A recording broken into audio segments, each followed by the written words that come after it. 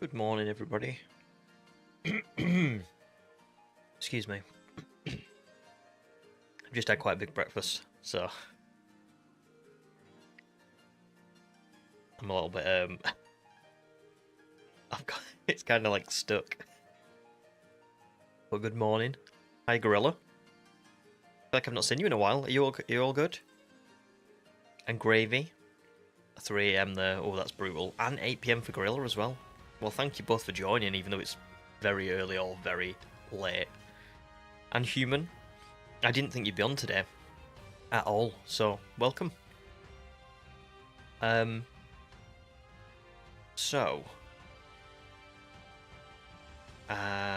was I gonna do first? Let me see if I can. So basically, I know Human talked to me a little bit about how the streams were quite quiet. I'm wondering whether to try and test on stream if I turn it up slightly, but I also don't want to risk distorting the audio.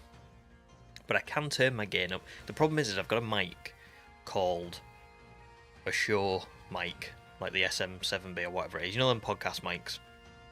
But it doesn't have a lot of gain on it. So it kind of it's quieter than what my previous mic was, and it like, I don't know. I've got it set up in a certain way, but like I've had to turn the game volume down so you can hear me, but then the other problems with that is, I don't know, if I turn it up too loud, maybe the audio will distort and not sound right, because the mic itself is not supposed to be this like super loud mic. So if you can tell me whether this is loud enough for now, maybe I'll test it off stream.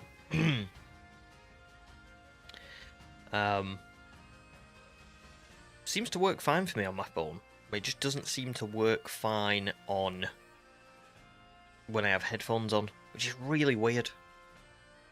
Like if you have my phone on at half volume, it's like perfect.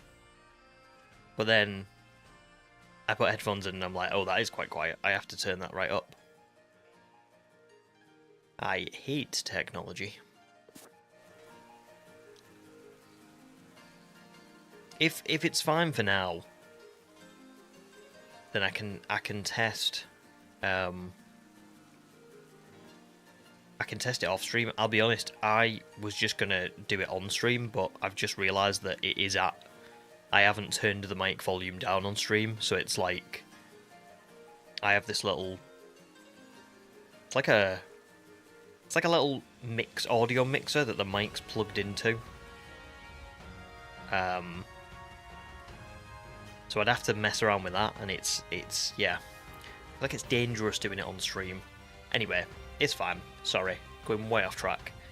We're back looking for a shiny Riolu from Masuda method breeding, and we reached full odds last stream, which is frustrating because you would think the game would give me a break after Vulpix, but no, it doesn't seem to want to do that. That's pretty sad. We're now at, the start of box 24. That's how many Riolu we've hatched. Jeez. So yeah, back to it, I guess. Just back to it. There's nothing else to do. Great question, Gravy. I think still Carbu. To be fair, the technology is, like, of everything I've done has been totally fine. Like, I can edit pretty well. I can make good thumbnails and things like that. But microphones are always the one that get me. I feel like audio is something that, if you've not got, like, I'm not going to say training, but if you've not got, like, a good knowledge on it, it feels very alien to even look at. Like, editing is very, I know there's a lot of stuff within video editing itself that that can be quite complicated, but the actual sort of basics are quite basic. Whereas with microphones and stuff, I just feel like it's another level, you know.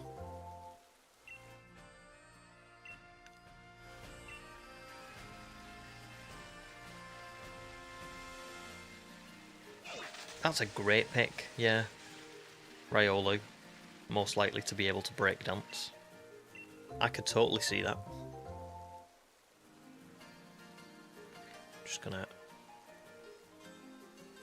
Just 2 seconds, there we go.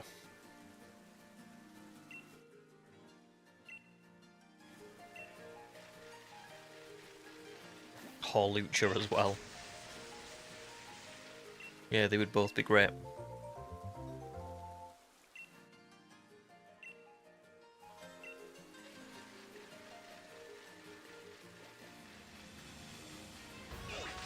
I think my pick would be like Croagunk or Toxicroak. I could see them being pretty good at breakdancing.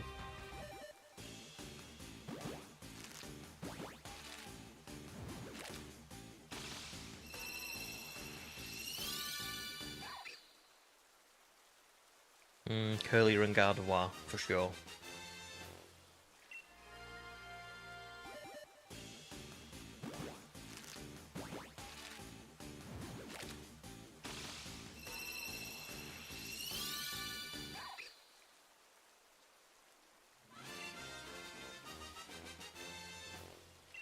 Although Riolu strikes me as the type that would be like, the type of Pokemon that would be embarrassed to dance. Like, wouldn't want to do it.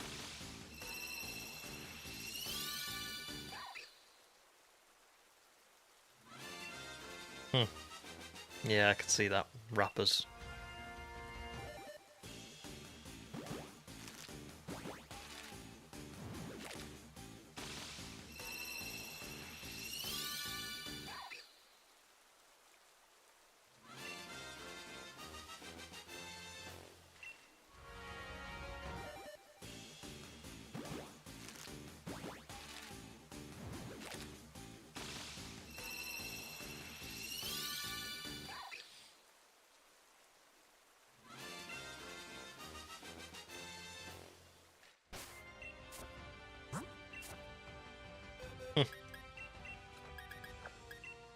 I agree.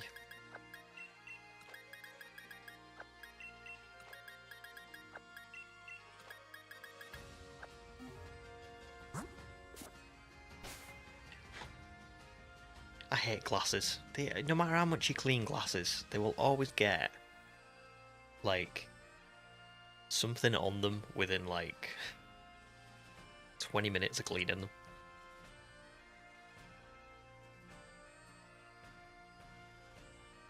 Ugh, that'll do. I think I've scratched one of my lenses, and now, not every time, but like I'll clean them sometimes, and you can still see like this like little sort of bit through the. Oh, it's annoying. I need to get some new ones. But I like these ones. They're quite give me like Harry Potter kind of vibes. Oh, not ask. Welcome back. And Dawn as well. How lucky have I been? Grookey took 1,491. Oh, that is quite unlucky, to be fair. That's like 2.5 times odds, isn't it? To be fair, mine haven't. Oh, actually, it's not 2.5, is it? It's more like 2-ish, just over 2. Anyway, mine. Well, this is actually my first one for this challenge. So, Rookidee and Tyrogue were both just random encounters. That's why I put like any that are random encounters. I put like REs underneath. Same for Slowpoke, same for Vulpix, but Vulpix was in the Motorstoke gym. And as you can see, I've had very good luck with random encounters and very bad luck with random encounters. But yeah, this is my first Masuda, and I will be doing one more for this run. So But next is... Oh, next. So I've changed my mind. Surprise, surprise. And I'm not gonna do the fossil hunt. Shock. Horror. He's a fraud. I'm gonna do something worse, to be honest. I am going to do the strong spawn Druddigon in the Isle of Armor. I'm pretty set on it. I've done a lot of thinking. And I don't know.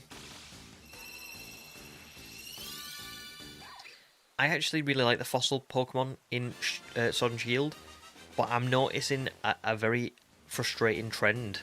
Well, not frustrating, but a very unusual trend where if you look at my shinies, I've got 3 grey, and all of the fossils from this region that I've got like the shiny versions are kind of like a black or grey colour. So I'm like, well, I don't want another one like that, and I did want to do Druddigon originally, so I think that's what I'm going to swap to. Oh, Sandstone, welcome to stream. You're hunting Axew and you're at over 2,000 eggs. Wow, that is brutal. Is that Masuda as well, or is that just like full odds? 2,000, that's brutal. Good luck with it. I hope that turns around for you soon.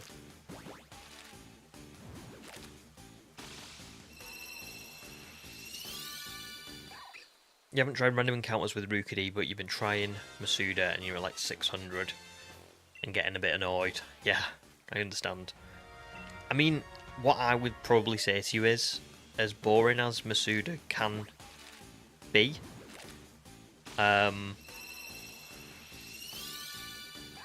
if you get unlucky with random encounters, you know, it can be a lot longer. At least from my experience. Like, the Vulpix obviously was ridiculously unlucky at 24,000 encounters, but at the same time, you know you're not going to spend that much time on a Masuda. It just won't happen, I would say.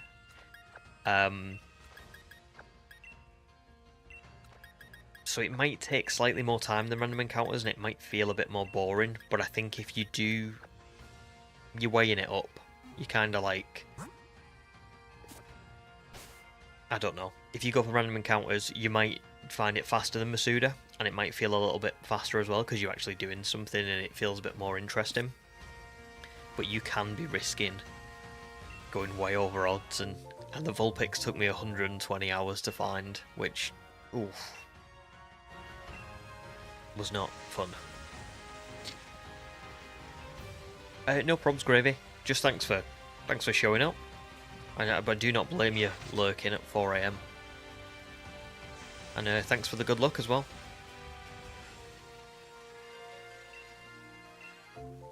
Yeah, Human, that's a good shout actually. The brilliant aura spawns.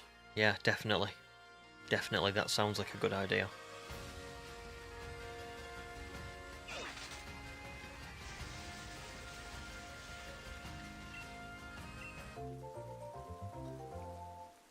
Oh well, at least it was Masuda, Sandstorm, but I mean, sorry, no, not at least it was Masuda. At least because it's Masuda, you might, you know that it could be soon. But I'm sorry, because that is brutal. It's never fun going that far over odds. And I will say, Masuda does, as much as I'm defending it, it is quite time consuming, isn't it? So, yeah.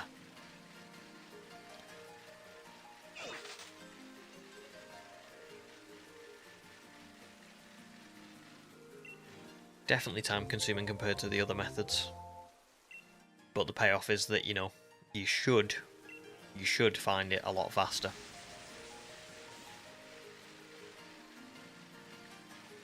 You're right, not ask you was. Yeah, the like one of the first Multistock Gym streams.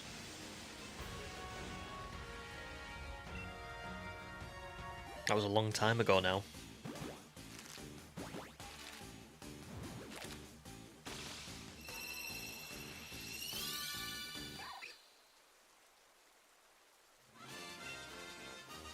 Hopefully it's not as bad as Motorstoke. Yeah, me too.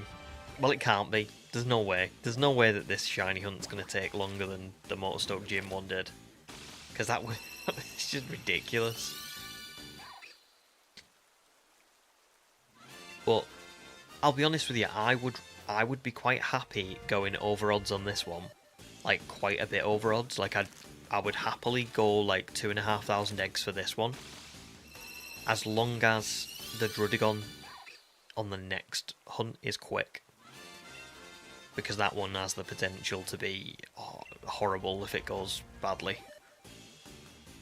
So yeah. No probs, Gorilla. Just thanks for joining. Especially so early. Or well, might be sorry, late where you are. Oops. You're starting to hate the breeding lady. She's your new rival. Yeah, she can be annoying. I mean, I know it's not her fault, but when you want to collect eggs really quickly, like I don't have the egg charm, and it means that there are times where like right now I can just swap out all the ones I've hatched for new eggs. But if I don't get the luck now with eggs, you know, I might not be able to swap all 5 out. And she can sometimes take ages to give you an egg, so. Oh, nice, Sandstone. You're playing through Shield again for the first time in a while, and you want to use a shiny Haxorus, but it's a pain. Yeah, it can be. Yeah, Axew is one of those ones, isn't it, that I don't feel like it will have a super popular overworld spawn. So you probably are better doing what you're doing. Shiny Haxorus though is, oh, it's such a good shiny. Do you remember when I want to say it was like Black 2 and White 2? Or maybe Black and White. There was one where they gave you like a shiny Haxorus at the... It might have been for completing the Pokédex, you know, I can't remember fully what it was now. But you got one for free, and I think... It was either you got it or you got to go and like encounter it in the overworld or something. It was really cool.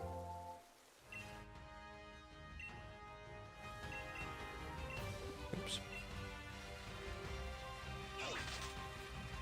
How hilarious, by the way, that I spent a lot of time getting 400,000 watts and then spending 200,000 of those watts to get all the fossils, and now I'm just like, nah, I don't want them anymore. I don't want to do the fossil hunt. Do you know how long it took me to get 20 of those and 22 of those? At least we've got basically unlimited money for the rest of the run, because I think those rare bones amount to like nearly 1 million or something, and those comet shards amount to nearly 1 million, and then on top of that, I've got like, you know, I could have 49 Steelix. 39 Galades. Got enough wishing pieces for raids later in the run. Candies.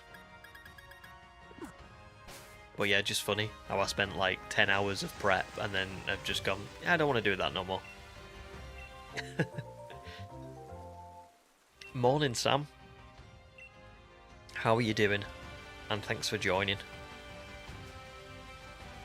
Morning here too. I woke up at 6:30 because I'd bought myself, like, I went out yesterday and got like the rest of my Christmas shopping, and I got myself like stuff to make like a sort of like a fry up. So I got like sausages, eggs, beans, toast, some potato waffles, and then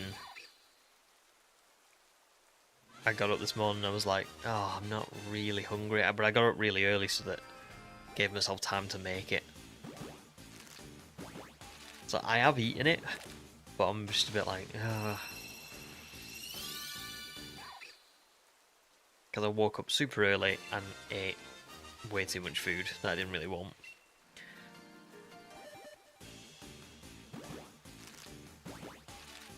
Fossil hunts can take ages. Well, do you know what? I don't know.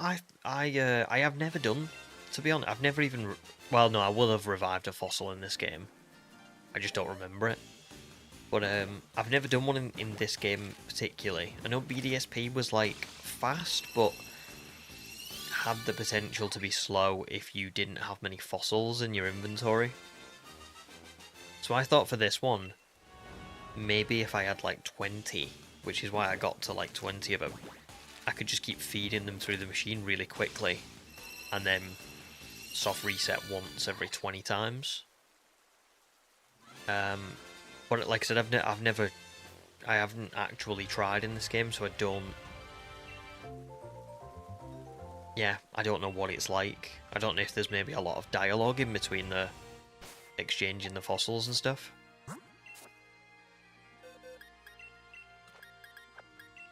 But all I can say is I've got to imagine that soft resetting for this Druddigon is going to be a lot worse. Because it's like, I don't know, I'm going to guess it's like 30 to 45 seconds per reset. And then we've got to encounter it. So I'm probably going to find like one Druddigon per minute, let's be honest. Like by the time I like get it to appear on screen, it'll be like one a minute. Now, that means that if I stream for 8 hours, just on an average, then I'll find 60 in an hour. 120, 240. So I'll be able to find like 500 per stream, 480-ish. Maybe 500 if you count like a couple of seconds, you know, off of each minute. In case it's not exactly a minute, say like it's like 57 seconds per reset. So 500 every 8 hours is not terrible. But it is quite slow compared to a lot of other methods, I would say. Like when we were going for Vulpix, I could find about 1,300 or something, maybe 1,200 every 8 hours. So it's like more than half the amount I could find with like random encounters. So, you know, when you look at it like that, I'm just going to hope that it's under odds, or it's at full odds, you know? I don't want it to go on and on and on and on. Don't forget, like, 3 piranha breaks, you're exactly right, yeah. Yeah, God. Yeah, so maybe 480 then. And any other breaks. But I'll be doing offline hunting for Druddigon as well. Like, I won't just be doing stream hunting. There's no way. No way. Oh, that's a good question to ask. Yeah, Prison Break is awesome. I really liked Prison Break. Or at least... Well, what do you... Do you want me to spoil my opinion of it? Or like over the whole series? Or do you want me to just tell you what I think of it overall? Like, I won't tell you any details, obviously. I won't say, like, this happens in this season. But if I said, like, do you want me to say, like, what I thought of each season? Or just, like, the series as a whole?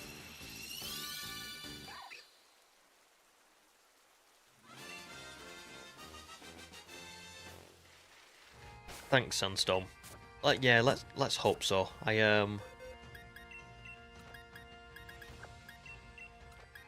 I'm optimistic for some reason. Maybe I'm feeling like I've gone over odds on the last 2 hunts, so surely I'm owed a little bit of,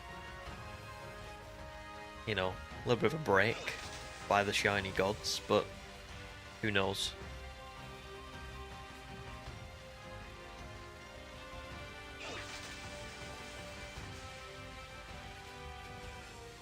You're on the first season. Okay. So probably just the whole of season 1. I thought season 1 was amazing. Really, really good. Really, really, really good.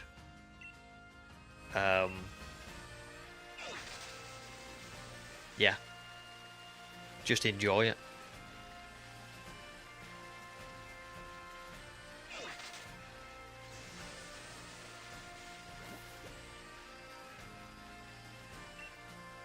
They break out of a prison, or so I have been led to believe. Actually, it's not like that at all. It's just a documentary on the sort of the breaks that prison guards have on their shifts. Prison break. So they just mainly just sit around the staff room, drinking coffee and talking about, you know, what they're doing at the weekend. I can understand why you would think they break out of a prison, but it's I can assure you it's not that.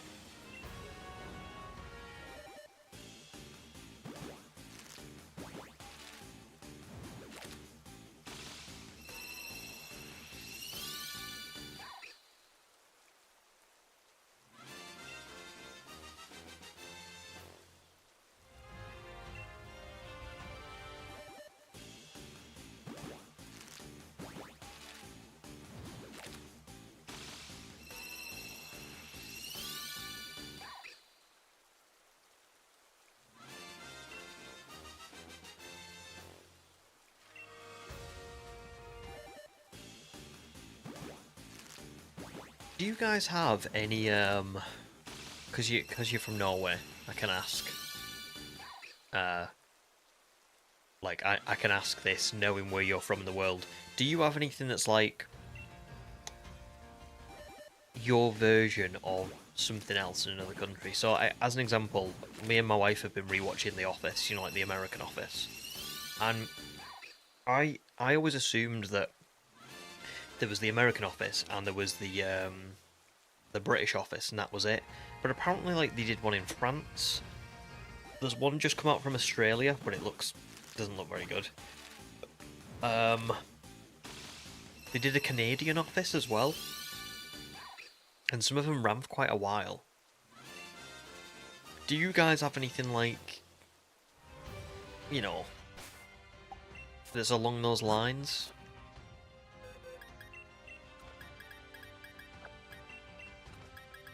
Doesn't have to be related to The Office, just like in general. Does your country like have anything where it's sort of your country's version of something else?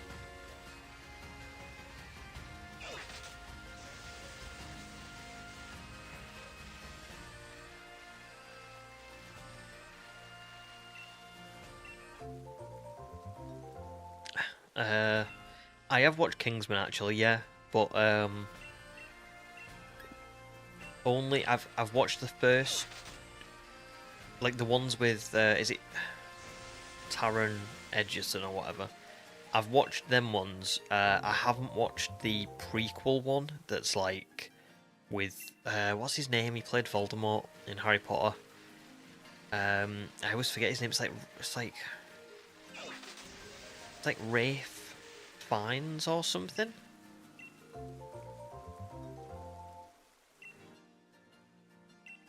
I think. So yeah, I've not watched that one, but I've watched the actual Kingsman, like the proper ones. Have you watched them? Do you like them? I thought they were all right, me. I don't usually like like kind of like spy stuff. The only things I've really watched that are spy stuff are like, obviously I've seen some James Bonds, but I've not watched all of them because it's just not my cup of tea. And I watched, well, this wasn't really a spy thing, but it was sort of similar. It was John Krasinski had an Amazon Prime series called, like, I think it was Jack Ryan, like, based on the books. Watched that as well. That was alright. But Kingsman was quite good, because it wasn't really serious, was it? So. Oh, awesome, Sandstorm. Glad to have you. If you do, you know, if you're new and you want to stick around and join some more streams or anything like that, we do have a Discord as well. No pressure whatsoever to join, but,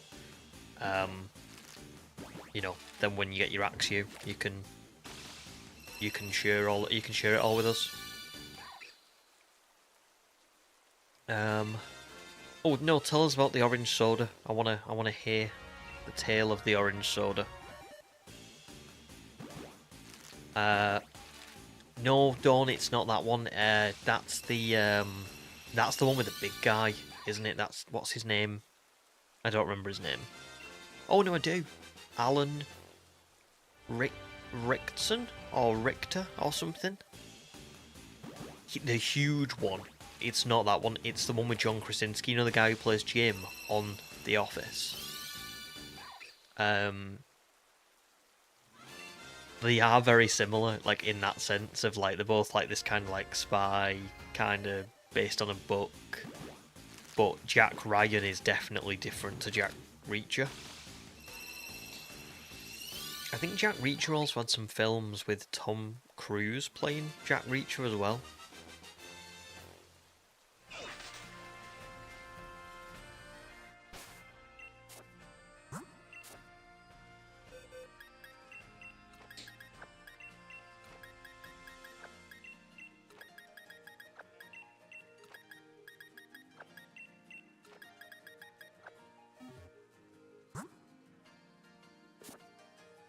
I guess so, not ask, yeah. Although I didn't know that House of Cards had, like, a USA and a different version, to be honest. That's pretty, yeah, I didn't know that. I've seen House of Cards on Netflix. Like, I've not seen it. I've just seen it advertised. But I've not actually watched it. But I guess what I mean is, like, any sort of TV show or film where, like, your country came up with, like, a reboot, but it's, like, your version of it. So, like, The Office is really the only example I can give. Like, the UK had The Office, and then the US made one, but it was different characters and different. It went on for way longer. But it was the same kind of, like, premise.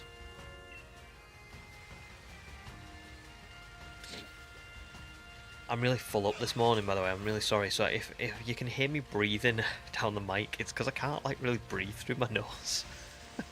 I feel like I'm struggling a little bit. Like, excuse me, I'm gonna, like, suffocate live on stream because I can't breathe. So you may hear me, like, breathing a little bit down the mic. Awesome, Sandstorm. That's great. That's really good news. And thanks, that's so kind. I'm glad that you're enjoying.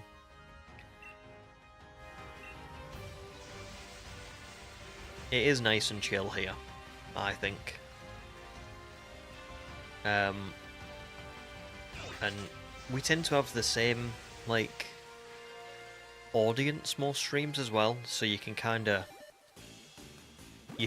like meet people and, you know, speak to the same people over and over if you'd like to, do you know what I mean? And the Discord's the same, that's why we've got that, so that everyone can just chat.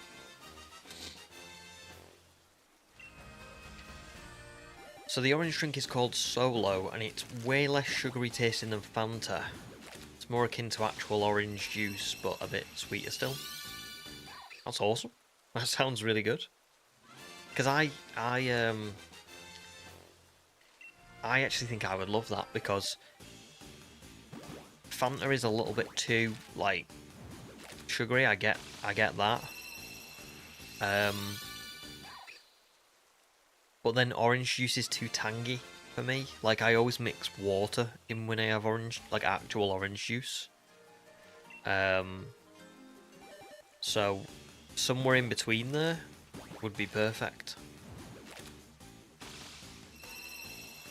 I mean, our version of that is kind of like, I think I've told you about this, told you all about this before, but in England we have cordial. Now cordial, that looks like cranberry juice, but it's not. It's like this drink where you put in like this much of the mixer.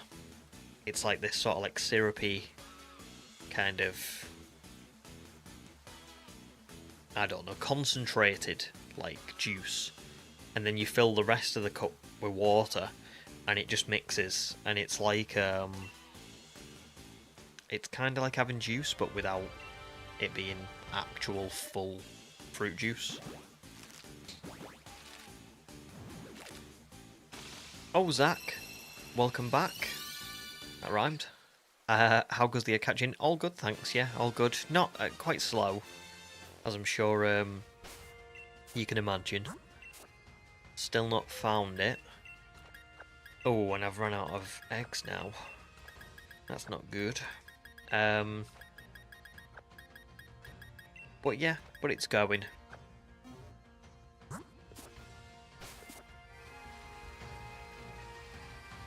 How are you doing, Zach? And Malcolm, welcome stream as well. Woke up in the middle of the night and saw us streaming. Oh, that's nice. Well, I'm sorry you woke up in the middle of the night, but it's nice that you saw the stream and was like, oh, I'll watch that for a bit.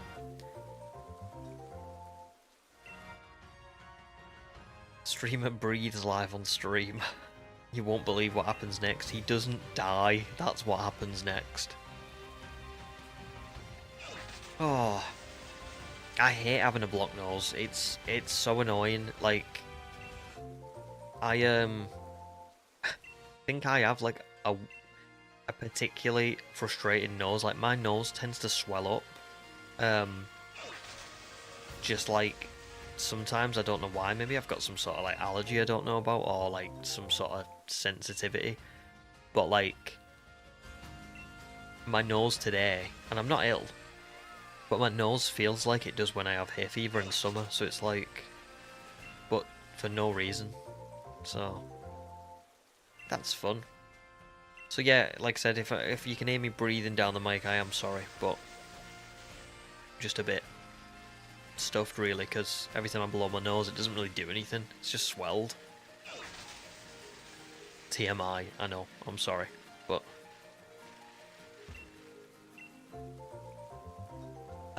guess you'll have to visit Norway next year. Yeah, I would like to visit Norway, to be fair, because whenever we go to the Lake District in England, you know, they have these huge hills, and I always just love just stopping and like looking at them, you know what I mean? Like, I've still not sent them photographs from the walk that I went on in the Lake District. I'll have to send them, but it's beautiful. And I know my my mother and father-in-law went to Norway on a cruise recently, and I said to them, like, what are the mountain ranges and stuff like? And they were like, picture the Lake District but 100 times bigger. And I was like, oh my god, I would love to go. So maybe one day I will. Oh, nice, Zach. You got a shiny Mashana and Crustle earlier this week. That's really good. Where did you get those from? Did you get those from Shield? And, well, Sword and Shield.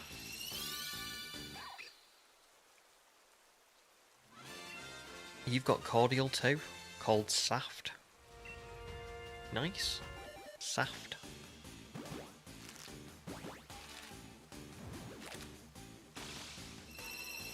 Oh, damn. You've only done 2 other hunts, which were Squovit and Zigzagoon, and both were under odds. Well, I know how you feel, because that's what I was like with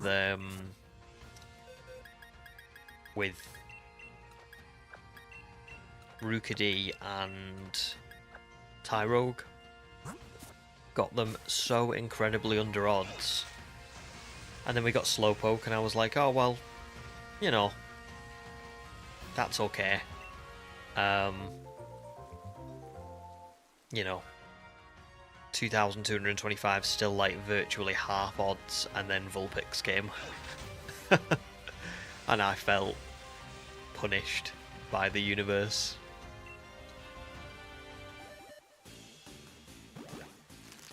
In Shield. Awesome. Well, that's really good. 2 shinies in a week from Shield. That's very productive. You was cotton for a bit just to get coffee and brush your teeth. Jesus, 700 plus eggs. Why was you I'm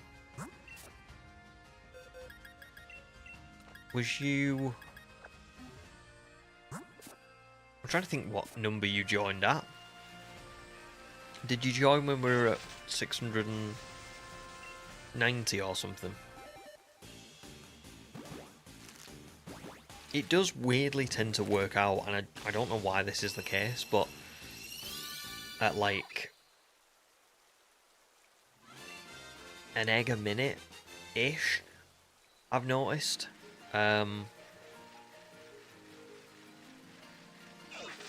Which I thought was a bit quite fast, really. I thought it would take longer than that, but like we started at 687, so we've almost done 50, and we've been streaming for 53 minutes, but 10 minutes of that ish was like the welcome screen. So yeah, we've probably done like I said, 1 a minute.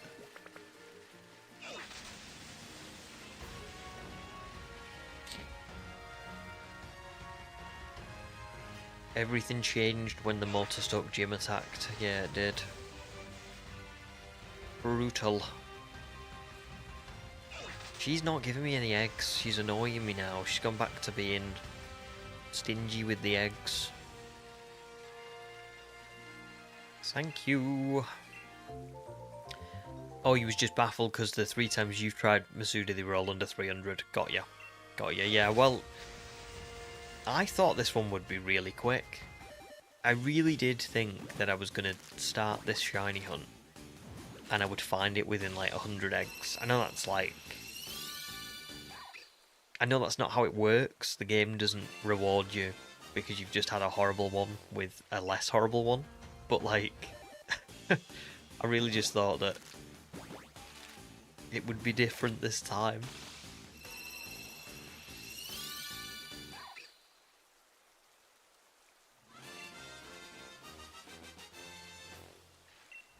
You too, Sunstone. Yep. It's... I don't know. It's really surprised me, but I'm not too worried because it's, you know, we've got the rest of today's stream. Like, I'm going to be streaming till about 4 o'clock today. Maybe a little bit longer than that. I don't know yet, but... Oops. Oh, why did I do that? Ugh. Should have put that Riolu in the box.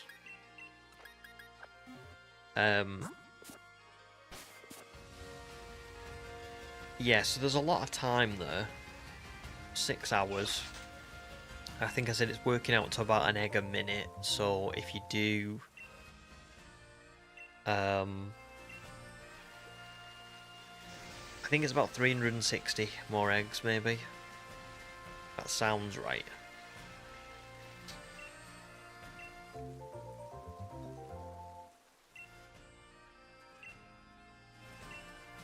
Yeah, that must be right. Because I think...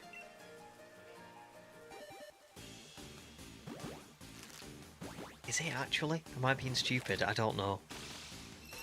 No, 60 eggs in an hour. 120 for 2 hours. Times that by 3. 360. So...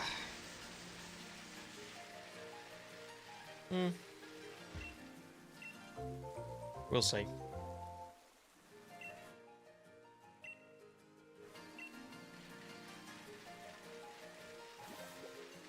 So the way you've got to look at this hunt, I suppose, is...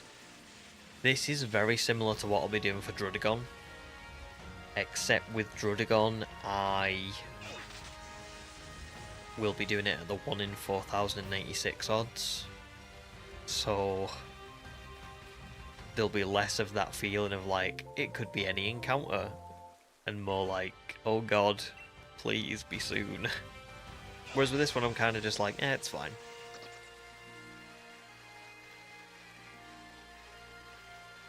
Might take another 3 streams to find, but I don't mind that too much.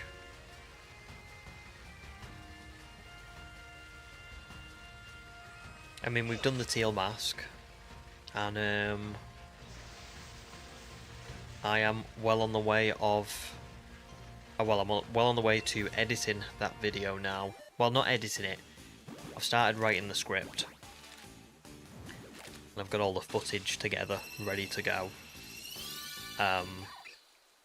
So that's at... I've wrote about 6 pages so far, which is not... it's not too bad, really. But I'm not even close to being, like, done with the script.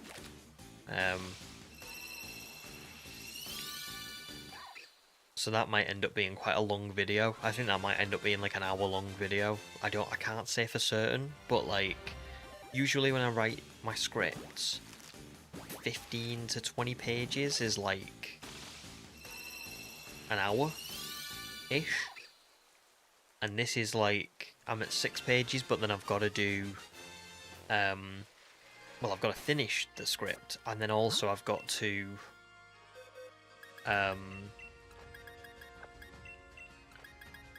I've got to account for, like, I'm putting in clips from the streams, which will just make it, you know, a lot longer.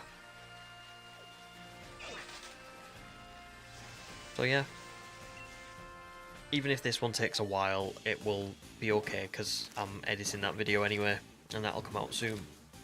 And then I think before we start the Indigo disc, I'm just going to focus on finishing the Shield Challenge. Because I don't, well, it's not been bad balancing 2 projects at once, but I don't love doing it. And I seem to, because it's Christmas time, like, I've got a little bit more time to get things sorted for this video, but once the new year starts, I won't. Like, I'm moving house and stuff, aren't I? So that is going to be a huge time sink. So yeah, we'll get Teal Mask done, get that video out, finish the Shield Challenge, get that video out, play the Indigo disc, get that video out, and then if we have time before ZA, we'll do the prehistoric shinies, but if we don't, we don't. It's fine.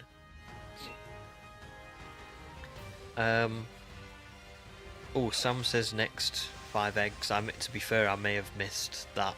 That might have been a while ago, sorry, because I just went off on a tangent. Sandstone asks, how do you choose which Pokemon you hunt? Is it just random Pokemon you like? Very good question. Sort of a mix. I try and do Pokemon that are like interesting to hunt, you know, so when I did BDSP, like, I did the briefcase one for the starter because it's the first time that you can, like, you've been able to do that on the Switch. Tried doing the fossil hunt because you could get, like, Kanto fossils and Hoenn fossils and stuff before the Elite Four. Spiritomb is a very unique one. I try and do shiny hunts like that, but then also ones that are just Pokemon that I like, or Pokemon that maybe have a unique twist to them, you know, so like, nothing's really like set in stone for this challenge yet, but I want to try and find like a female Combee using like the cute charm ability at the front of your party, and I want to get brilliant aura Pokemon because that's like a good method of shiny hunting in this game. So that's sort of how I do it. But then sometimes it is just random Pokemon I like, i.e. Tyrogue. I just kind of thought nobody ever uses Hitmontop, so I'd quite like to use Hitmontop in a playthrough.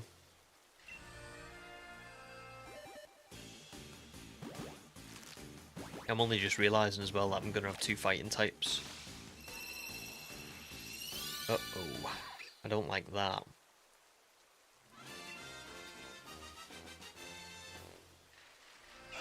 But oh well.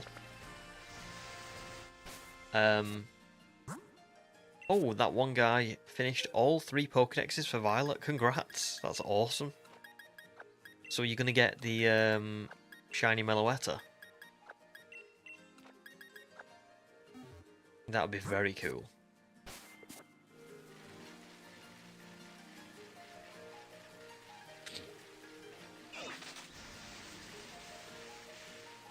Oh.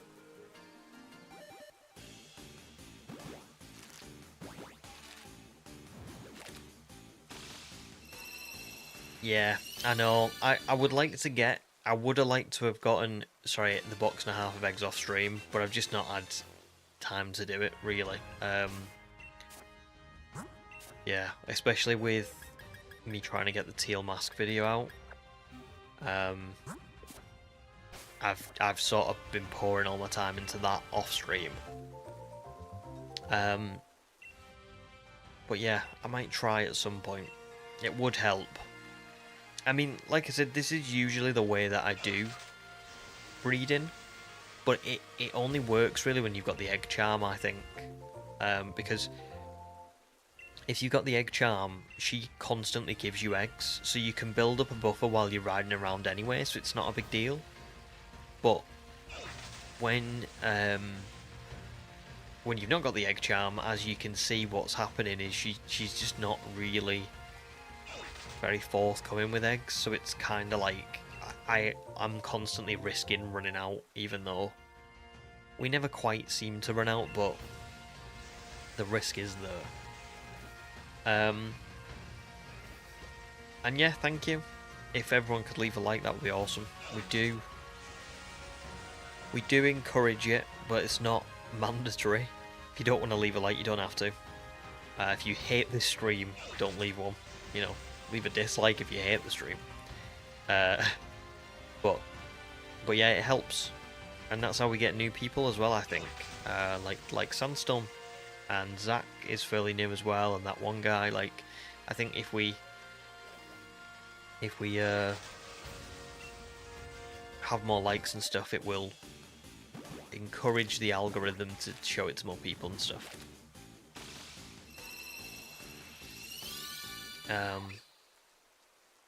Yeah, 2 steals when Corvus Squire evolves as well, yeah. The problem with Rookidee was I was hunting for it on, like, Route 1, I want to say. So it was very, like, very random. I could have got Lotard or Purloin, I could have got Wooloo. I ended up with Rookidee, and I really like Corviknight, to be fair. It's one of my favourite Pokemon, and one of my favourite shinies. But I used one in the Scarlet video. So I didn't really want to use it again. So what's probably going to happen is Riolu is this hunt, Druddigon is the next one, Combee probably after that. Then it'll be what was next actually? Let me get the list up. I've got a planned list. Oh yeah, so it's Riolu now, Druddigon next, Combee after that, and then after that, probably going to go for Dedenne. So that's quite fun. Then it's Masuda Method for Honedge, and then it's Dynamax Adventures. So I will be able to swap out all these Pokemon and have like a diverse team by the time the final credits rolls. But yeah, for now, kinda got a bit of overlap.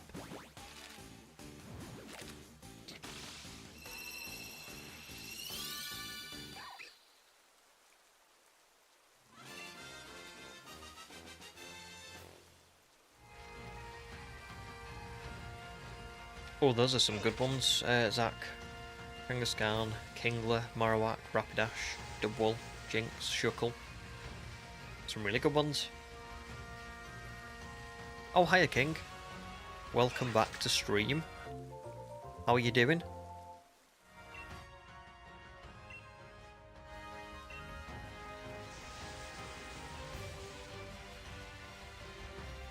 Yeah, I've talked about this before, but I don't really use the picnic like method in Scarlet and Violet. Like I never breed Pokemon in Scarlet and Violet, but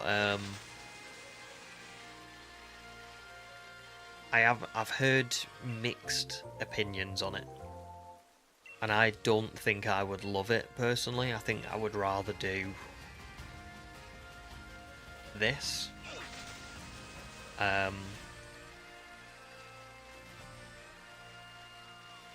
Like I don't like this with every shiny hunt that I do.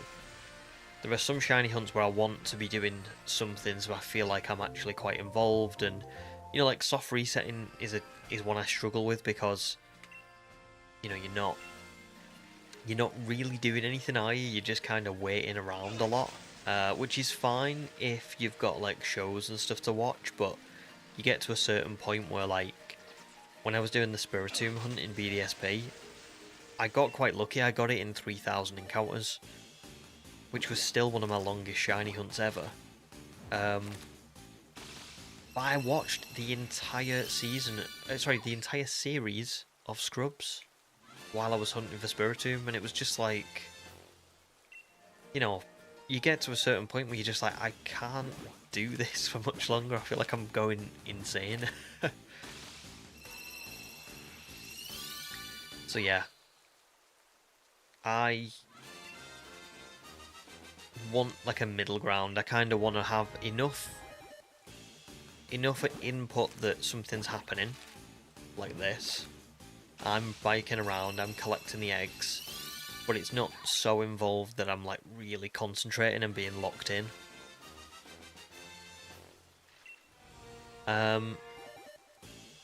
Awesome King, I'm glad you're all good. Yeah, RNG is treating me not very nicely. It's not terrible right now, but it's being a bit mean.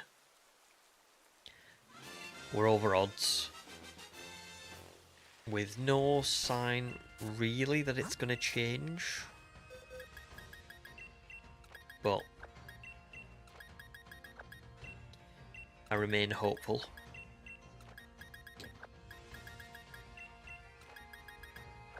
Oops.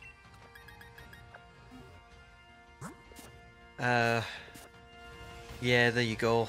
You can't fully AFK, but it's not involved enough for full attention.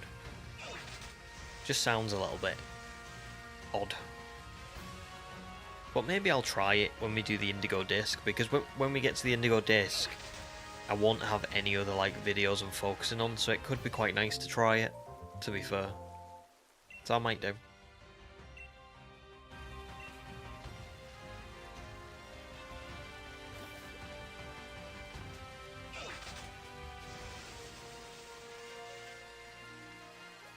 Right, so there's a trick to it. You did it for the 3 shiny starters and that was it. There you go. I think for me this is my favourite, definitely, because it's just like, I don't know, I'm not saying it's the most interesting thing in the world, but the music's nice, quite cool being in the wild area, you know, like just being in this section. And this is why I like doing this here and not in the place that's next to Turfield, on the way to Hulbury, because the camera is like very, from what I remember, the camera's quite set, and yeah, you can ride around on the bridge and stuff, but I just don't. This is a lot more appealing to me.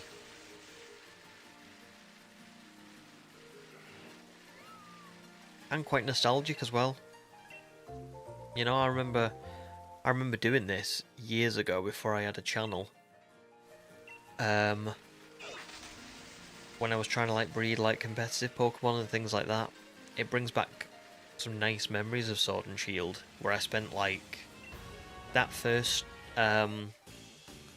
like summer of COVID, like where it started in March, and then we had like the lockdowns and stuff. That summer is when I like really got into Sword and Shield, and I spent an absolute ton of time in the post game, just like, you know, breeding for competitive Pokemon and doing raids and stuff like that. So yeah, it also feels relaxing, especially if it's raining. Yeah, quite therapeutic. I mean, that's what Kitakami was like as well. Like when we did the Teal Mask, it was like I didn't care that I was hearing the same thing over and over again, because it was just really nice music. It felt quite soothing. And thanks, King, but it's all good. It's fine. We'll get this one. I'm a lot more optimistic than I am Vulpix. I'm just glad that I'm out of that gym, to be honest, because I could still be there quite easily. So at least there's that.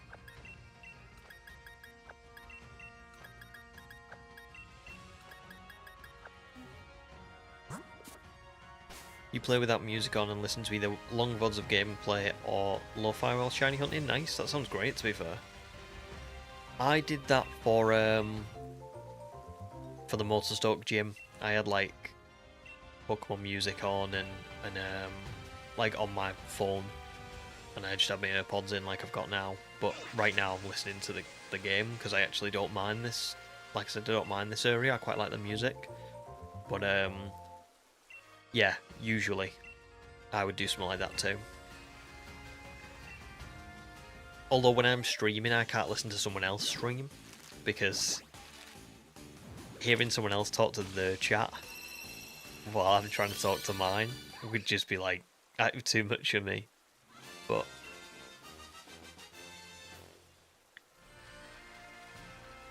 oh, I'm really struggling with my nose, you know.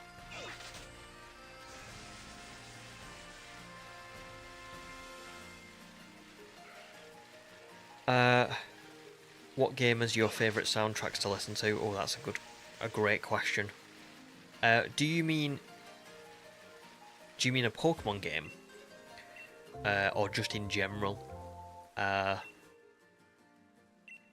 Because I bet I would have different answers, you know. I reckon I would say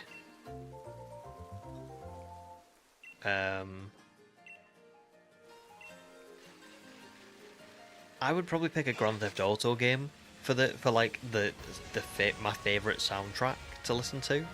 But like, if we were talking like a Pokemon game, Pokemon,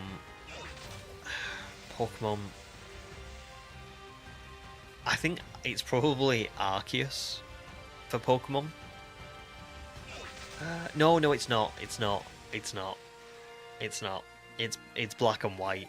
That's definitely Unova. It's got some cracking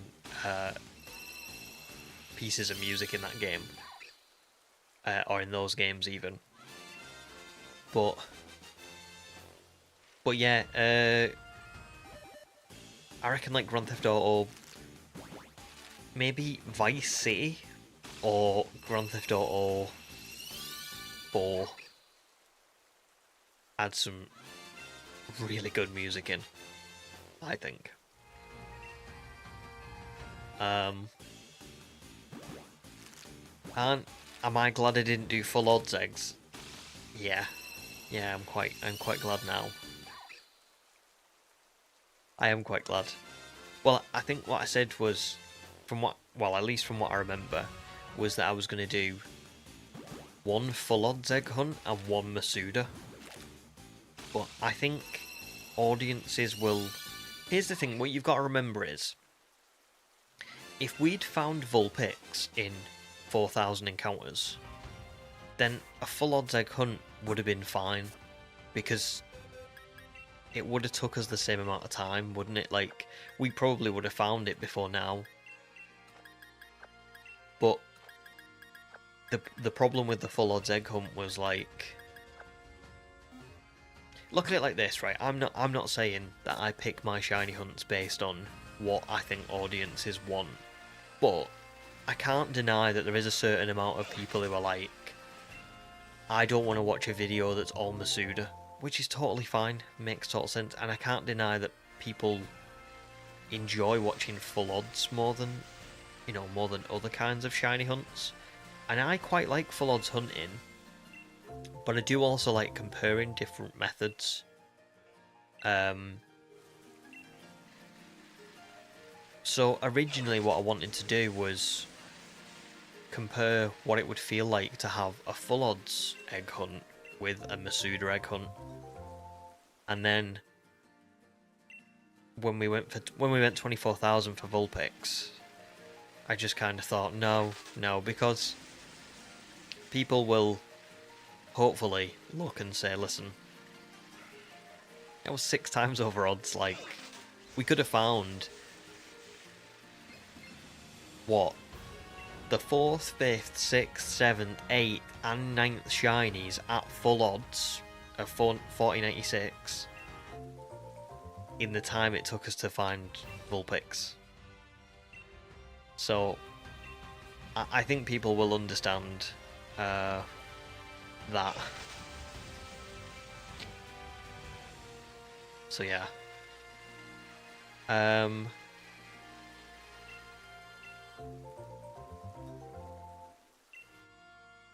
Sandstone, the Gen 8 gym battle music always got you hyped. Wish that carried over to SV. Yeah, there was some really good gym battle music. And I'm trying to think as well.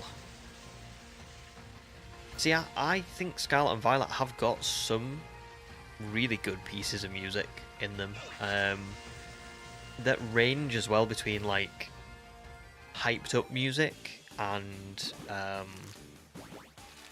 like really like emotional pieces. You know, like the whole when like Penny and Team Star meet up at the end of the game, that track is gorgeous. Like it's beautiful. But then they've also got some good ones where, like, I think Nemona's final battle in Mesa Goza is like it's really good, really good. But I do agree that it's not, the gyms didn't necessarily feel like that. I think Scarlet and Violet's a mix of like, yeah, it's okay, and like, oh my god, I love that one. I love that one. But yeah, I do think Sword and Shield have got a nice track, particularly for, like you said, gym battles. Hop's theme, Marnie's theme, Eternatus's like theme. When you battle it, the Slumbering Weld, really good. And then there's some really nice ones like I think Ballonlee's got a really good track. So yeah, I would agree. Sword and Shield, definitely up there. Definitely up there. Do you know what's funny is, I know exactly what you mean when you say that Awu theme. It's the Slumbering World one, isn't it? I don't know if I can do it there. No, I can't. I can't do an impression of it. But I do know what you mean.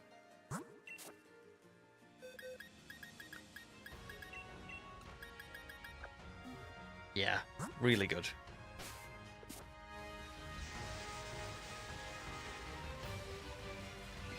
I'll tell you what's got some good stuff as well. If you ever get the chance to go back and listen to them on like YouTube or anything,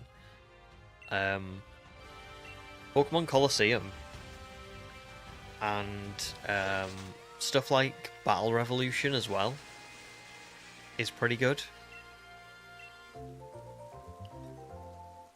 I can listen to them for quite a while as well. You hate that Sword and Shield's wild area and DLC areas look better than Scarlet and Violet. Do you mean in terms of like graphics and stuff, because yeah, you're not wrong. You're not wrong. They do really. I mean, it's weird because look, I have no problem with them, but we've got to admit that, you know, the stuff in this game doesn't look particularly great. But I think it has a certain charm to it, me. Like, I think it fits quite nicely. Like, I don't know. I don't think your character looks out of place in the world that it's, like, inhabiting, and I think that while it is a bit annoying that things look like this, they don't take me out of the immersion of it or anything. But Scarlet and Violet, you know, we know that the performance issues are just a pain. It's such a shame as well, because honestly, whenever I come to write my scripts, like I'm writing about the Teal Mask now, and I've got a section in it, I've got like a full paragraph in it where I talk about how beautiful Kitakami is, because it's like, it's such a nice area, and the themes and stuff of like nature really overpowering the people. You know, there's not many areas for the people to live in and stuff, but they seem pretty happy with what they've got because they're quite a simple people. But you see it straight away because you walk into Masuda town, and the first thing that you see is the mountain towering over the town. You look on the map and there's like virtually no places of residence for the humans other than this one town. You know, they don't use phones, they don't use maps. The general store doesn't accept cash. It doesn't accept league points. They only accept cash because they don't know what it is. They use Noctowl taxis instead of Corviknight taxis. Like, it's gorgeous, but I always feel conflicted when I write about it because I really love them, but they're still quite laggy, aren't they, and poor in performance, and it does have an impact, a massive impact. As beautiful as they look, they'll always have, you know, drawbacks to them. It's a shame. Yeah, I don't know actually, Sunstone. I don't even know if. I mean, I'm not someone who ever has developed games or has any knowledge of it, but I don't know whether they were just too ambitious with Scarlet and Violet. Like, I don't know if more time would have helped, or whether they would have just had the same problems. My opinion of Scarlet and Violet, and this could be, you know, somebody could go, no, that's not how the games work, but Sword and Shield has load zones, and it has distinct areas that you can... once you enter that area, that's the area that it loads. It doesn't load the whole game, it loads that area. Arceus is the same, you know, you've got the Obsidian Fieldlands and the Cobalt Coastlands and Jubilife Village and things like that, and Scarlet and Violet, because it doesn't have any of that and it's just one massive place that you can go anywhere and do anything, it's like, well, I know it has some load zones. I know, like, you know, Area Zero and Mesa Goza and things like that, but I just think in general it tries to load too much in at once. If it was separated out a little bit more and didn't try and be so ambitious with everything it's trying to load in, maybe it would actually work a little bit better. But again, I don't make games, so I don't know whether or not that's true. So yeah.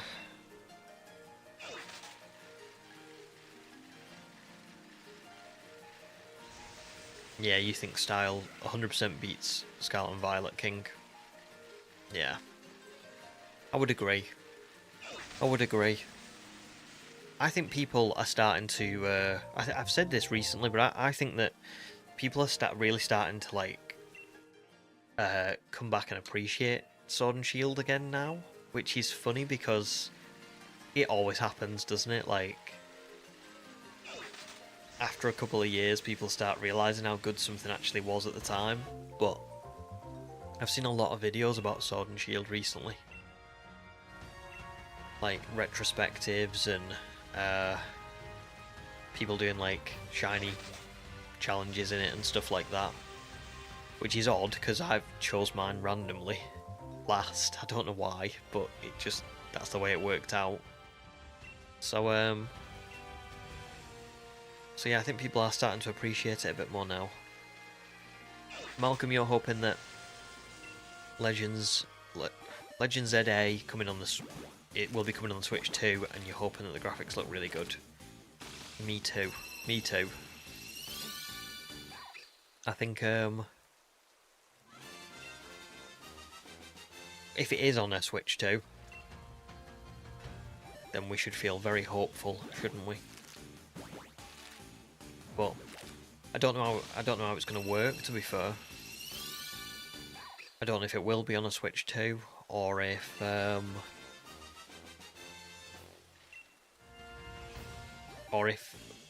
they will try and squeeze it into this generation. It's hard to know.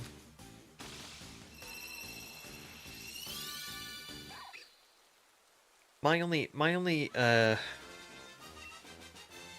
only reason I'm on the fence, I would say that I think it will come on the Switch too, but the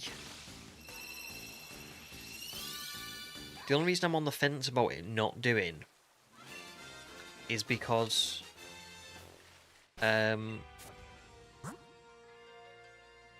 pre-orders are available right now for ZA, and they're not available on like any kind. They're available on the Switch, and what my worry is that why would they ask people to pre-order something if it's going to release on a console that they don't yet have? Because presumably what would then happen is a lot of people would pre-order and then be like, oh, it's a new Switch, well, I'm not going to get it then. And then, I don't know, our backwards compatibility has been confirmed, so it'll probably be on both. Right, okay, that makes sense then. That does make sense, I suppose.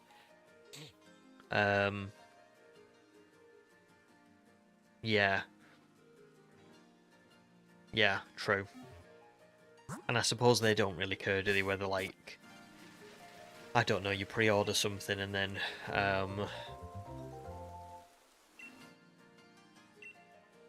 you know, you're a bit frustrated because there's a new Switch coming out and you've pre-ordered it for the wrong one. I don't know.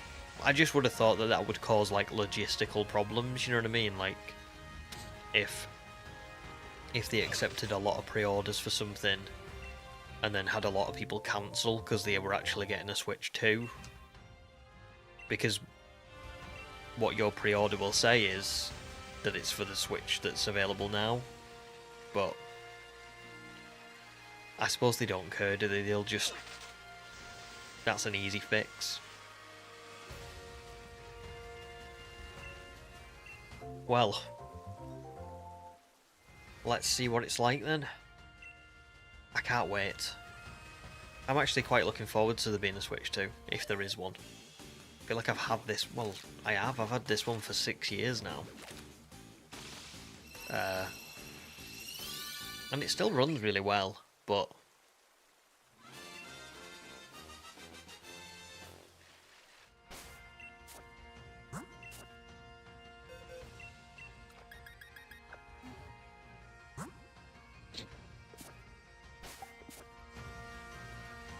Ah, right, okay. So it'll be a Switch game.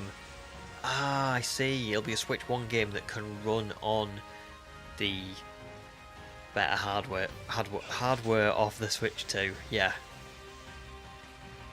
Well, that's another good point. Are they gonna have, if they have a Switch 2, are they gonna have, like... I never thought about this. Are they gonna have, like, our PlayStation 5 and Xbox Series X, they have, like, a new version of games for their new console. Will Nintendo have that, or will they just keep selling Switch games? So there won't be like a Nintendo Switch 2 game. Everything will just be a Nintendo Switch game, but the console just runs it better.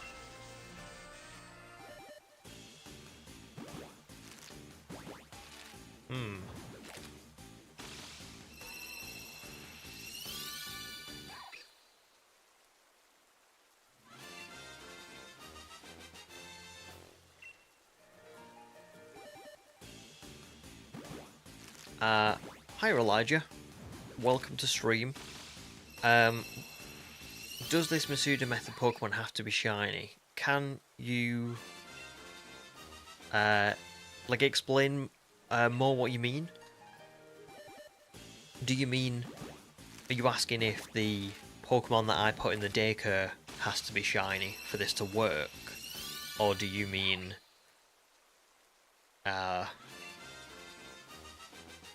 something else?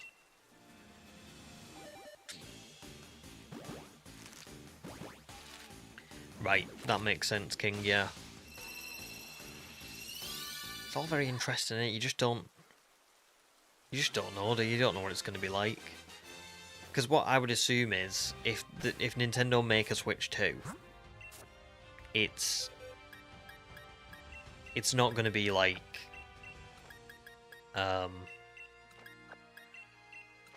what's it called? It's not going to be like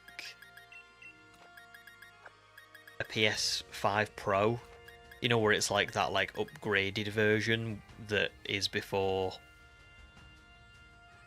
the new generation. It's just like a better console. I'm assuming a Nintendo Switch 2 would be the new console, like that's the new generation of the Switch, not like, you know, like we had OLED, which was just like a little upgrade. I'm assuming a Nintendo Switch 2 would be like, no, it's new.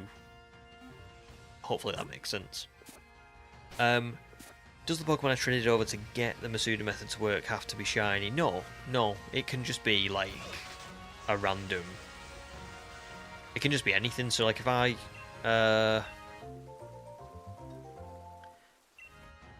well, actually, I'm not going to pull them out the daycare, but it's just basically it's a Ditto, and I've got a German Ditto, and I've got a Riolu. Sorry, not a Riolu, a Lucario that I caught in this game. So the German Ditto is just from some person on the internet, and then the Lucario is my own that I've caught, but neither of them are shiny. You don't need them to be shiny for it to work. It'll just work.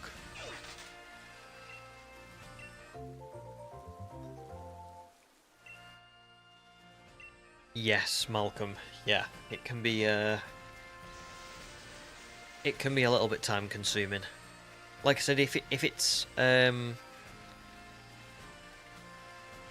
if you've got the egg charm, it's super quick to get eggs, but when you're doing it at this point in the game, like I am, instead of you know, instead of in the post game, it can be a pain.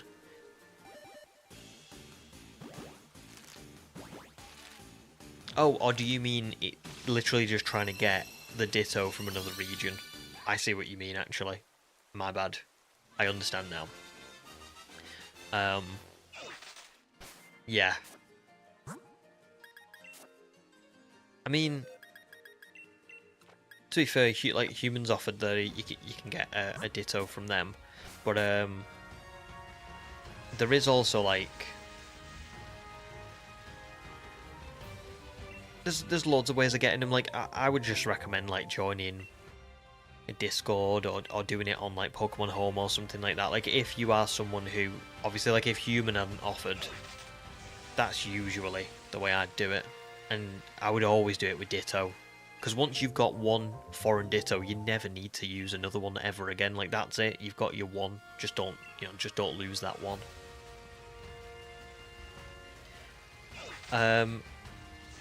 Toasty, welcome to stream. Did you know in Sword and Shield you can breed Spiritomb with a Ditto and get a Spiritomb? I didn't know that, to be fair. I did not know that. That's pretty cool. Really cool, actually. Elijah says, fun fact, if you use a Ditto to breed, and that Ditto is shiny, the shiny odds of the Pokemon that hatches will be slightly increased. Is that true? I'm not sure whether that's true. I feel like that might be... I feel like I've heard that before, but I feel like that's like from a different game or something. I don't feel like that's a thing anymore.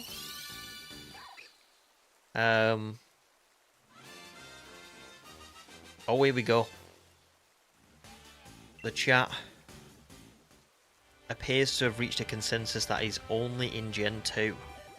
The only happens in Gen 2 with shiny or non-shiny Pokemon will get you higher shiny odds. Varies by version. Basilu, welcome stream, says only Gen 2. Sam says don't think that's true, and Human says only Gen 2. So it seems like that might be a Gen 2 thing, Elijah.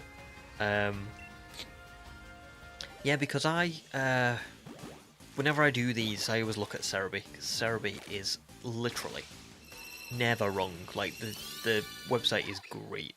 The people who run it are just, like, on the ball. And, yeah, it never mentioned anything about that for Masuda method. So there you go.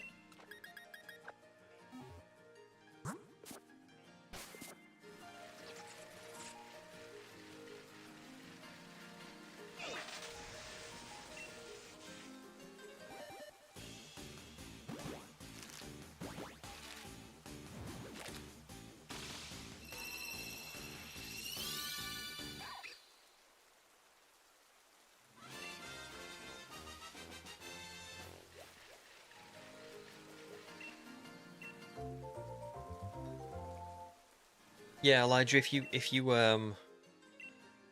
I'll not speak for Human, but what I would say is if you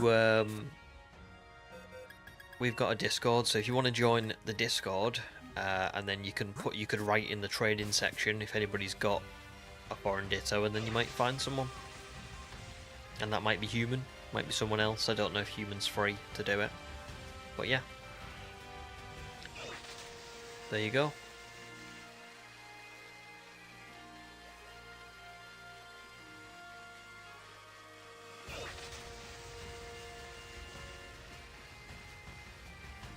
No, it's fine, King. I'm sure Human doesn't mind, but yeah, I'd always say, pop it in the Discord, and then people can see it there, because that's what it's there for, you know. So we don't have like trades popping off in the stream chat.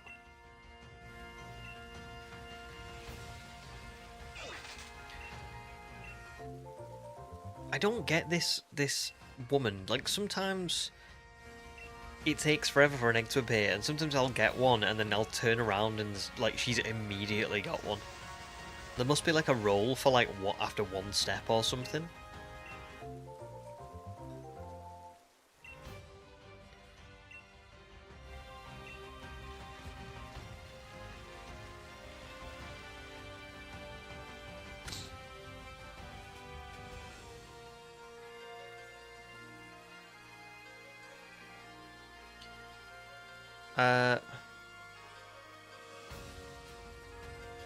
Toasty, I don't know what you mean.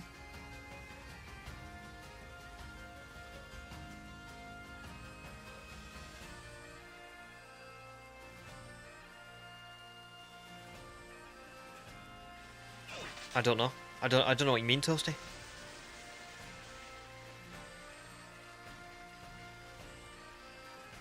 I think we all knew you meant Sword and Shield for Spiritomb. I can't see anywhere where anyone's mentioned Sun. I don't know, am I missing something?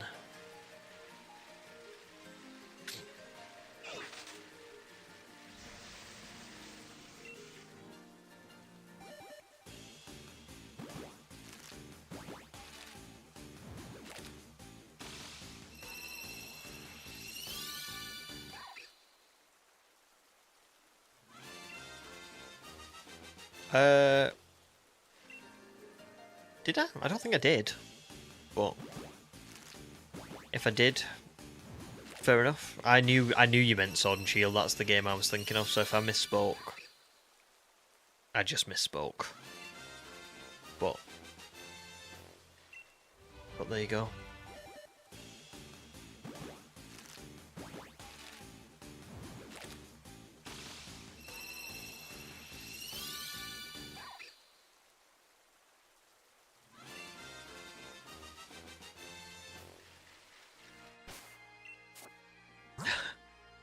Can you trade over a shiny charm? You can get one. You can't trade one. For sure. I'll be honest with you, I don't think anybody would trade over a shiny charm either. Very, very, very rare things. You usually get them for like completing the Pokédex or... Well, actually, yeah, that's usually what it is. So you've got to complete the whole Pokédex to do it. I know, could you imagine? I can't imagine anybody being nice enough to be like, I'll give my shiny charm away. You never know. Some people could.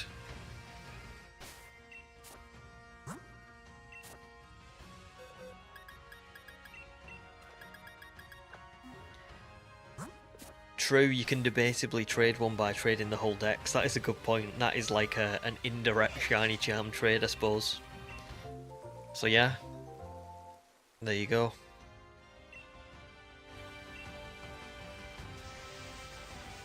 That's a good idea, that as well, Sam. Yeah, putting a Ditto on the GTS, asking for a Ditto back. And if you just put the region specifications as another one, then you should... Yeah, you should get one in theory, because they want a foreign Ditto and you want a foreign Ditto, so it should be a very mutual kind of trade, you know what I mean? You won't get people messing around. Because the GTS is full of jokers.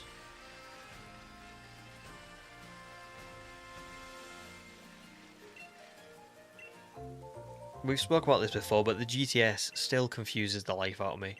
That you can put Pokemon like in there that are literally illegal Pokemon. Like you can put a Pokemon in there and ask for a Pokemon back that can physically like not exist. It's ridiculous. Unless it's changed since I last looked at it, but I remember seeing something where like somebody had asked for something that was just impossible. It wasn't even like, you know, a level 11 to 20 Palkia where you could maybe get one from Go or something like that. It was like a Pokemon that doesn't exist in a certain game they were asking for, or couldn't be traded to that game, and I was like, what? Why? Why would they let them do that?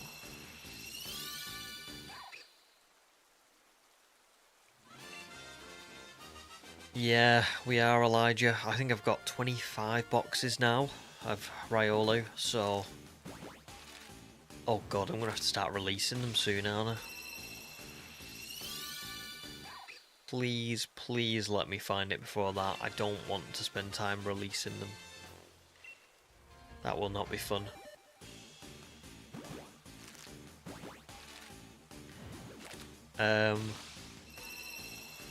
They are, Toasty, they are.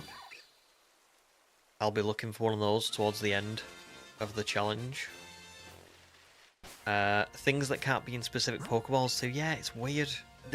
You're right, Sam, like, they need filters. It's ridiculous.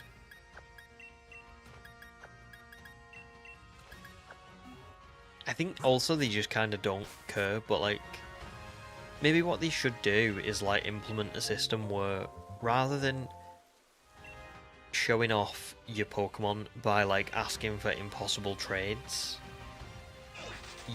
you have like a place where you can put your favorite Pokemon, like almost like a display on your profile. But there you go.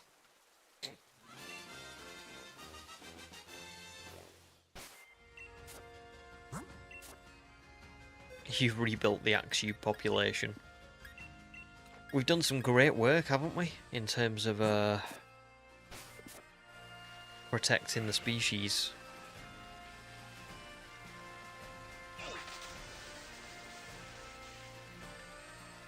Or some terrible ecological damage because, you know,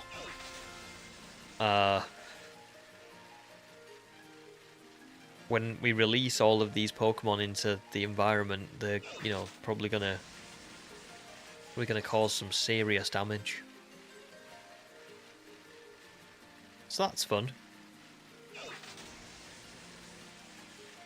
Oh my god, give me an egg. Seriously?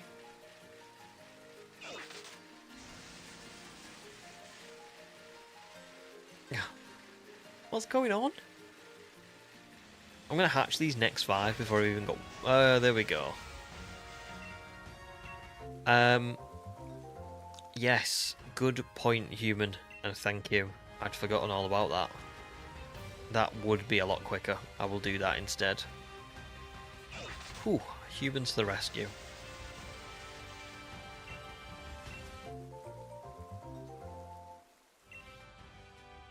You can do it in Arceus as well, can't you? You just can't do it in this one.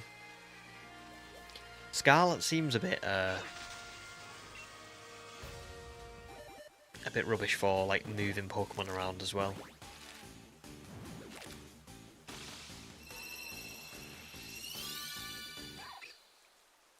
Oh yeah, I think I might have heard that before, Elijah. That's pretty cool. It's a fun one. Ecological disaster, release a ton of Charmanders to decimate the bug population. I adore that, because I'm pretty sure that's a Starter Squad reference. I got you. That's great. I've not watched that in forever.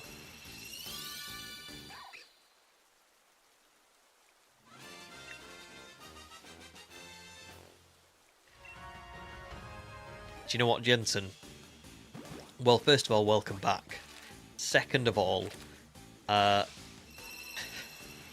was quite funny to read, because I read that as back from life saving, as though you were like over odds at life saving.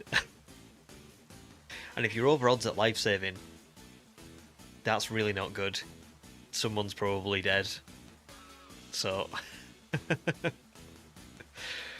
but welcome back.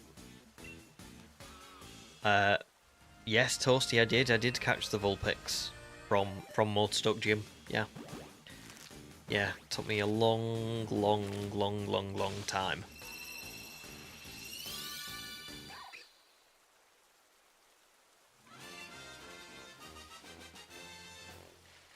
Now, Elijah, how did this person recreate the population? I hope it was with other Lapras, and they didn't do the job themselves, because that would be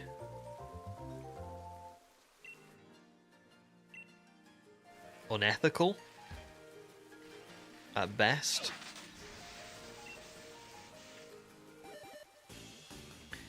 Egg number 800. Here we go.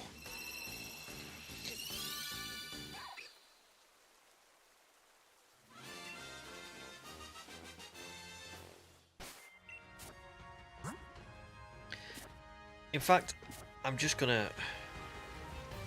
I think I'm gonna try and collect another 5, because I'm sick of doing... like, swapping them around.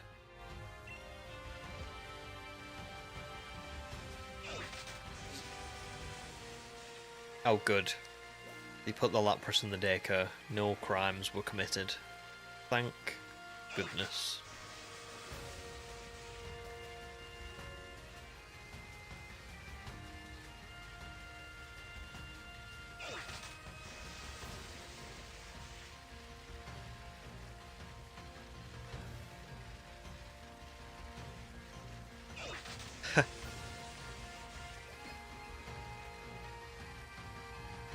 suppose that is a crime in itself, isn't it?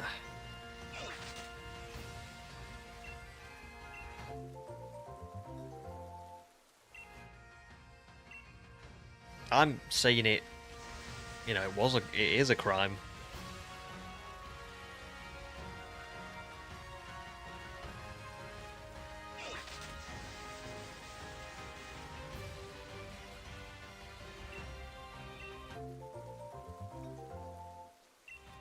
Although it is funny what the Pokemon universe like never really addresses. You know, when you really think about it, there's a lot of stuff in the Pokemon world that is like, I don't know, clearly messed up but never gets talked about. I.e., you know, what do people do when they pass away and their Pokemon are left in the boxes? Do they just release them? Do they get stuck in the boxes forever? What about the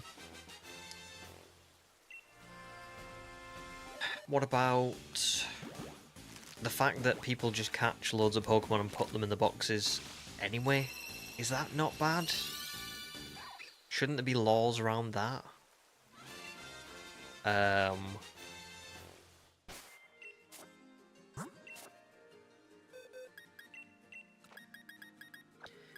Don't know.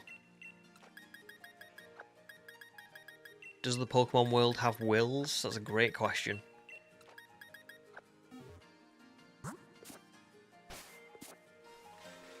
It strikes me as a place that wouldn't. But I don't know that. Yeah, they would have a field day in the world of Pokemon. Yes, absolutely. To be fair, I think organisations like that have protested Pokemon before. Like, I think that was a thing before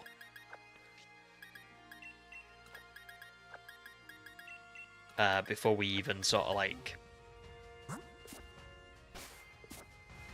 go into the real world of Pokemon. Like, I think they protested that game in real life. This game in real life.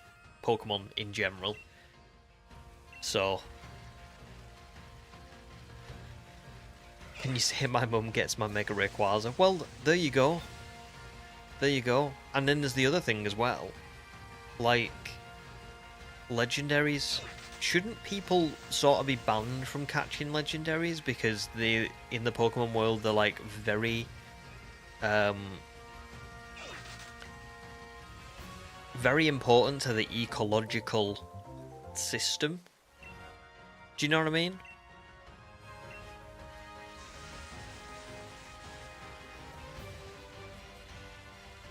Like, you know, theoretically you shouldn't be catching a Suicune because it keeps the lakes and rivers and things like that like clean, and then what about even what about Arceus? Surely you shouldn't be catching the god of all Pokemon. You know? Just a bit time, space, god, and that's just one generation. Exactly. So maybe there should be rules around that. I don't know. It just feels a little bit...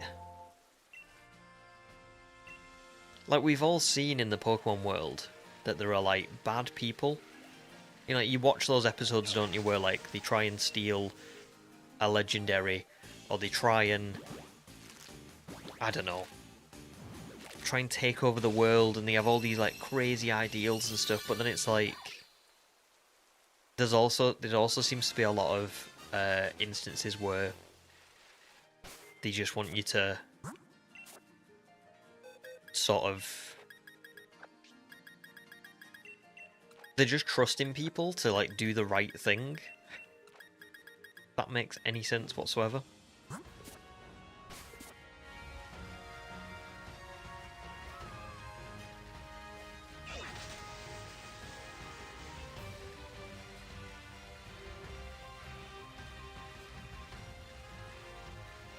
True, yeah. If someone is capable of catching Arceus, they wouldn't really need to follow laws, and probably wouldn't follow them anyway, maybe, because they're so... I don't know. They're so far above everyone else that they would just do what they wanted anyway.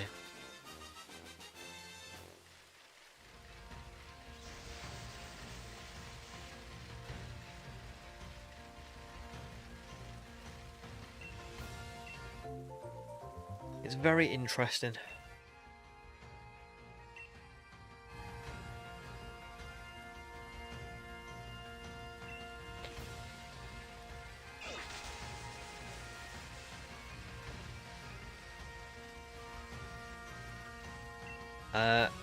I've not actually. No, I've never tried RNG manipulation.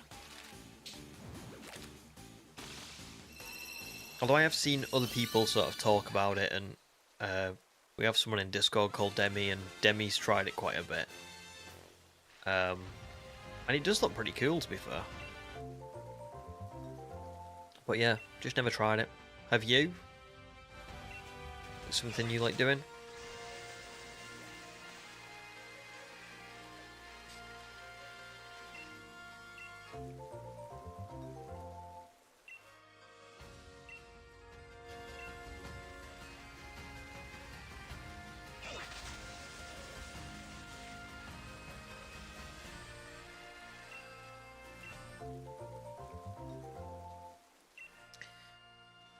Yeah, they do have to be, like, spot on, don't they?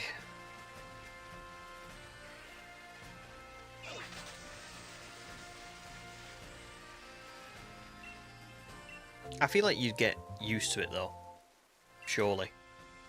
Or it just takes a lot of practice to get the timing down.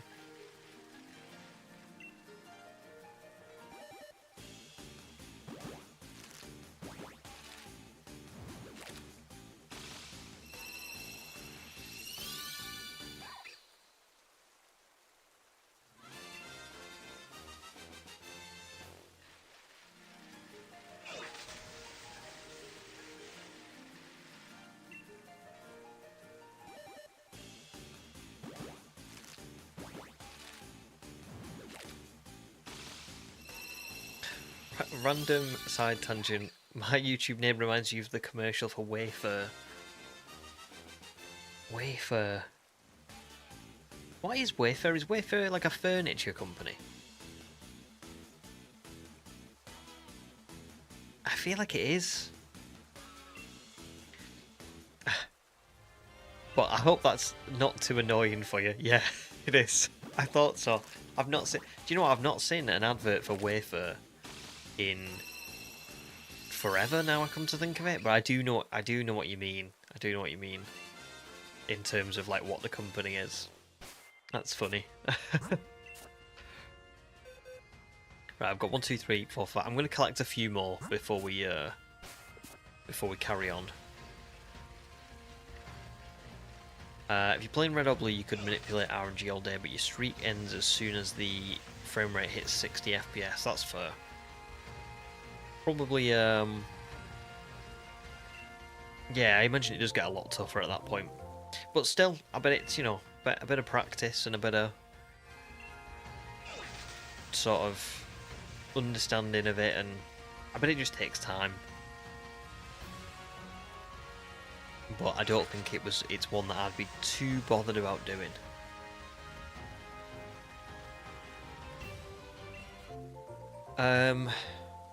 Oh, good morning, Gonchi.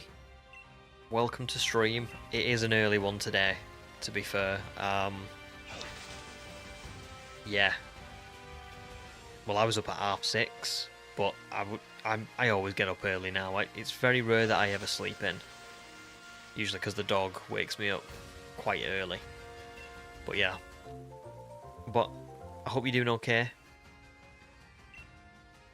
And thank you. Just thanks for joining.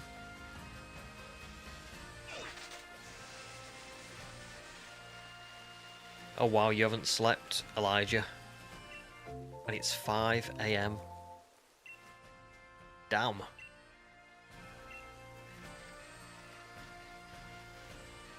I don't know how you do it. I'm always like, I need my sleep, you know? Gotta have it. Right, I should have enough now. Let's carry on the hatching. Oh, you was watching UFC till 7. Wow. No wonder you woke. Yeah, no wonder you've only just woke up. I mean, even now, it's not. That's not. Still not that much sleep.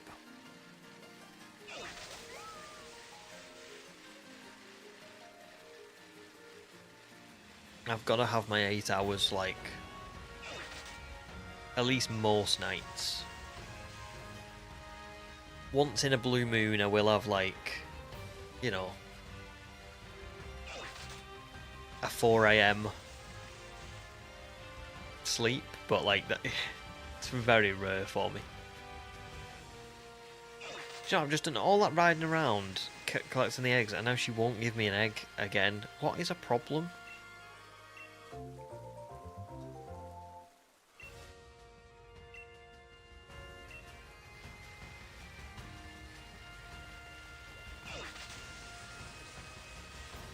Six is enough for you, yeah, that's fair.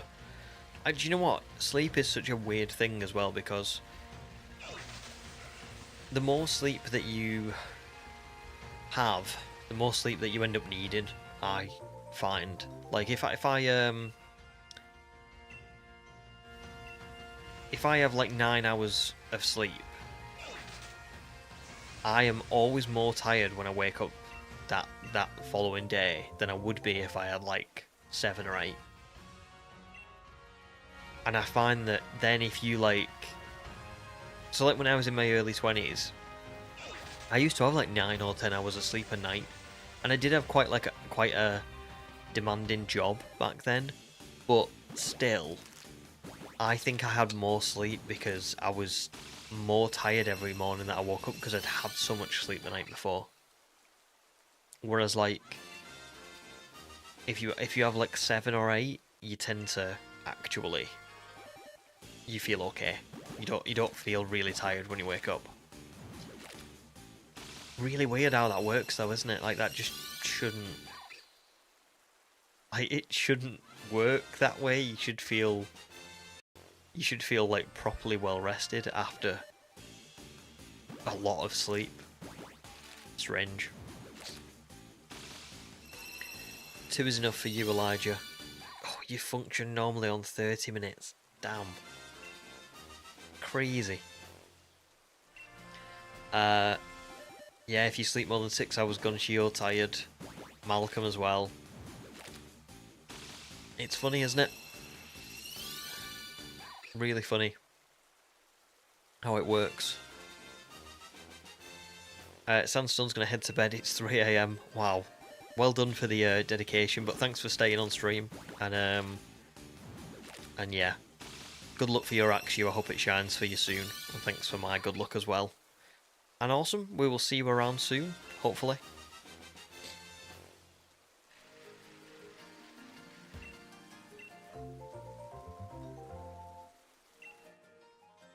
Oh. Still no shiny. Well, I'm gonna go and take a couple of minutes break because I'm gonna try and make my nose feel better because it is really annoying me. 227 hours now. Yikes. Right, I'll only be about 3 or 4 minutes. Not long.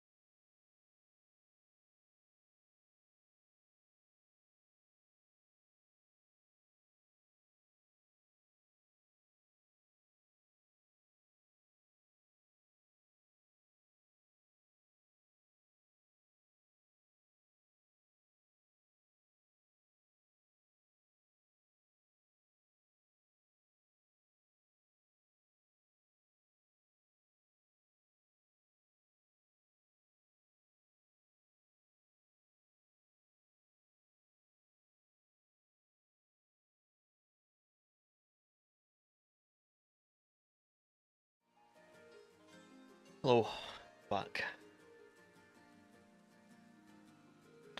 And my glasses need cleaning again.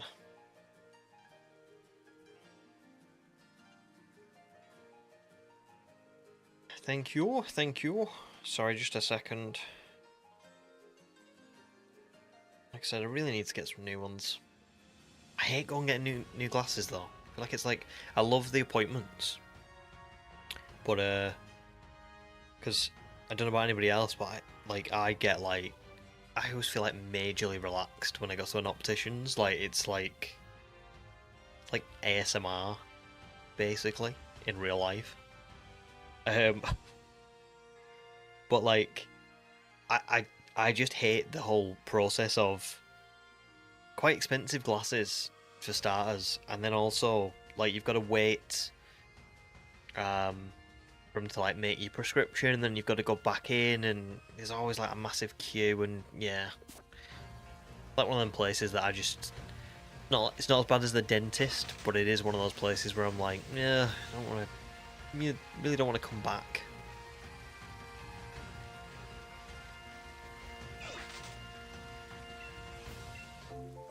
But I do like having the test itself.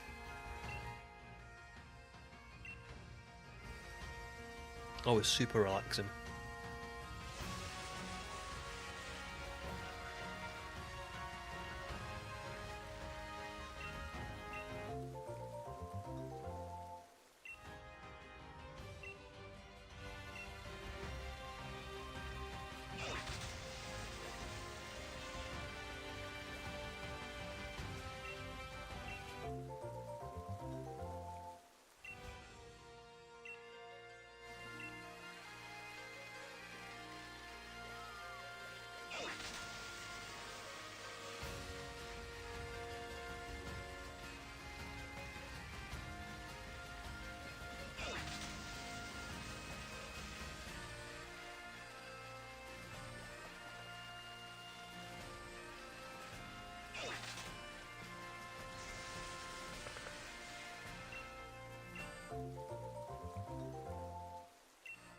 I suppose there's still quite a lot of time, but I was really hoping that we would find this today, so that we could, well, we could actually start Druddigon, just to get a feel for it and see what it's like.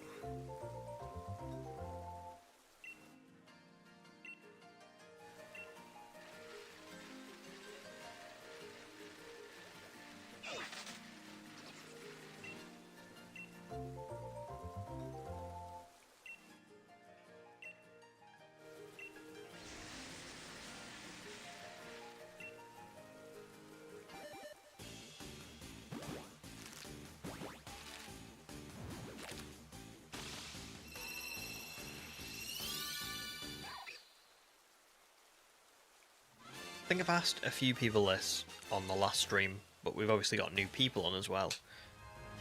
Where are you guys up to, like, Christmas-wise now? You know, like, is everyone looking forward to it?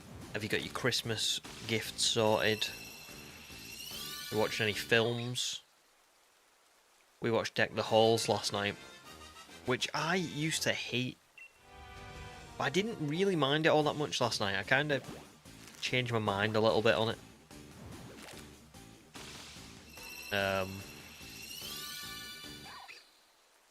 Got all my Christmas shopping sorted yesterday. We've had the tree up since like November 5th, so that's been sorted for ages.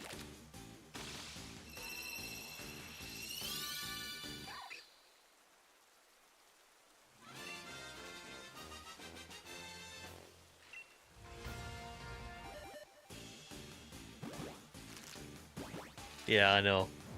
It's been a long time that we've had the tree up for.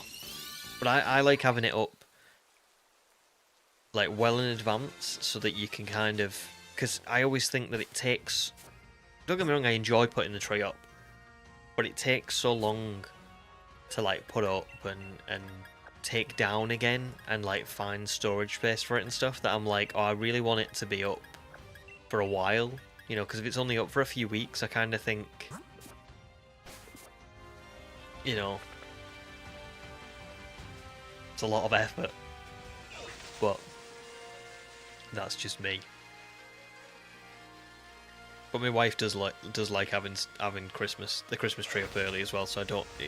Luckily, we don't like clash on that or anything.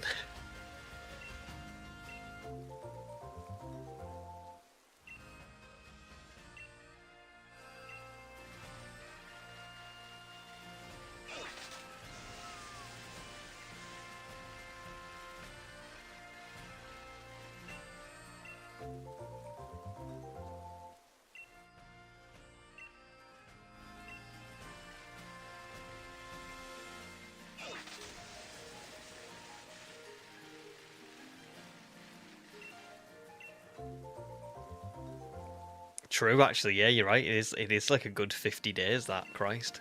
I didn't think of that. That's wild. I will say I've enjoyed having it up, though.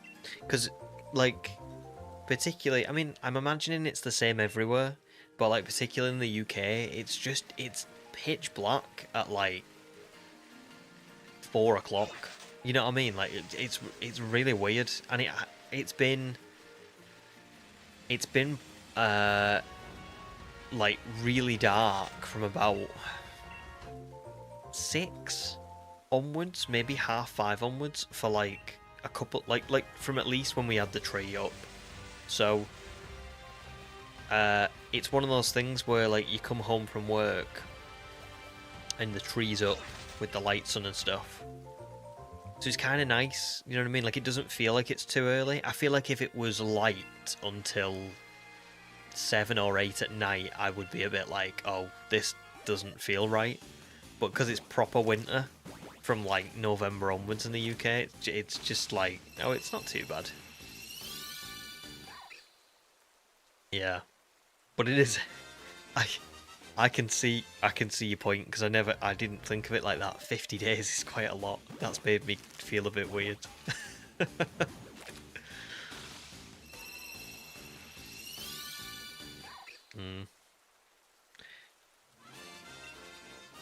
Yeah. I think it's probably the same everywhere. I mean, when we went to Berlin the other week, it was pitch black there at like 4 o'clock.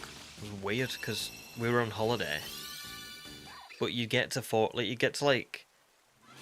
don't know, 7 or 8 at night, and you'd feel like your day was done, even though it was quite early still, because you'd been in pitch black for 4 hours and you'd been walking around all day before that.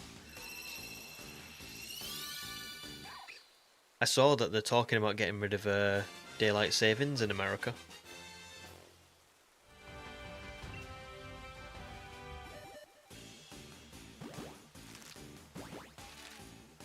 And I think they're, well, I don't think they'll get rid of it in the UK, but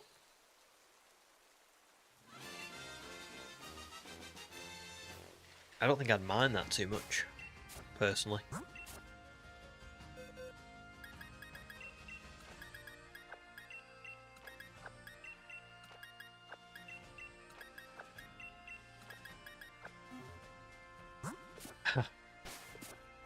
Wow, really? Christmas decorations in October. There you go.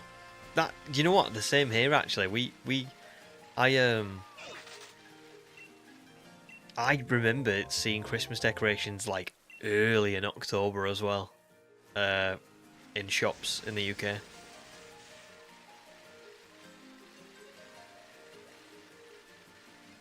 And I can guarantee already that when Christmas is done and we get to January, there'll be Easter eggs in like all of the shops, ready for Easter, like super early.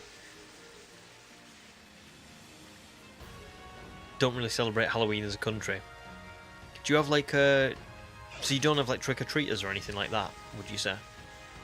It's just kind of like passed over. Ours is like a weird mix, I think. Like, we definitely celebrate Halloween, but it's like not like Christmas, you know. Some houses go really all out for Halloween. Like I've seen like some of them have like loads of decorations and stuff, and we get quite a lot of trick-or-treaters, but then a lot of people just don't put any decorations up at all and won't answer the door to anyone. You know, it's like a weird mix. And also like this year, I remember I answered the door like twice to trick-or-treaters who were like 14, 15 years old and weren't even like really dressed up, and I was like, it's a bit weird. Because there's no real difference there between like just me just knocking on someone's door and going, you got any food? Can I have some food? But there you go. Easter 100% you celebrate. And I bet you'll get, well, it'll be the same for you then. Easter eggs everywhere come January. You've had maybe 2 trick-or-treaters ever and had to scramble to find sweets. Yeah. Yeah, that must be difficult as well, because if you just don't, you wouldn't buy any, would you? So then, if they do turn up, you're like, oh shit, what do I do?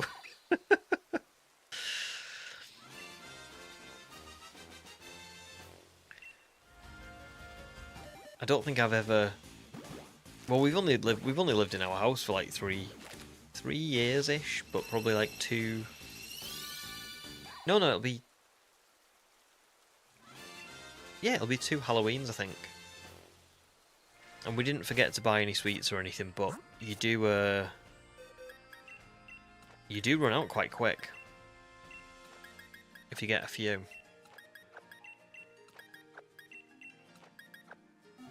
It's hard to know how much to buy.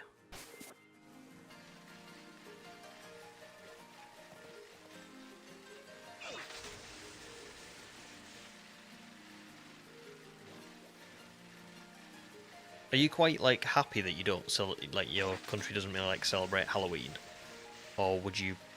Is it something you'd be like quite into if you could?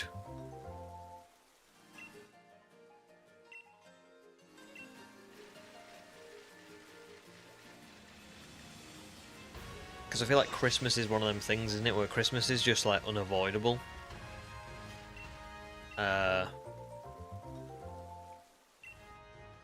And I imagine like in America, Thanksgiving is probably the same. Like I bet Thanksgiving is just like widely done, like virtually everybody does it. But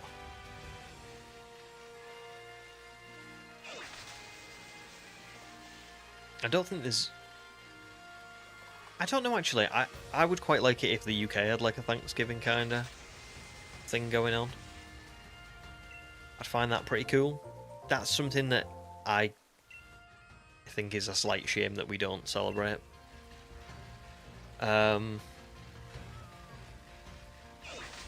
Obviously, like we wouldn't. I know why we don't celebrate it, but I just mean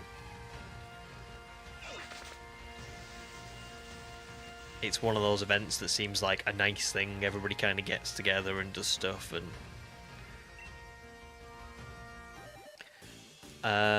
yeah, true. Halloween would probably seem like a super weird concept to certain cultures, yeah.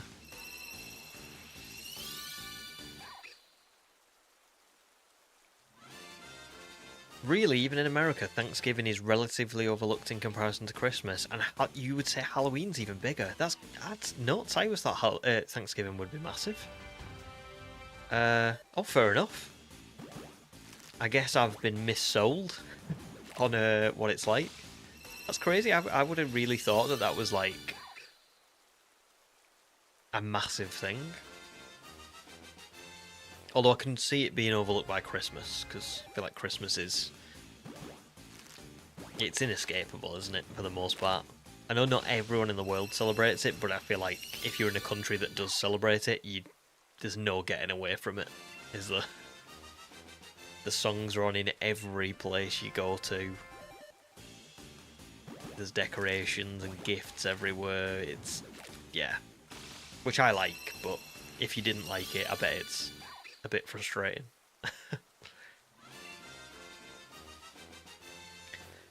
Uh, yeah, I suppose if you never had much experience with it, King, then you wouldn't, would you? Yeah, good point. Yeah, you don't know what. Suppose you can't know what you're missing if you've never had it. At the same time, there's one in the UK that I hate, and I don't think either of you would have it because it's like it's a little bit like Thanksgiving, where that's like a specifically American thing. Like we have Guy Fawkes Night, which is otherwise known as like Bonfire Night or Firework Night, and it's basically it's so weird.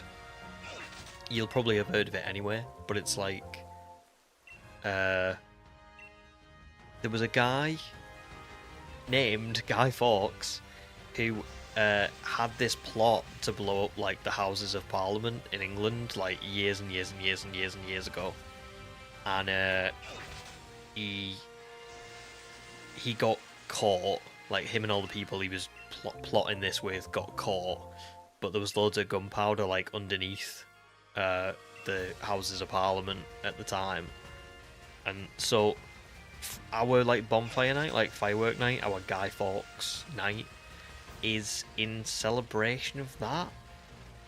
I think that's about as much as I know about it, but basically everybody just sets off fireworks and makes bonfires, and there's like firework displays and things like that. It's really weird. Now,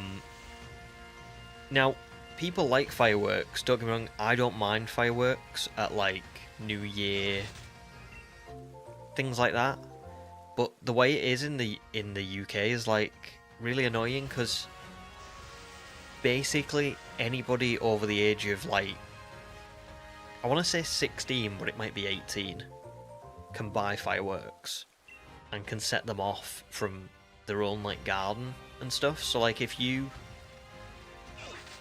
could just walk into like a supermarket in the UK, buy a load of fireworks, and then set them off at any time of year. You could set them off in March if you wanted to. You could set them off, you know, in July, December. Like it should be restricted. Like you've said, it's a lot more restricted for you guys. Like that's what it should be like for us. It annoys me that anybody can buy them. I had obviously we've got a dog, and like you'll just get people setting them off at random times. In fact, I forgot about this. Last night at about 3 AM, the dog woke up, and I thought he was barking because he'd like heard something, and then I heard them going off. Somebody was setting off fireworks just like randomly, like on one of the streets near us. Because that's the way it goes. People just don't, you know, there's no like real restriction on it. See, there you go. Never seen a firework outside of like an event or a display. Yeah, that's the way it should be in the UK. But for some reason, you can buy them from wherever you want. There's no like real like set law or anything around when you have to set them off. And so from November the 5th is Guy Fawkes night. From November the 5th till like January, people will just set them off, and even like a little bit before November the 5th, because people are buying them in advance. So actually, from October to January, the UK, like you just like, you might start hearing fireworks going off at any point. It's well annoying.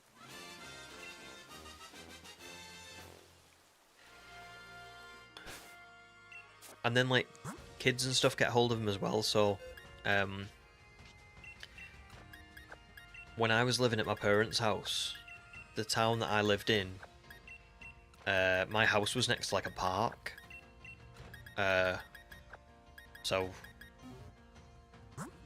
you know, like a park is basically, I don't know if you guys will have like similar sorts of things, but it's like, it'll have a kids park on there with like swings and a playground and stuff like that, and then it's got like a few football pitches, paths for people to walk around, you know, like trees and grass and all that stuff. It's like kind of like just like an area of greenery that's got a few different bits and pieces in it. But what always happens is, because there's loads of ways to get in and out of the park, like there's like multiple entrances, if you're like a younger kid and you're causing trouble, you can get out, you can get away from like any police that that would be chasing you by running in the park and then like going out of a different exit. So that's usually what they do. And but the road's right next to where one of the exits to the park is, and I was driving past the park when I was like, let's say 5-6 years ago, and someone threw a firework at my car. Like, it missed my car by about that much. I'm not even joking. So, but that's what happens when you let just anybody buy fireworks. Like, inevitably, kids whose parents have bought them find a way to steal them and take them, or find a way to buy them themselves somehow. Like, it just should be more restricted. I sound like a proper old man. Like, anybody who's watching from the UK is probably like, what a moaner. But I just think it's well annoying. Like, it's bad for pets. It's bad for like animals that live out in the environment, just having them go off at any given moment by any person. And it encourages stupid behaviour. Should be done by professionals at displays and on specific dates.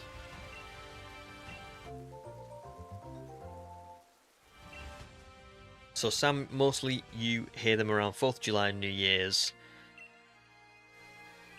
So it's the same for you, sort of, probably, like, where, like, there's not many regulations and you're outside of the city, yeah. King, you've looked it up. Where you are, 1967, from pressure. It was banned from pressure from the medical board to remove the injury risk. There you go.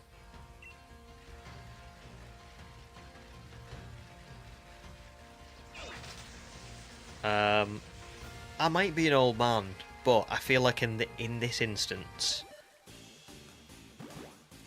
it's valid. It's valid.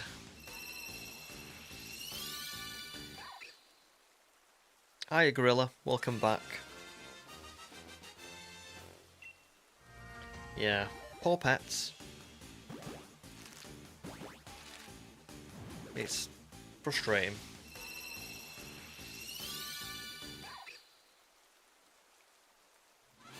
But like, I still understand that, you know, we want to celebrate things. So, if it's New Year's, you might want to celebrate with some fireworks. You might want to go to a display. That's fair enough. I just don't think it should be like on any night at any time. And that's what happens when you just let the general public buy fireworks.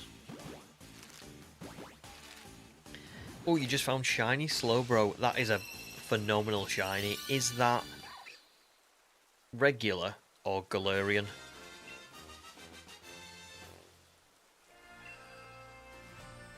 I'm gonna guess it's regular, but congrats. That's really cool.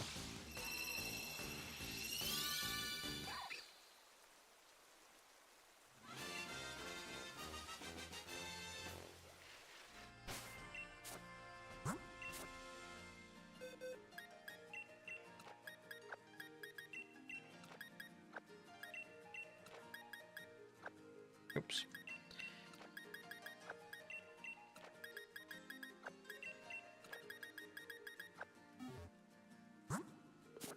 Oh, nice. In Violet, you found it in the area with Dratini. Is that near, like, Castle Royal Lake, maybe?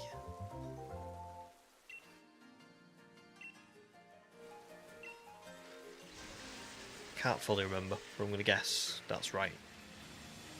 I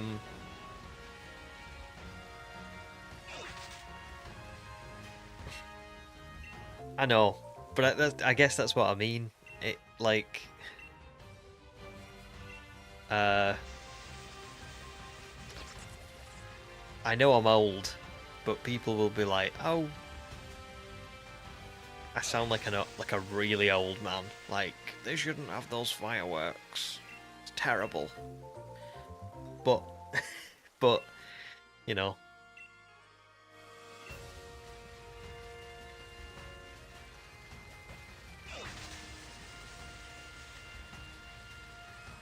Oh wow. Okay, that's pretty good. Regulated to the point where there's a website telling you when. Perfect.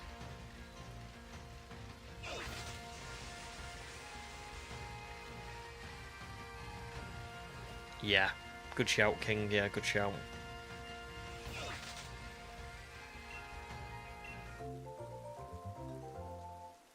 And there you go as well. Technically only allowed to fire them off on the 31st, and sales begin a few days before. There'll always be someone, but at least, like, I think if you can narrow it down to a few days, like, that's okay. Better than a few months. Yeah, same for you, since you live near where they usually do the fireworks.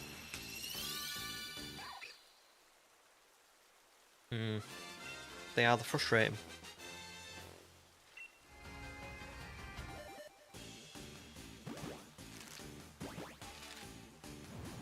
I mean, Bucky was fine with fireworks, funnily enough. Like, he didn't really care about them. And then there was... Literally, this was the worst timing. Worst timing possible. So I live... basically, like, pretty close to this, like, sports club. Where, like, people play, like, football and rugby and stuff. And, they must do, like, a display every year or something. Either that or there's, like, a golf course that's nearby and it's them that are doing it. But either way, one of them must be doing a display. So from my house, you can, like... You can hear the display going off, which is fine, because it's a display. But, the year when we got him, and he was like still like a puppy, so he was about 6. He was coming up to being a year old, but he wasn't quite. He had been inside all day, but he needed to go out for like a wee, and I was like listening, and I was like, well, I can't hear any fireworks going off, so I think we're alright. If he can just get outside now for like 2 minutes, I'll go with him. And then we'll come back inside and we just won't go back out again. And literally, like, I opened the door and he went outside, and as we went outside, and this made me jump as well, like proper jump. The rugby club that was setting them off, or the golf course, whatever it was, is like, as I opened the door, you can see where they like come over the houses, and it was massive. Like, it must have been like the finale or something, because it was just deadly quiet, and then it was like a bomb had gone off, and he went mad, and even I like was like, oh my god, that was a bit much. But he went absolutely mental, and then ever since then, remember, he came inside and like just went and hid behind like the couch, like he wouldn't come out. Really sad. And then ever since, he's like really hated them, which obviously, but it was just such poor timing. So there you go.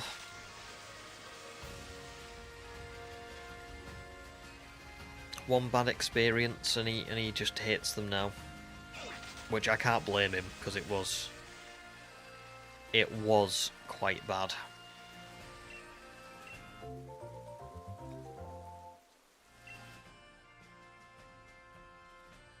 Your new favourite shiny is Cresselia. Cresselia's a really good shiny. Really good shiny.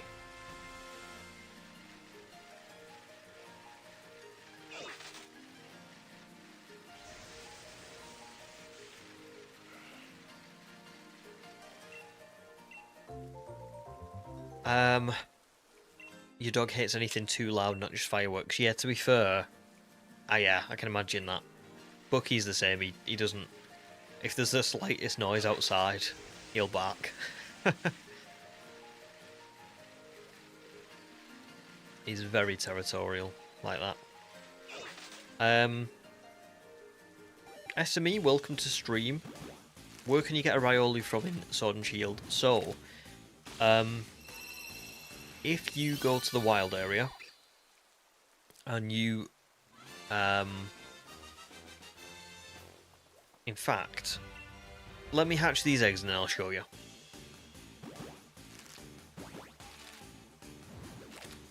Because it's well, it's easy, but it's not easy.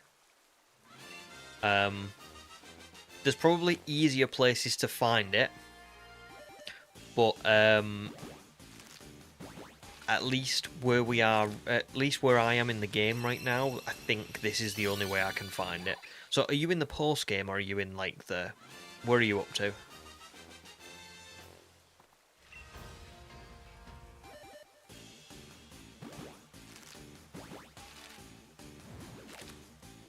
Oh, you're in post game. Okay. Oh well, you won't need to do what I did. Let me look for you on Cerebi.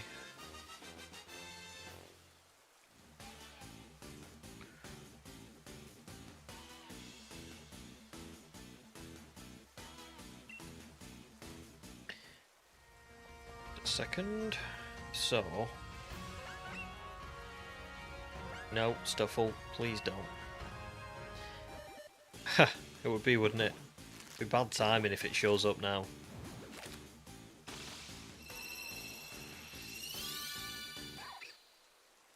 Thankfully, no. Right. No probs, Gorilla. Well, thanks so much for joining again. You came back. You're a star. I'll see you soon. Enjoy your Sunday. Let me just pause. So.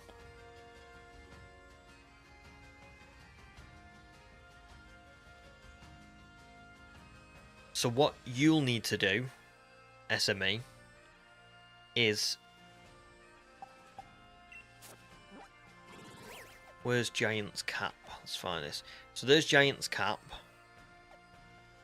See that area there on the map that I'm looking at? That spawns Riolu in the overworld in a snowstorm at a 5% chance.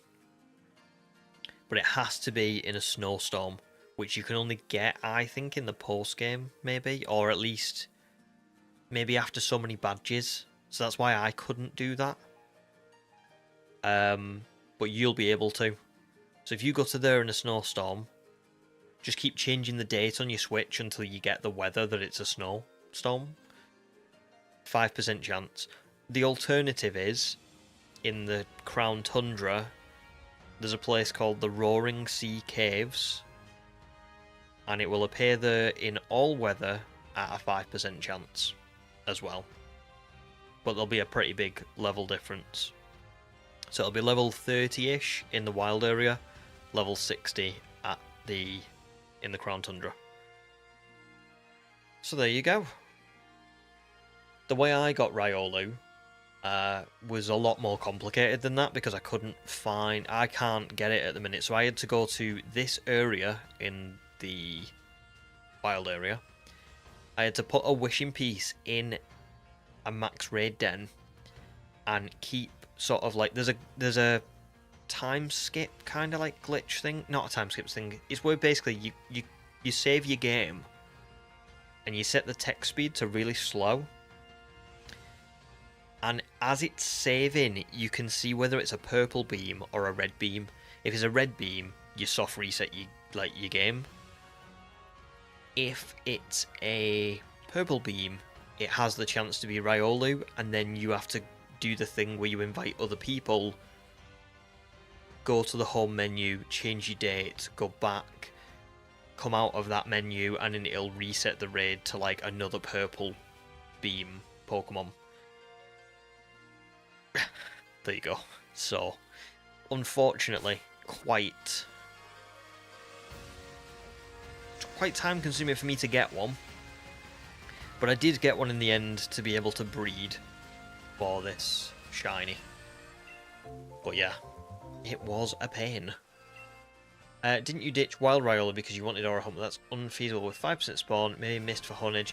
No, the fog. So the fog, because I had to look this up to get Riolu. You are right, I did ditch that, but that would, when I was planning on doing the Brilliant Aura for Riolu, it was, I think snowstorms appear after like the 6th gym badge. That's what I want to say. And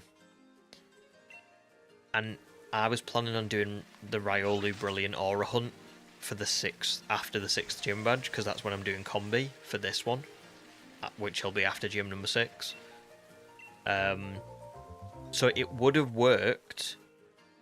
It wouldn't have been very likely, because obviously the 5%. But you are right, fog, I think, is the post-game weather. But snowstorms are also like locked behind a certain amount of badges. So to get Riolu, I had to do something quite convoluted. And the only reason actually that I knew that I could get Riolu was because of the baby only run in Shield.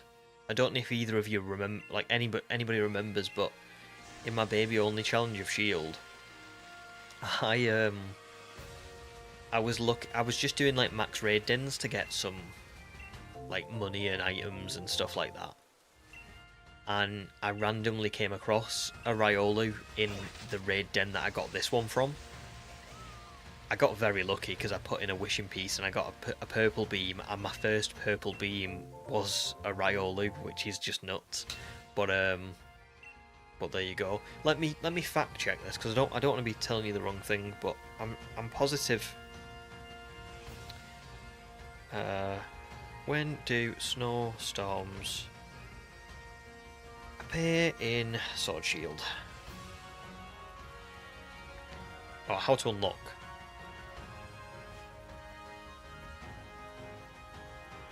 Here we go, Blizzard. No, it's not Blizzard, is it?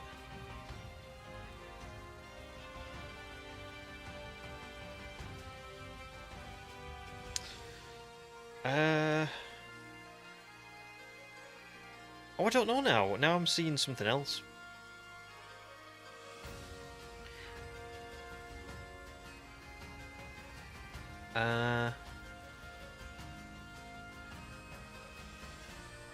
People seem to be saying that blizzards appear after defeating 3 gyms and getting to Hammerlock. But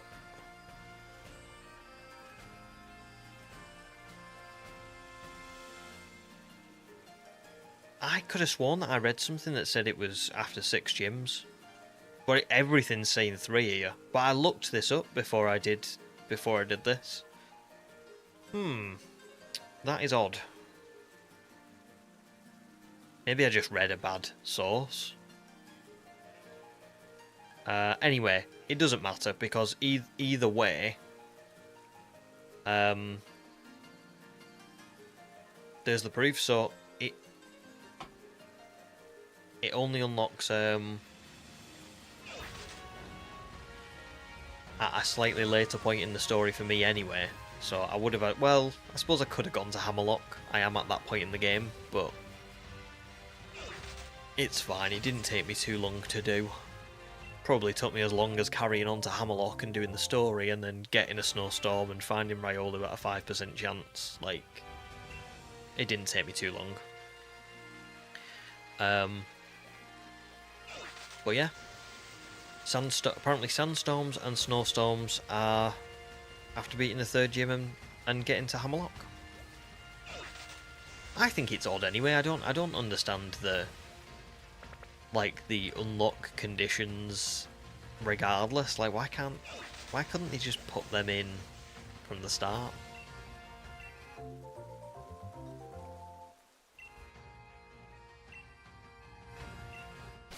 Very strange. And I forgot to swap out all of my Riolu. I was thinking it's been a while since we've seen an egg. Oh my god. I am an idiot. At least we've got a lot of eggs now. Oh no! Oh no!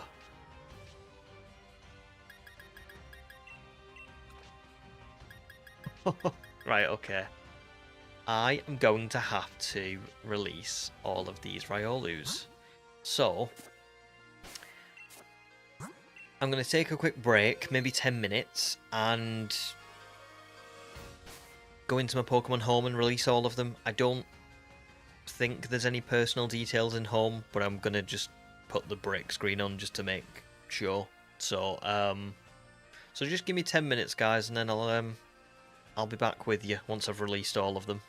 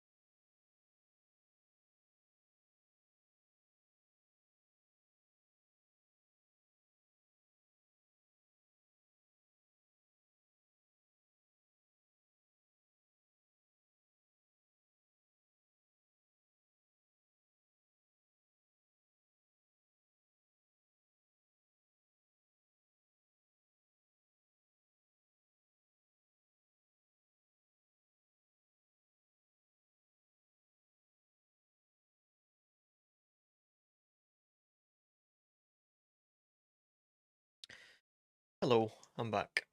Oh, it took me a while to do because it chucked me out. That lovely, lovely system.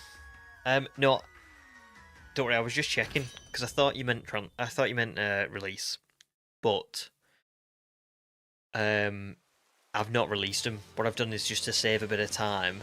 I've literally just moved them over to home, and then they're just occupying like 30 boxes in home. Because I thought as well, I don't know how home works. I'm going to be totally honest, but I'm assuming the more Pokemon you have in there, the more points you accumulate on a daily basis. So I thought, because I don't have any like completed dexes, I only occupy like 20 boxes in home really overall. But I may as well just leave them in there and then more battle points maybe, unless that's not how it works, in which case no. but yeah, either way it probably saves a little bit of time rather than releasing them all now. I did think you could release like in the game before transferring them over, but I just thought it might take a while to do.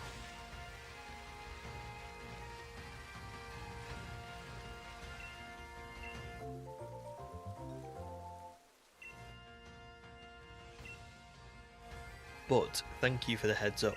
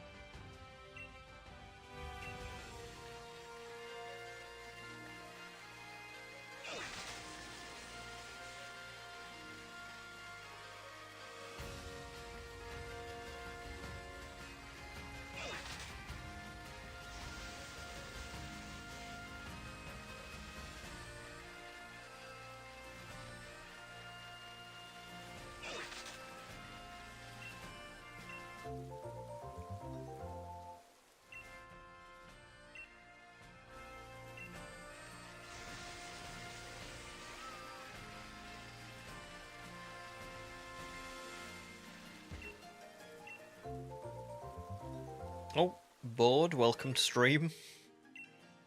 Hello.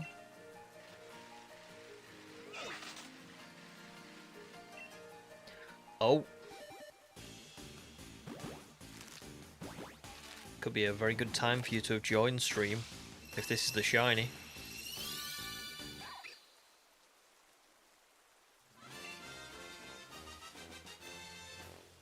You never know. I mean, there's five chances.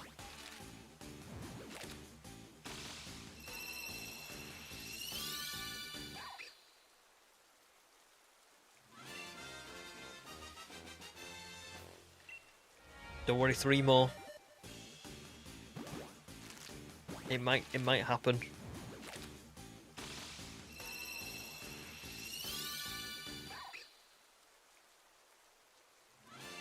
If it's gonna happen, it'll happen on the 5th one.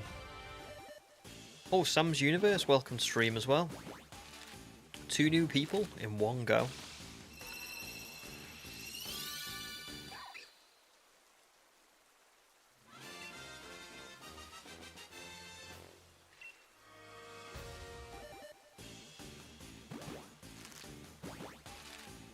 I might get the math up and see what our chances are. Damn. I might have a little look, so let me... Pokemon shiny odds...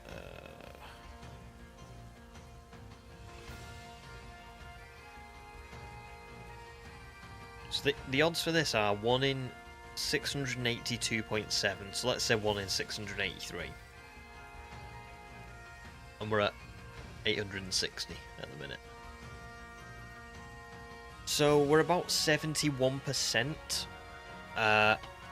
likelihood of finding this. By the end of today's stream, let's say we could get to 1,000 at least. Let's see what 1,000 would look like.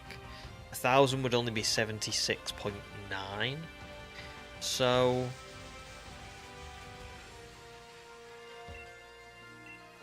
yeah. The odds are okay.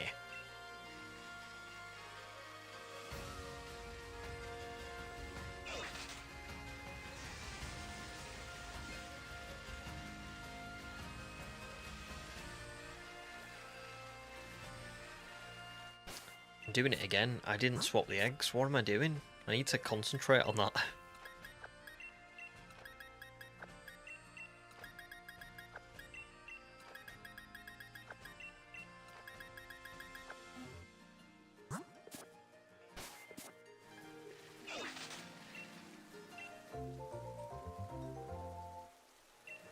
Two Sams.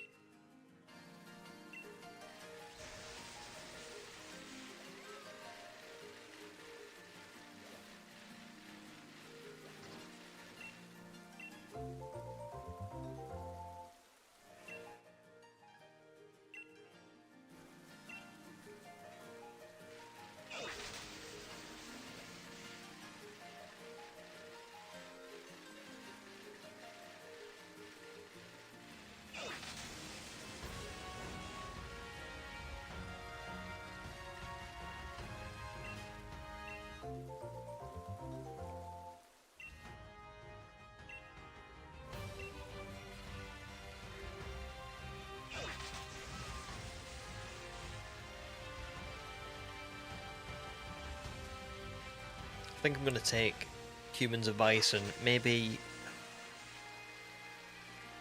if I can this week before our next stream, just grab like 20 minutes here or there to collect some eggs so we've got like a backlog.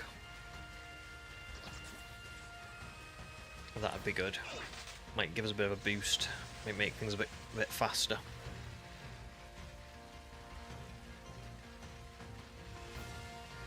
Well, that's assuming we don't find it today, but...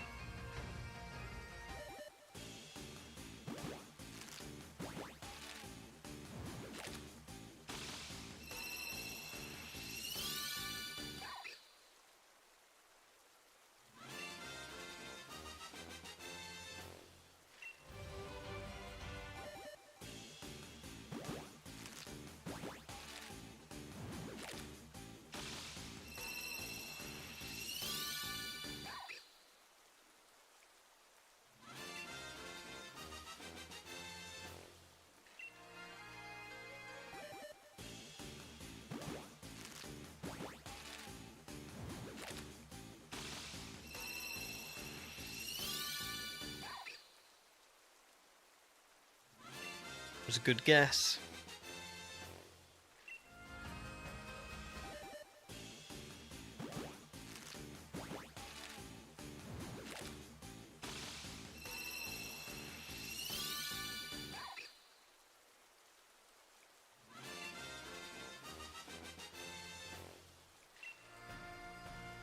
I mean, we had someone on stream earlier on who was on like 2,000 eggs for a Masuda. And someone else who got one at like 15... Oh! There you go! Oh, there you go. Just as I was about to say, we had someone who was at 2,000 eggs and someone who was at 1,500 eggs. So I should really, like, not complain too much. We get it. There it is. I mean, someone in chat literally just pretty much predicted it. Somebody said shiny and it appeared. The final one, female. Oh, beautiful.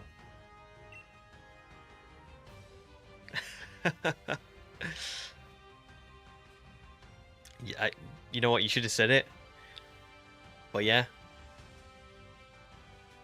There we go. After 865 eggs, that's not too bad. That's not too bad. I will take that. And I will save the game. Good reminder. There we go, 228 hours.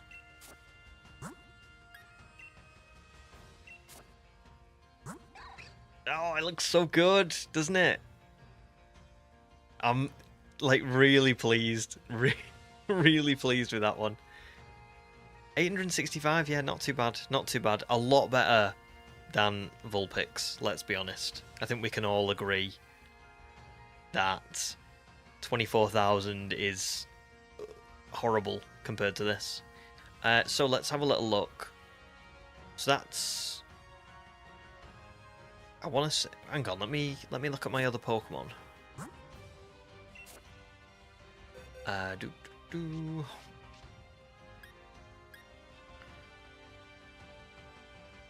So that's special attack up at the cost of special defense, I think.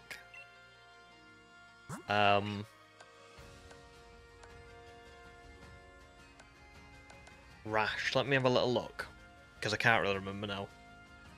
That's one that I'm not too familiar with.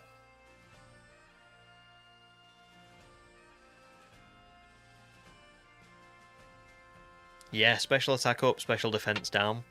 Yeah, it's not terrible. It's not terrible. And yeah, I think we can work with that. At least for you know, for what's it called? For Lucario. Not so much for Riolu, but it doesn't matter. It's fine. At least it's not attack down. Totally okay. Oh, there we go. Beautiful. Right, let me move these out of the way.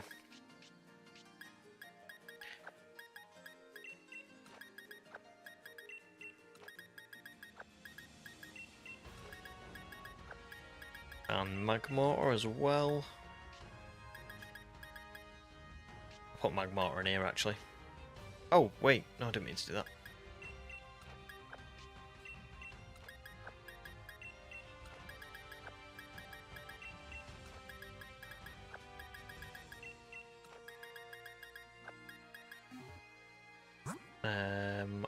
I could also do with collecting my other Pokemon.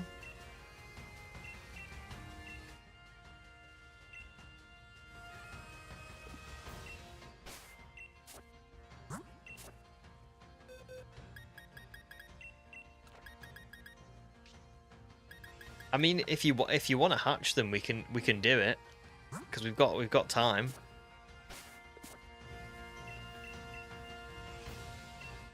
Oh, that's not what I wanted to do. Let's take Lucario.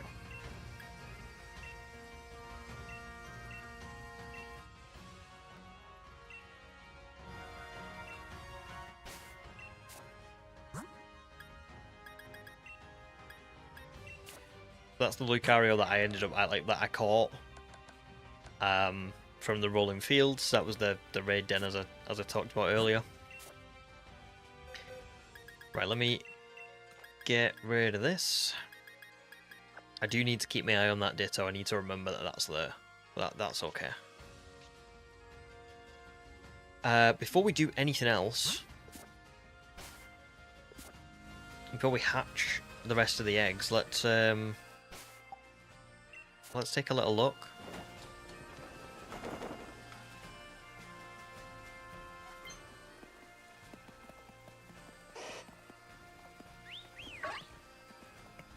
Oh.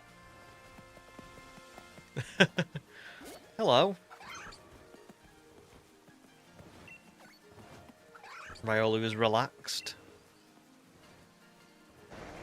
Go on then, you go and play.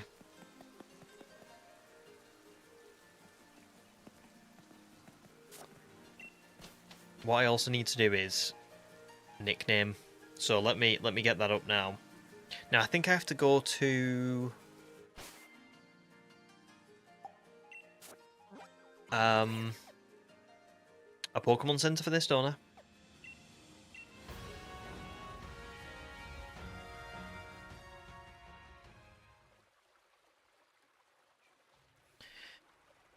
So,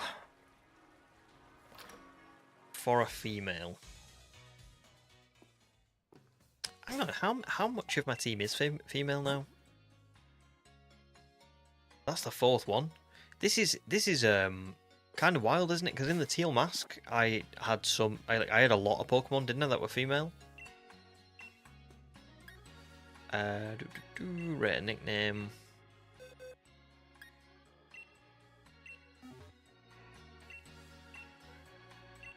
I would agree. So.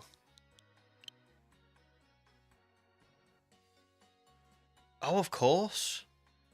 Yeah, I'd forgot about that as well. Interesting. I don't know what it is, I just seem to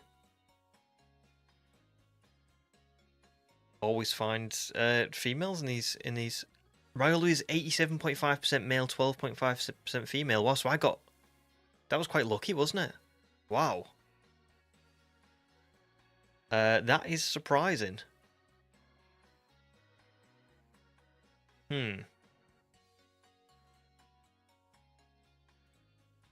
So, just gotta find. The problem with Westworld is that I'm running out of like female main characters to use.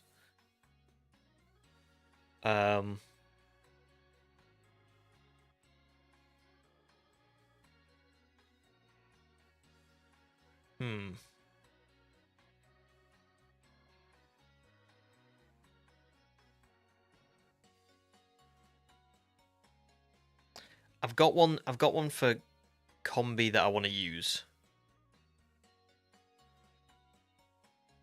I'm gonna have Vespiquen be Dolores. But I don't know for this one. The choices are Elsie. Elsie could be pretty good. Emily. Angela. Or Teresa.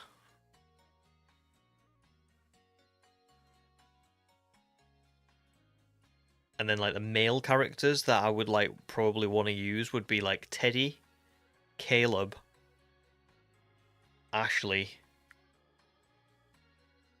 Logan, Robert, and William. Or Bernard. Do you see what I mean? There's so many like male characters that are like in like prominent roles.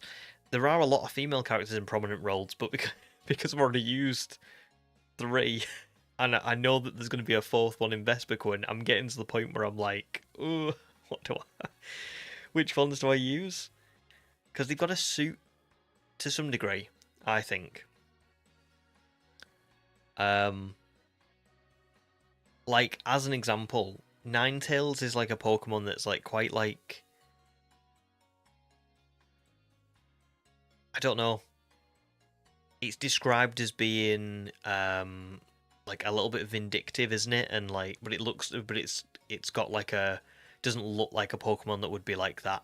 It's kind of like double-sided, if that makes sense. So I picked Clementine because Clementine's like a woman in Westworld that is like meant to look, you know, she's. I'm not going to say what a profession is, but you can imagine if I'm saying that I'm not going to say it. But then like somebody messes with her programming and she becomes like just like a killer.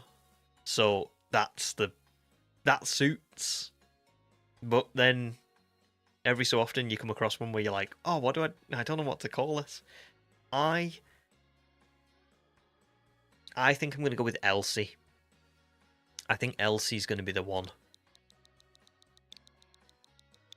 And also, I called my Riolu in the baby run Ellie. So that suits. And also, that Riolu was female when I got that in the baby run. That's nuts.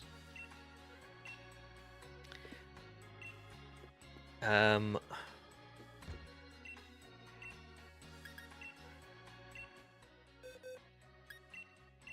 can't remember. I remember to move. No, it has to be like leveled up. That's fine. Well, let's do the Pokemon Center sort of see it on there.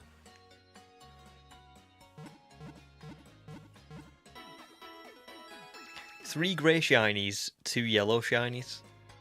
Crazy. And welcome to stream, James, as well. Hello. You did just miss it. I'm so sorry. Only just. It was literally like 10 minutes ago. So we've got some, like Human says, we've got a few eggs left. Oh, what am I doing? I'm trying to think of Pokemon Scarlet controls here.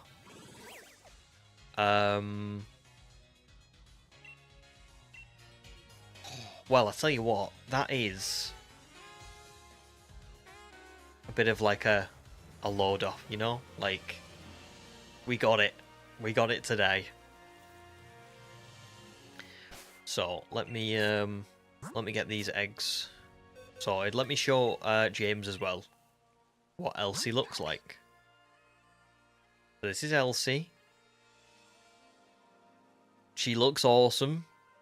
You know, we got the Premier Ball. We keep the Premier Ball streak going, which is good. And we'll be able to keep that going with Druddigon as well for at least a while longer. Special attack up, special defense down, which is okay. I think that's quite good for Lucario specifically, but obviously I had that plan where I was going to keep Elsie as a Riolu until the battle against Rose, which is that's right before we beat Leon. So I don't know how that's going to work out. I'm going to see how we do with that.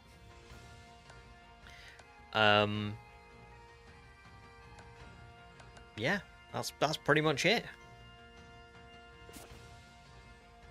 That's because I reverse jinxed myself by making plans for this hunt, planning to get eggs offline for next stream. Great point. He's spot on.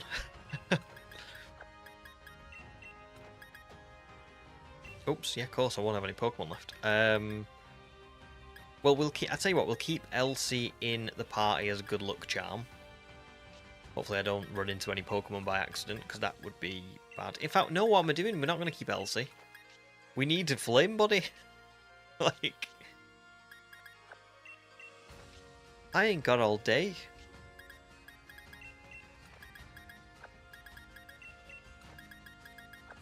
Well, actually, I do have all day, but we want to go and we want to go and see Druddigon as well.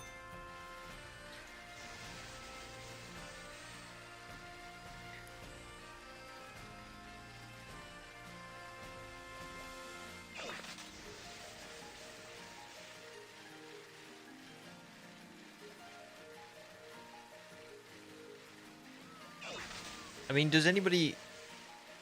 I want an honest answer. Does anybody think that this is actually going to show? Like, we're actually going to get one from these, like, 15 eggs? Are there any believers out there? I'm going to be honest and say I don't see I don't see it happening. There's no way. But I've only just seen that as well. Didn't take 24,311 eggs. Thank God. Can you imagine? No, we need a definitive answer. You've either got to give a yes or a no.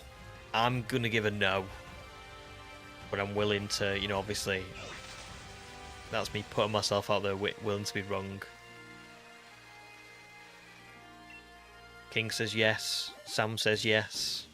I think Human's gonna say yes. Will James say yes? No, yes doesn't count.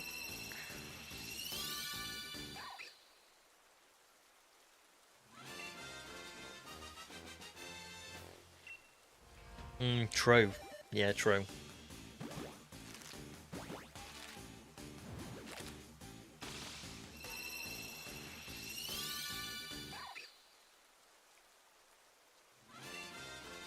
I'm just getting rid of the excess like eggs that I had board, that's all.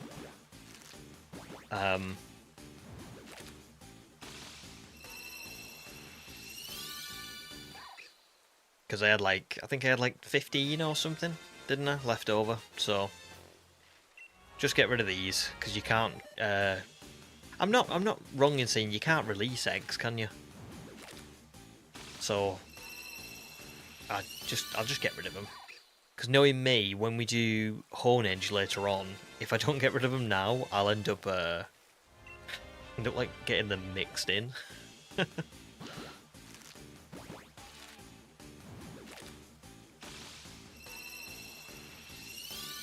I love how that's where they draw the line. Like, oh no, you can't release eggs. That would be too... You know, that would be too,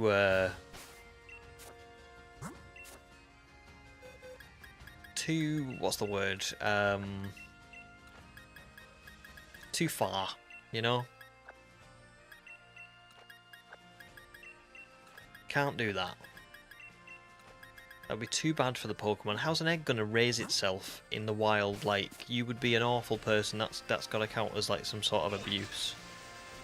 Meanwhile, the 864 Riolus that are sitting in my Pokemon home, just like going insane from the boredom and all that.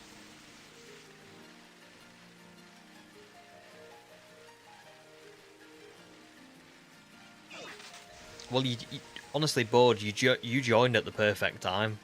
It was like, I mean, I don't know how long it was, but I'm sure you joined at like 860 or something, maybe 855 or something like that.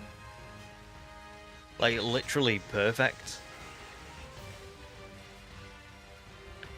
And that's another one on stream as well. We got Vulpix off stream, so it's nice to have a stream clip that people can go back and watch, because I had so many people ask me about Vulpix, didn't I? Like, people were like, oh, you know, I can't believe I missed it, and I felt really bad, because, you know, obviously, I had to get it off, I had to do offline hunting, because it was just taking too long, but at the same time, it was a bit sad that there's no clip up there for people to watch it, so...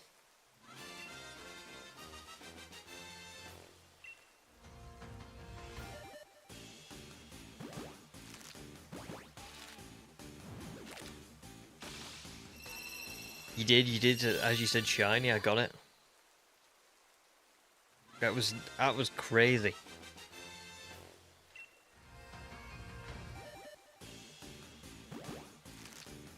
Yep, Sam, I'm happy you're here for it too. I'm happy we're all here for it. We got it.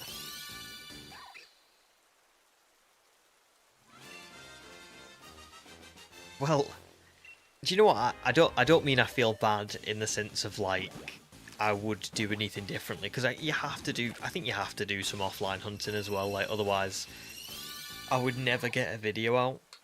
But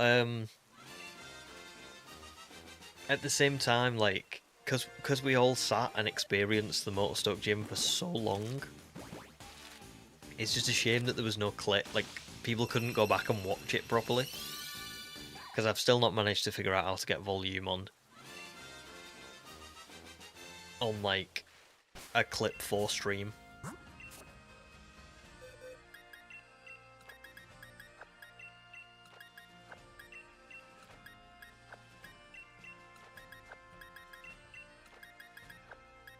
Just 2 left after these. So we'll have hatched 882 eggs when all's said and done. That's not too bad. Like, I'm glad that I don't have a big, like a box, well, sorry, like 7 boxes full of eggs to go through now, and that is, to be fair, that's one of the benefits, isn't it, of, like, doing it the way I've done it. I've not got this huge excess that I've now got to go through, because, don't get me wrong, it would be really cool to find another Riolu, but, like, I don't know, if I had, like, 10 boxes full, that's probably, like, a full stream, and that's, you know, maybe it could be like 400 or 500 encounters for the next shiny that I would spend on hatching these eggs, so yeah. Very glad to have got it.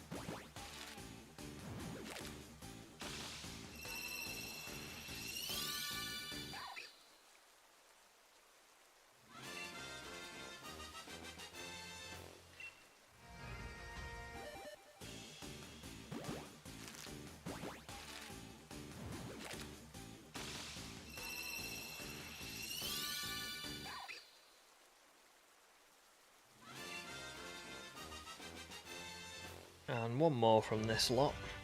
Oh, sorry, two more from this lot. I think.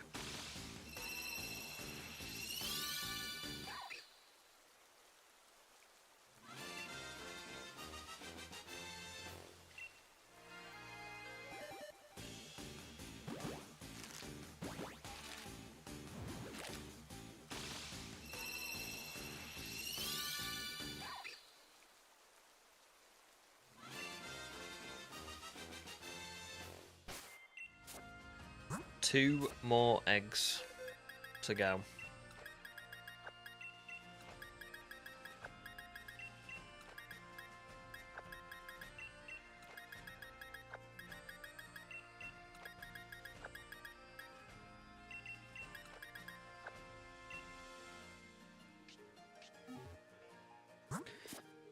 Next, I'm going for something that could be really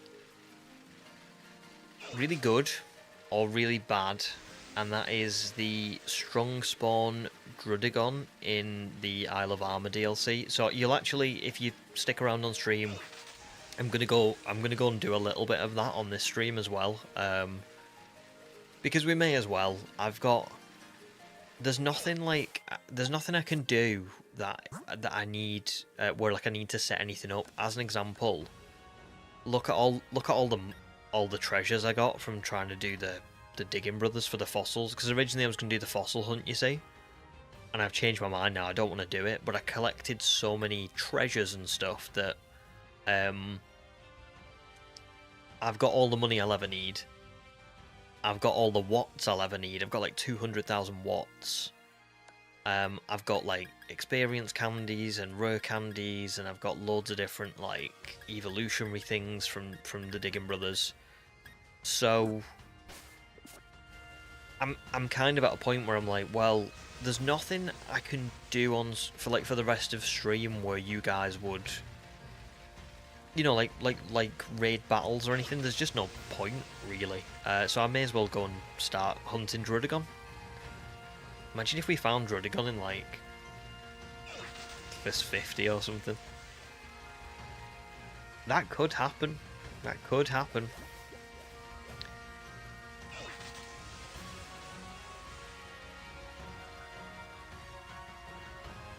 I mean, it's not like I got ridiculously lucky with these. Like, I did go over odds. So, you'd love to see shiny Snorlax. Well, funnily enough, Snorlax was one that I considered originally. But I ended up getting a shiny Snorlax in the Teal Mask DLC, because we got, we did the Ogre Ousting, which is like the mini game.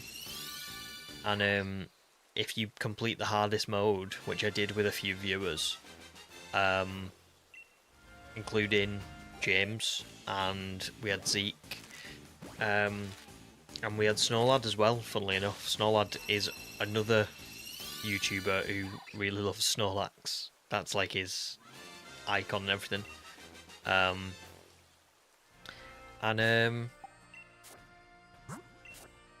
Well, there's no shiny Riolu.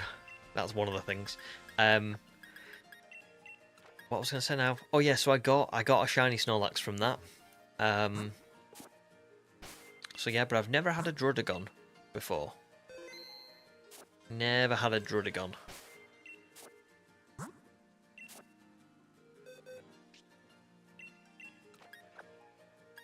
The Snorlax hunt was major fun. It was. I had a really, really good time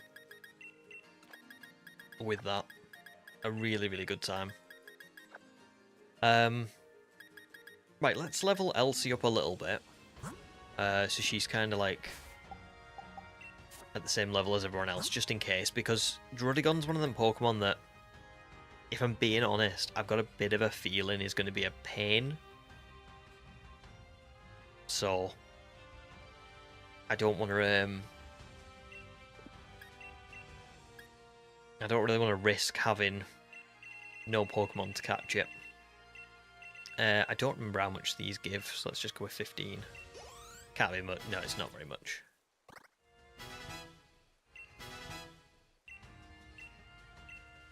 You can learn Counter.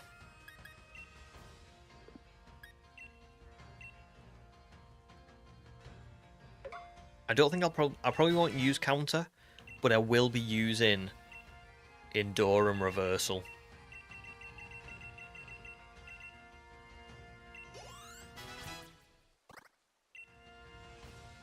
Work up. Leave for now.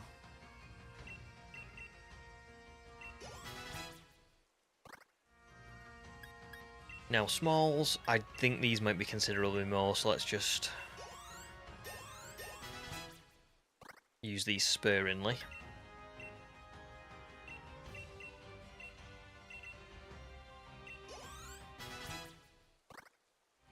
Don't want to over level her.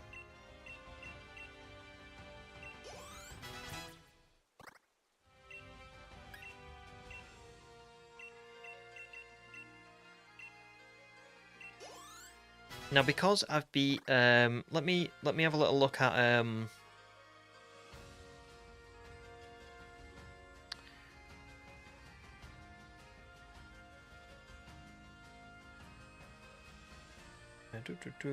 let me have a little look at what the level of the next gym leader will be like.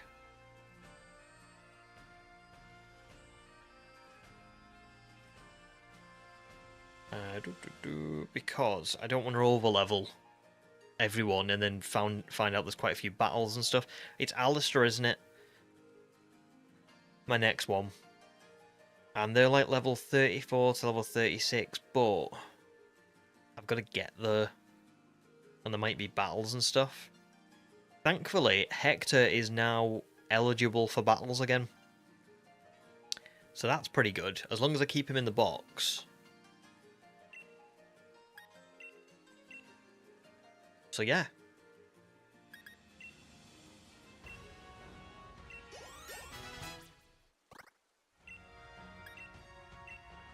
And let's level Charlotte up a little bit as well. Lovely. Do you know what I wouldn't mind doing as well?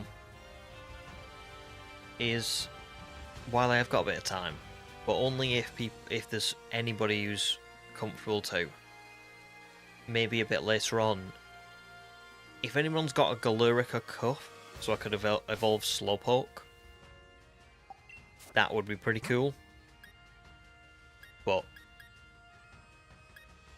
no brush or pressure or whatever. Let me lead with Hector for when we go to... Oops. When we go to Druddigon. Quick save. And I'm just going to go and change the overlay as well, guys, because we've got Riolu now, so it's no longer applicable. So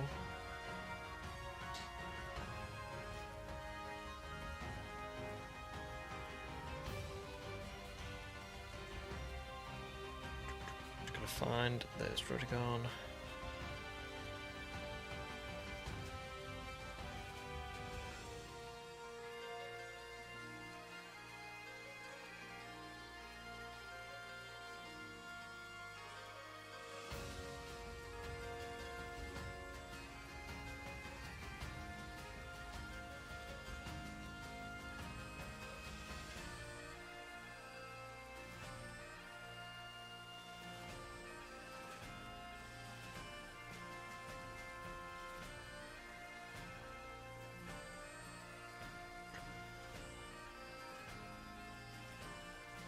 If I'm going to do this on the same stream,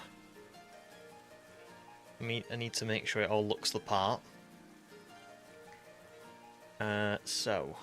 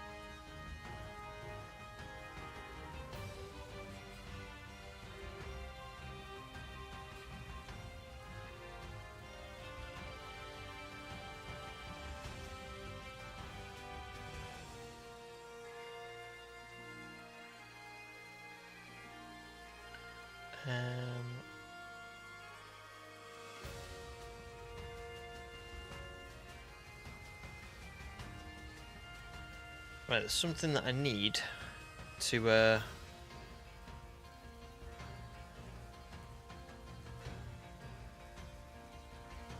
Oh, thanks, human. Are you only if you're sure? If you're busy at the minute, don't worry about it. It's not. It's literally not a big deal. But just if you are up for it, that would be awesome. Just getting the artwork ready.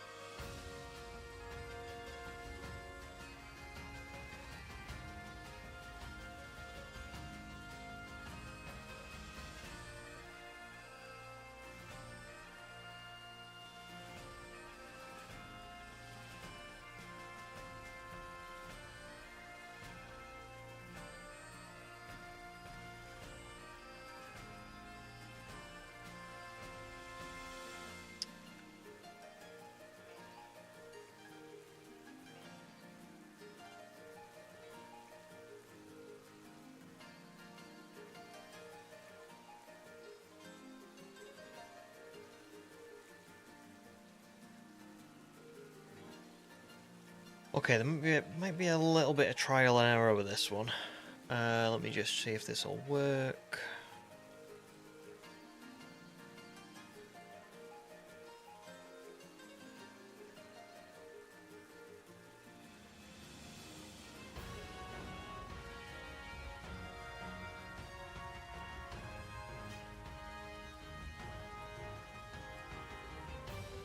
Sorry it's taking so long, guys. Just the nature of how it works. Usually I can do it off stream, so it's like dead quick, dead easy, but right now it's like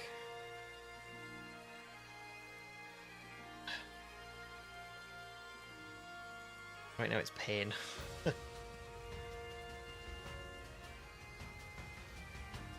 Oh, keep that going.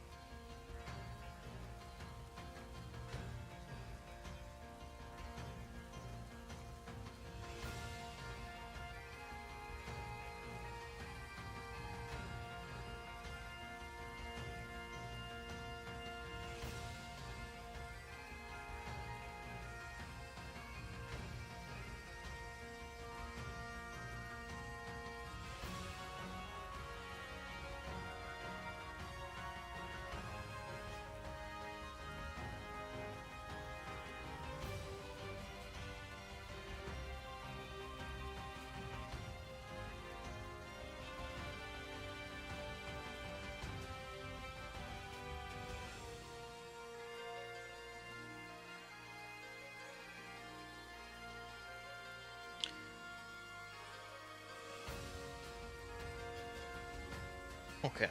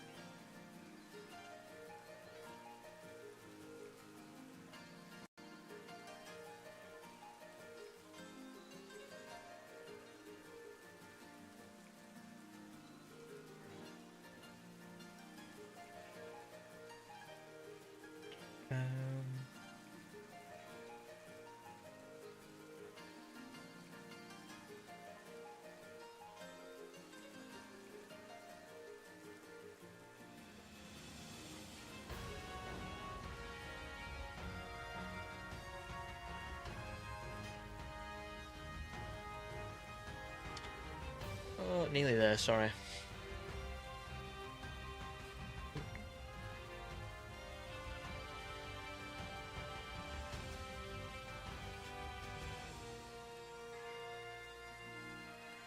Okay. And if I reset this to 0.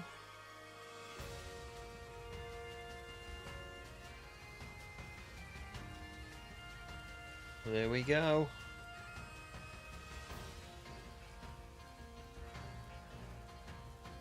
Okay. I think that looks alright for now. That'll do.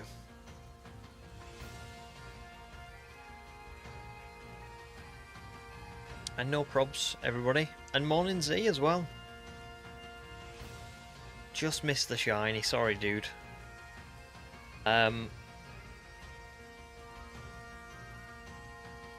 it is, isn't it? It's quite nice. I think it's... If I had to, like, guess, it's a little bit like... Do you know when we've spoke about before, like, how Dragonite's not a fantastic... I mean, some people might like Dragonite, so I don't want to, like, sweeping statement say this, but I am not, like, a massive fan of Dragonite. But I do like the, what they tried to do with it, at least. Because it's kind of like that, like, folklore kind of dragon, isn't it? I think Druddigon's a little bit similar, but it suits it a lot better. So yeah. And thanks, Human. You're an actual star. Let me, it's time for another game of Can Wayfarer understand how to trade between games? I've not done it for ages. So, I'm gonna guess it's a set of code here. Oops.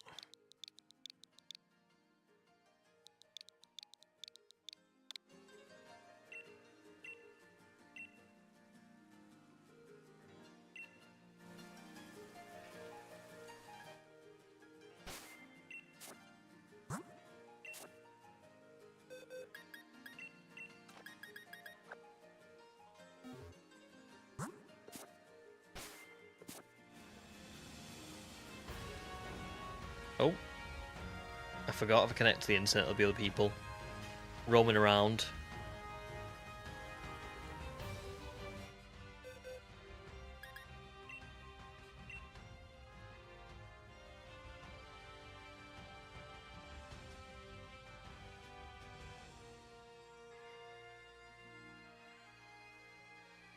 Don't trade Maeve.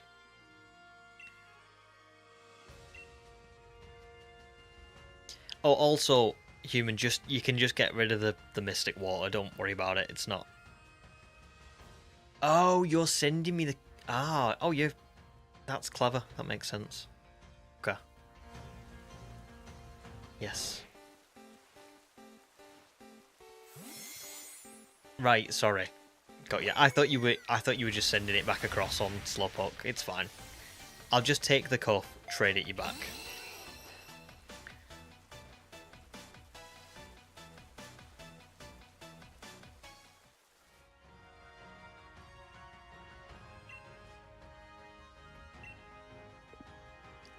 Just a second. Sorry. Do you know what as well? I don't know why, but in my head, and I 100% know that this isn't the case now, but for some reason, I thought that it was like a trade evolution. But it's not, is it? Isn't it just like... I am right in saying this, you just give the Galarica Cuff to it and it evolves. So we can evolve it on stream without all that.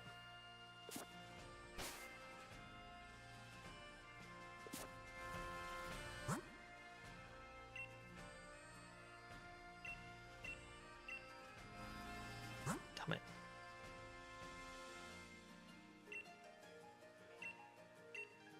Cancel. No. Oh. I'm so stupid.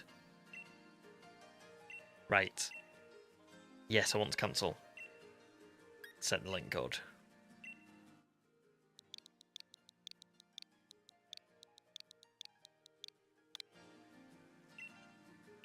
There we go.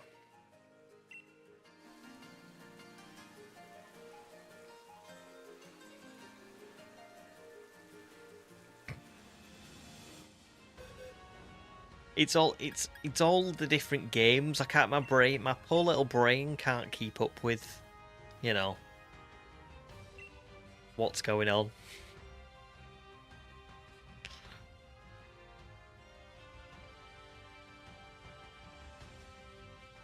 Just as I learn one game, another here comes along like another game that I don't usually use, and my brain just goes, what?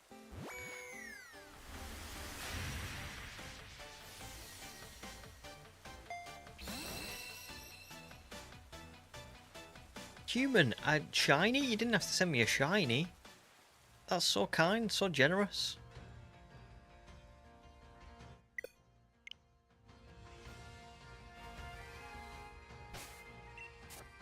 No, but thank you. Seriously, thank you for doing that. You didn't have to, but you did, and I appreciate it. And now we can all get to see live on stream.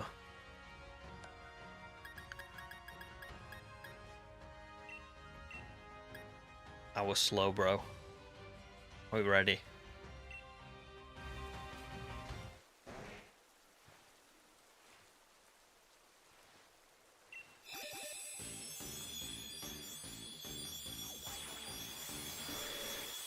That's a good shiny, isn't it? That's a really, really good shiny.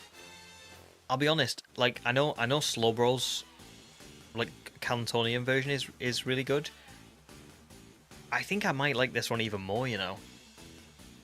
Gorgeous.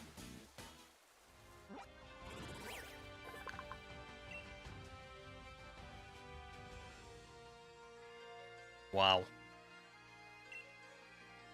Oh, we've got a nice little team now. Absolutely.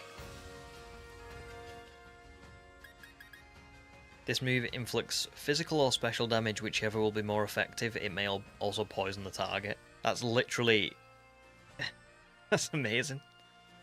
Well... What do I probably want to get rid of here?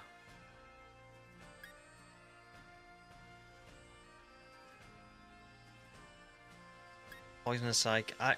Probably Whirlpool. I don't need Whirlpool.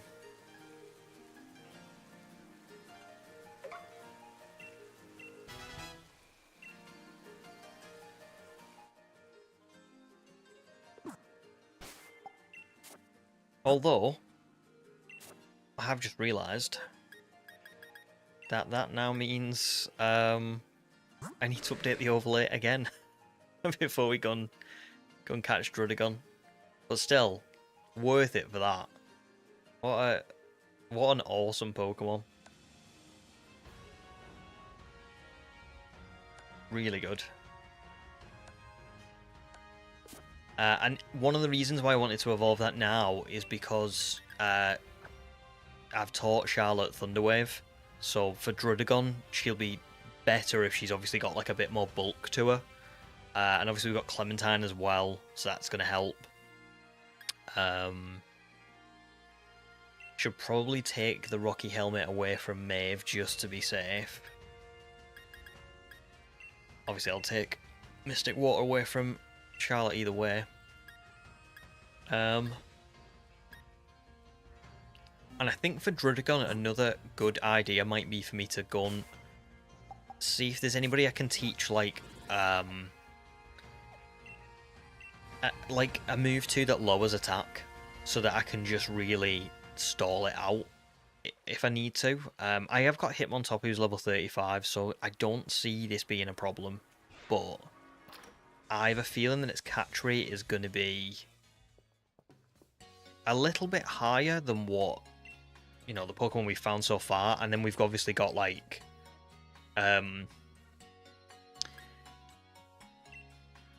we've also got, I was going to say now,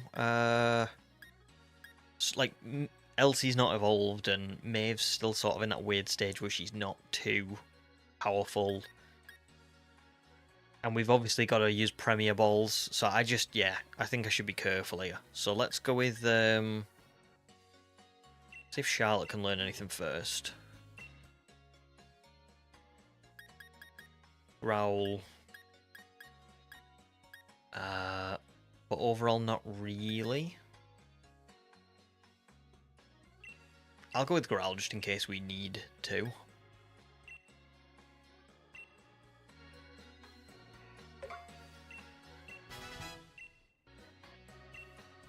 Yes. Clementine. You got anything?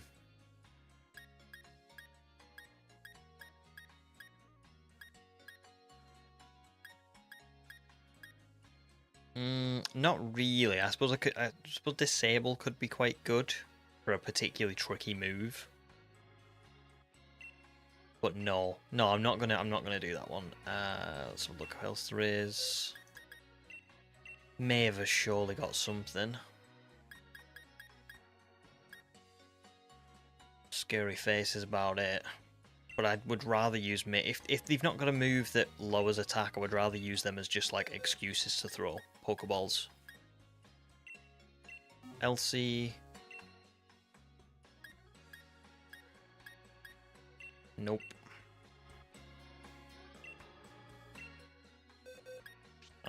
Oops. Hector.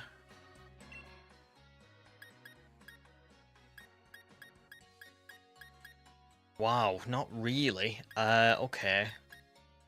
I will teach Hector Quick Attack, because that's a relatively, low power move, isn't it? Yeah, that's it. That'll have to do. Okay. I'm sorry, guys, because I've stalled a lot, I know, over the last half hour or so, but I wasn't necessarily expecting me to find the shiny. So if you can just give me 5 minutes, I'm going to go and take a break, get a drink, sort the overlay just to get rid of Slowpoke and put Slowbro on, but that one won't take long, because I've literally just got to change the team, like where the ball is, and nothing else. And then we'll go and find Druddigon and we'll get started. Won't be too long.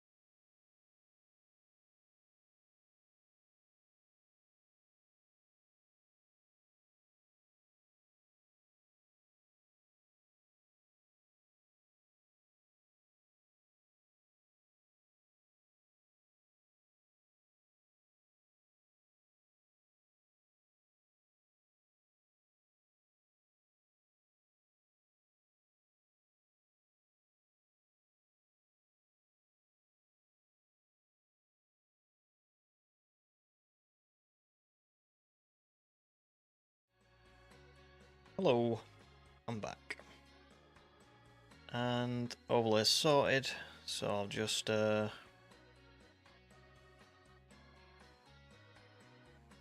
this on and we'll be good to go. Perfecto. Right.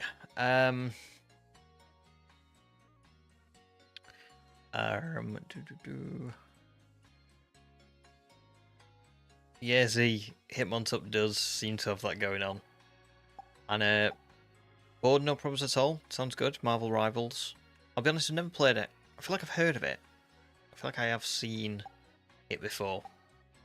But yeah. Enjoy. I hope stream's fun while you're doing that. So Corviknight can learn Sand Attack via Egg Move, supposedly in so. Yes, I have read this about the Egg Move stuff. Yeah, you can transfer Egg Moves in this game.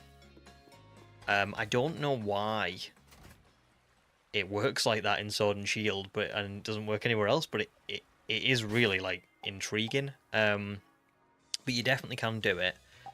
As for Yawn, I don't know about Yom. I'm gonna be the only reason is I've got Thunderwave, and Thunderwave tends to be, I don't know, maybe more reliable in the long turn. Sorry, in the long run, because if Charlotte faints at some point, then I can't obviously use I can't use Yawn anymore. But if I can get a Thunderwave off, it will be paralyzed for the whole battle. So it'll be slower than a lot of my team. It will be, you know, it will have the chance to constantly be paralyzed or like not be able to attack. So I think Thunderwave is the way to go personally, and then Growl a lot. Yeah, that's it, isn't it? I know it's got the higher catch chance as well, hasn't it? It's tough. It's really hard to know what's due for best. Let's have a look at what Druddigon's like catch rate is, because that could influence things as well. I'm pretty sure Cerebi has like the catch rates on there.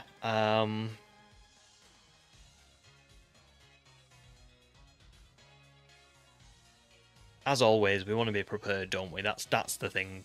We can't not, you know, can't not be prepared. So it's got a capture rate of 45. Not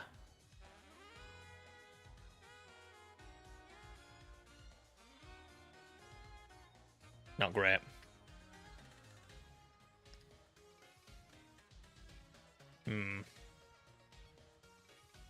But if I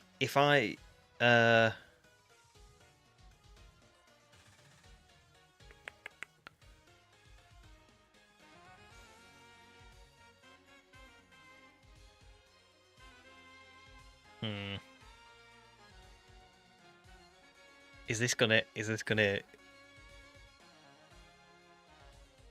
be really bad? Am I gonna lose a shiny Druddigon?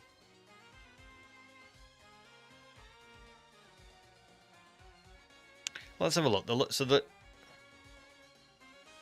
highest catch rate is 255, which is like Caterpie, Pidgey, stuff like that. The lowest catch rate apparently is 3, which belongs to the Beldum family and almost every legendary Pokemon.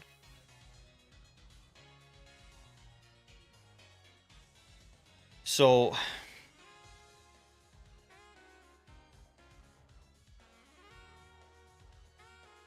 So 45 is low, but it's not like particularly low, is it? I don't.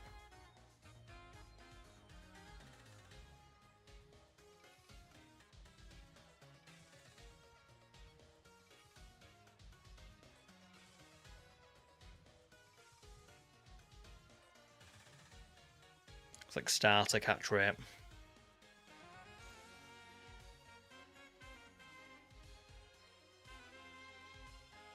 I suppose it's whether it's doable. Is it doable with a Premier Ball? There is I don't know if I can get... No, I can get dust balls, surely. Surely I can get... Let me go around to the wild area.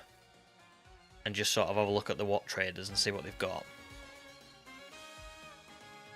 Because I just want a worst case, do you know what I mean? Like, I guess what I want is... oh, also, I need to disconnect if I can.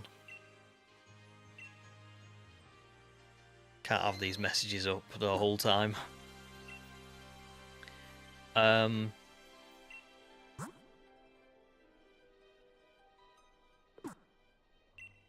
a luxury ball.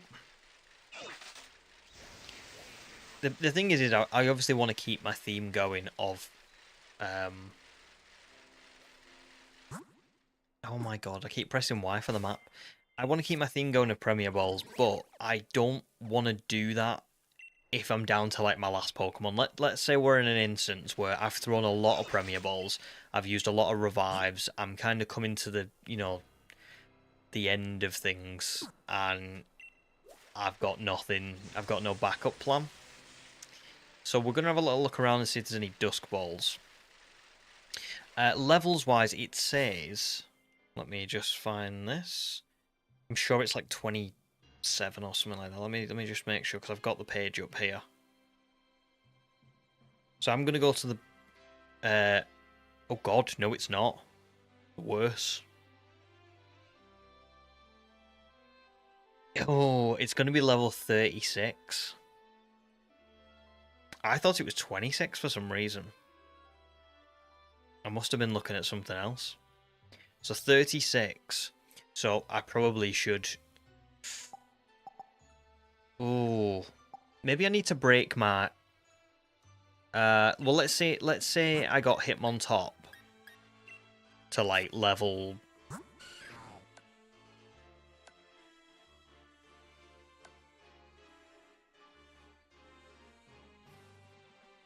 Is it? Let's have a look what the level cap is. Because I thought it was lower than that. Maybe I'll have to beat Alistair.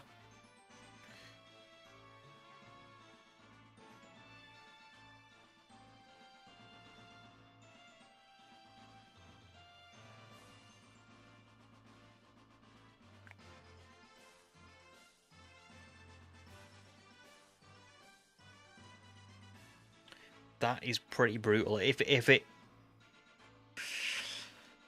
oh, this could be difficult.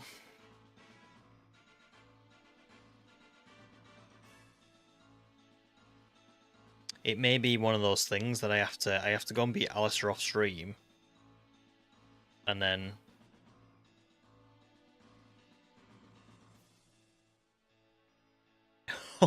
guess what the cap is for me at the minute. It's 35. One level away. So once I beat Alistair, paralyze 100% HP. Oh god.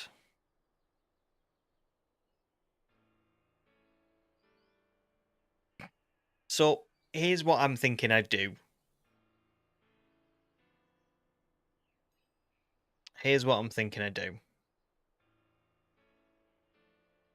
Druddigon was going to be my next Pokemon. It was. However, given that fact, I can't believe, by the way, that I've read this wrong, but I could have sworn well, no, I have got it wrong. It's not it.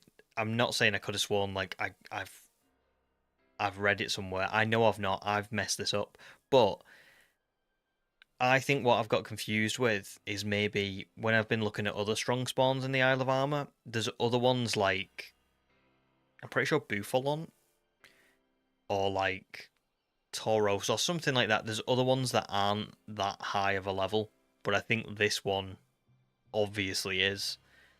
So what might be the best thing to do here is swap things around and do... go and beat Alistair off stream, then do the brilliant aura hunt for female Combee using Cute Charm, then beat Opal for the 5th gym, and then go after Druddigon, because then if I go after Druddigon, I will have Pokemon that can be around like the level 40 sort of like area, and I will also probably be able to like pick one of them that I'm no longer going to use and like put them up to an astronomical level. Like, let's say I knew after I'd beat these next 2 gyms and I've got Combee / Vespiquen, I'd have a team of 6, and I would know that I was going after Druddigon next, so whatever Pokemon Druddigon was going to replace, which will probably be either Hitmontop or Corvisquire, but probably more likely Hitmontop, I could just level Hitmontop up to like level 60, and then I would have a really good Pokemon to do this with. So that's what I'm going to do. So, I'm sorry that I've kept you all on stream, because I thought it was going to be possible, but it's not going to be possible. So I'm sorry I've kept you all on stream, but I think that is where we're going to have to end things. Because I physically can't do anything else today. There's no, I've got no Pokemon I can go and shiny hunt, because I've got to go and beat the gym, really. Oh, actually, no. No. Ignore me. There is something we can do, because it's changed the order. I now cannot...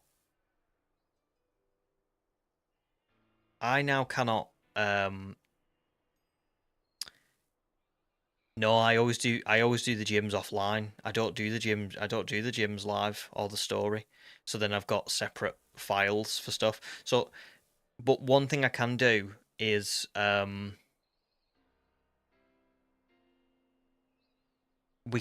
need to get a Pokemon with Cute Charm ready for Combee, and I need to figure out sort of how that works and test it and make sure that it actually does work. So we can just do that. I'm very sorry, because this is all over the place. But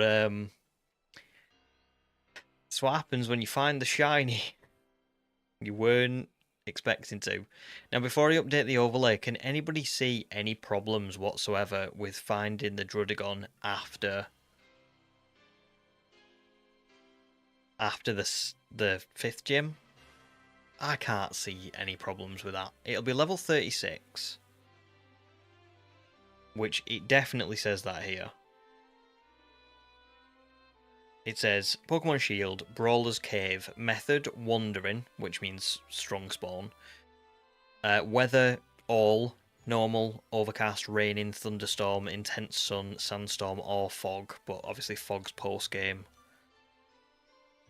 Rarity - percentage, because it's just there. There's no like, is it there, is it not, it's there. And level 36 to 36. So what I'll do is, once again, oh, that's fine, don't worry about that. I'll beat the gym, no problem. To be honest,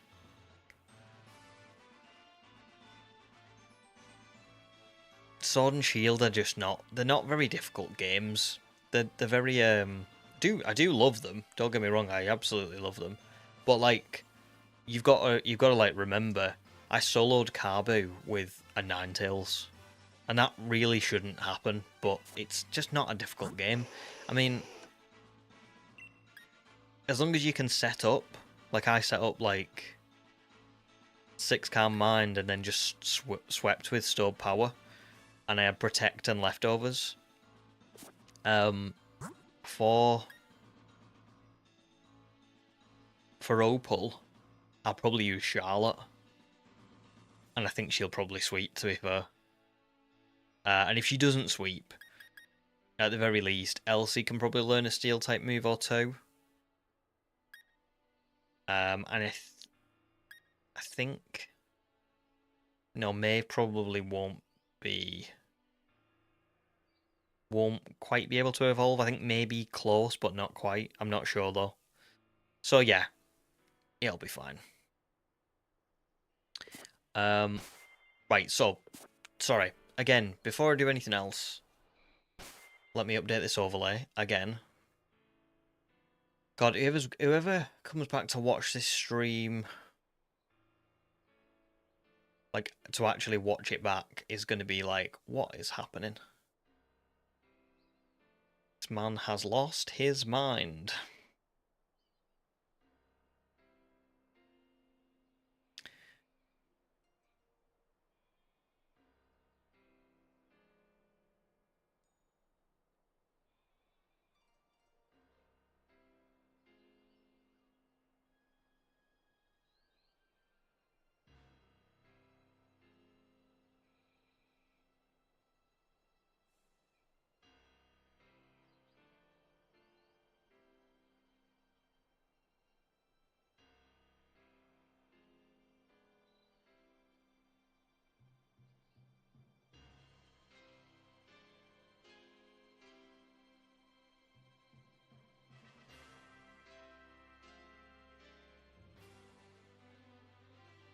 So,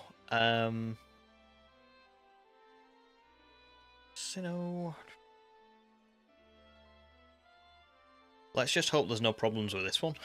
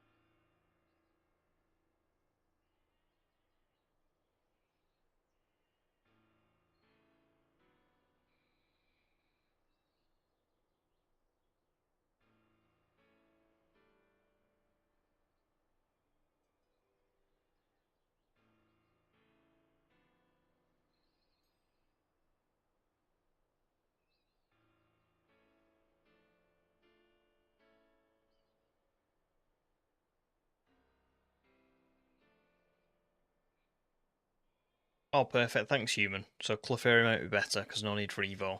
And then I'll need a male one. Okay, cool. Sounds good. I'm just struggling to find like a female Combee sprite now.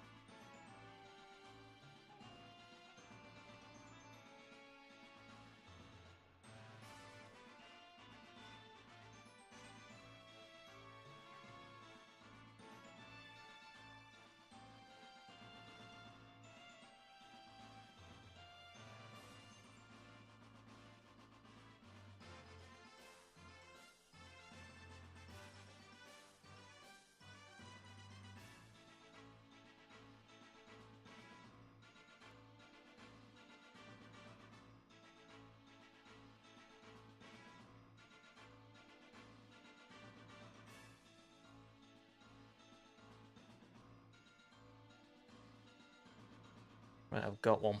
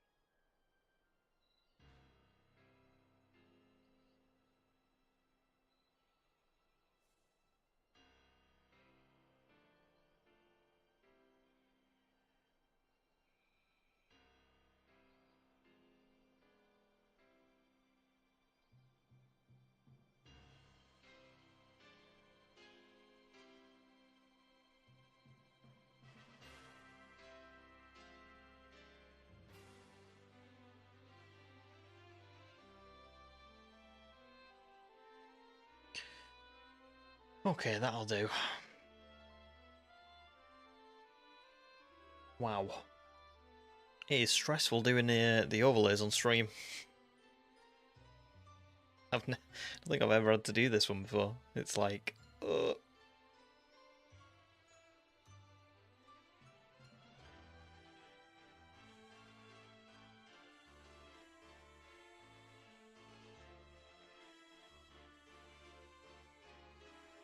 Okay. Right, thanks guys for waiting. I apologise about that. So, all set. Pretty much.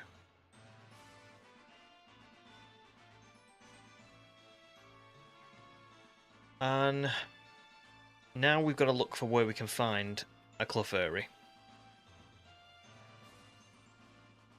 So,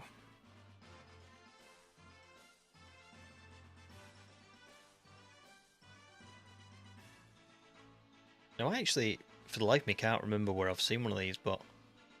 oh, I can't get one. I can't get a Clefairy human, because it says they're only available in the overworld when you have fog, and fog is the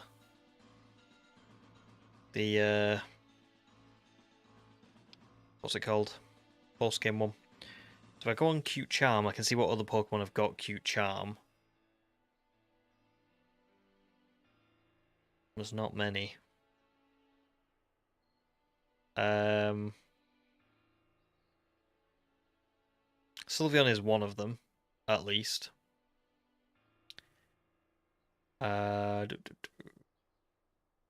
Lopunny can have it.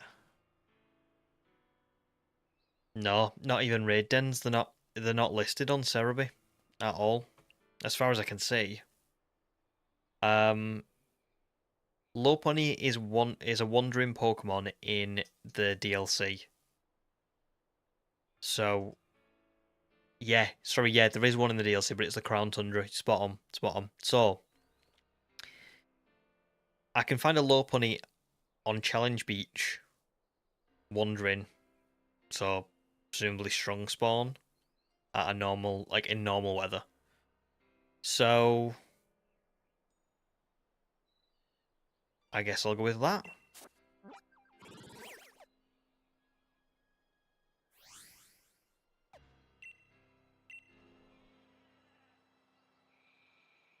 Now, Challenge Beach is... Oops. I always thought Challenge Beach was this one, is it not? Oh, that's Challenge Beach. Oh. Did I write? Oh god, never mind. Ignore me. I clearly have no clue what I'm doing. I think when we hunted for Slowpoke, I'm pretty sure that I wrote that the location was Challenge Beach, which was not true.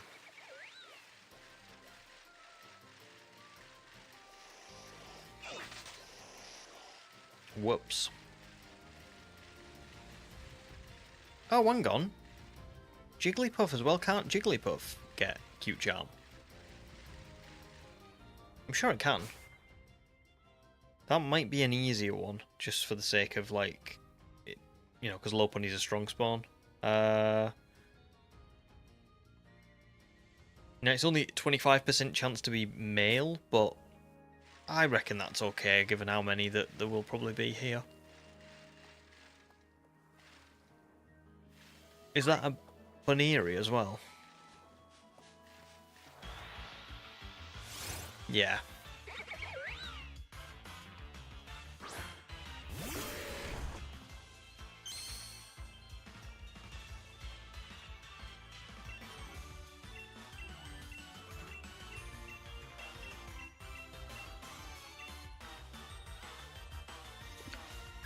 It's female anyway. I need to remember to look at that.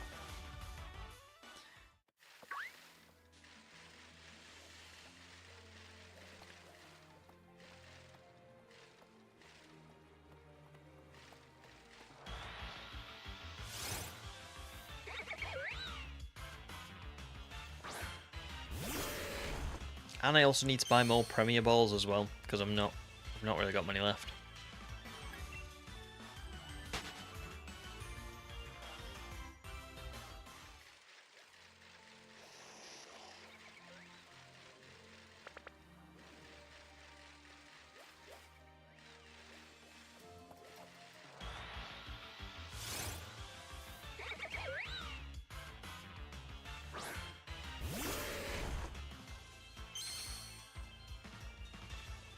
That's a good point.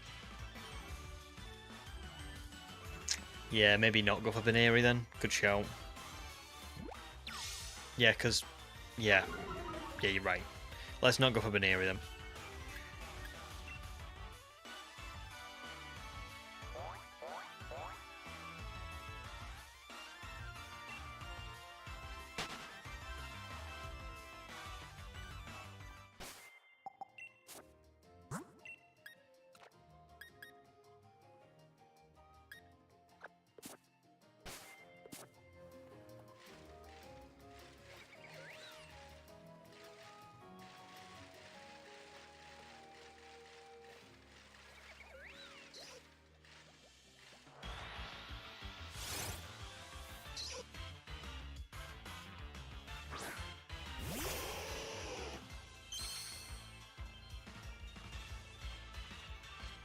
Hey, there we go. Male.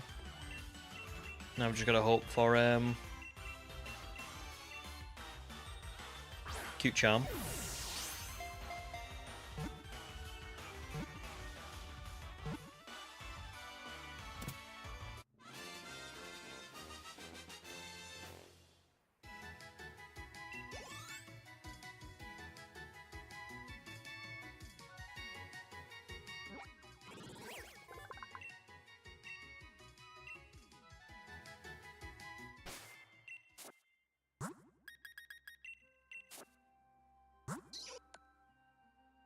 Competitive.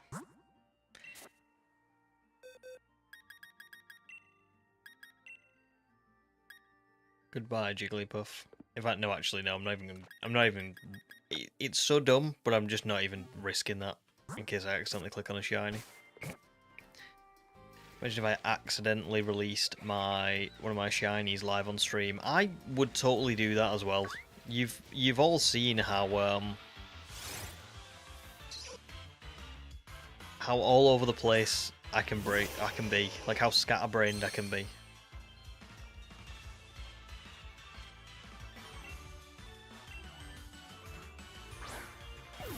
I would.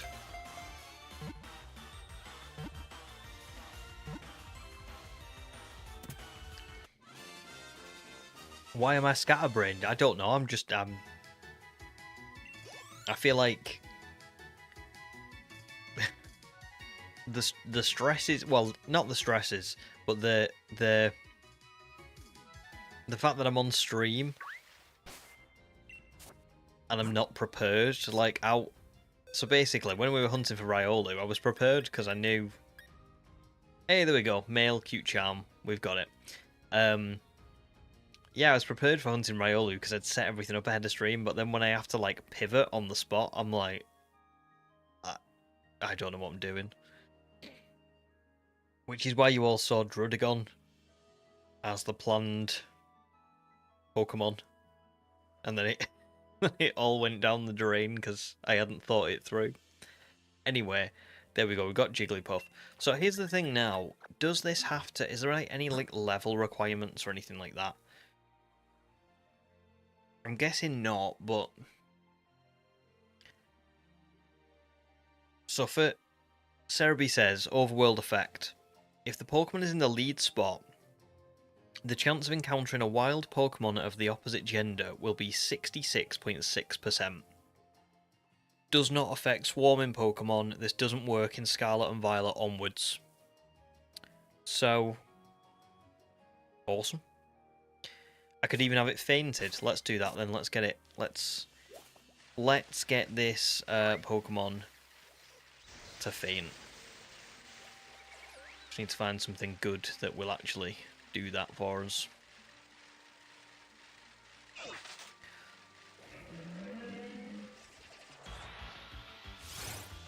It may be harsh, but it is a sacrifice that I'm willing to make.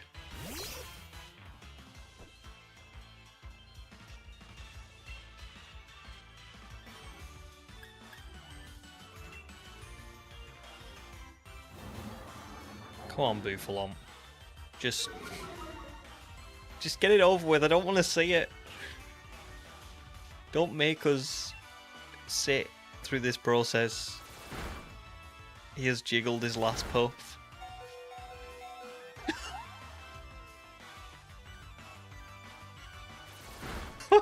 I thought I was going to save him.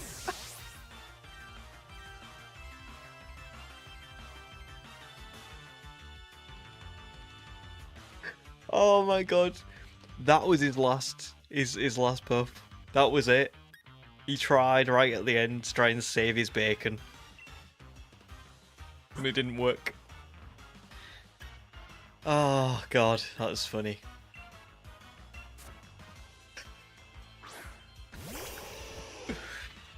That last ditch effort. Oh, that's funny. That's really funny. Right, okay. We've done it. There we go. So, let's save. So now what I need to do is see where Combee spawns the most. I have a feeling that it's in the Isle of Armor, but I have a feeling that you need Surf to get the... You need the bike that will run on water. So I don't think that's going to be viable. But that's okay, because I did see that it was still quite viable, like, in the wild area. So, it's fine. Oh, yeah, good point. Automatic nicknames, forgot about that. Let's have a little look. I did wonder why, I did wonder why it hadn't asked me about Riolu, and I thought, oh, maybe it's just because I did the... It was, like, from an egg, but then I thought, that doesn't make any sense. But... It's fine. So, let's find Combee.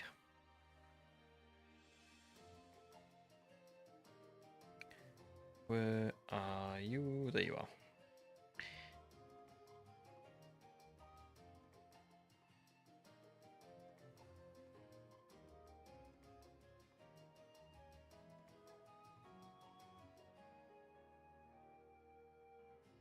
Right, it looks like it's in the rolling fields.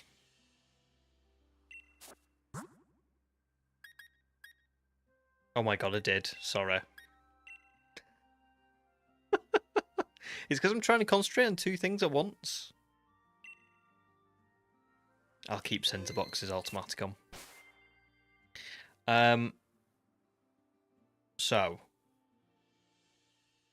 in the rolling fields, in normal weather, it will appear in the overworld at a 60% rate.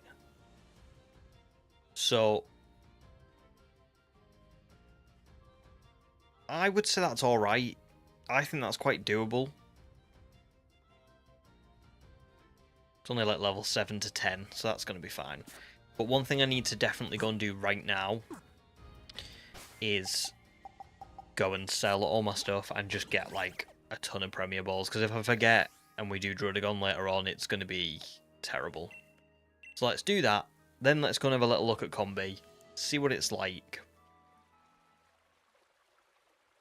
And then... yeah.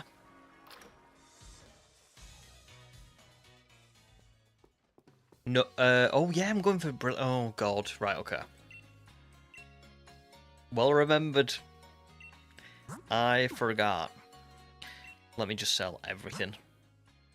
Oh my god, are you ready for this? 81 comet shards. A millionaire. Just like that. Yes, please. 277 rare bonds.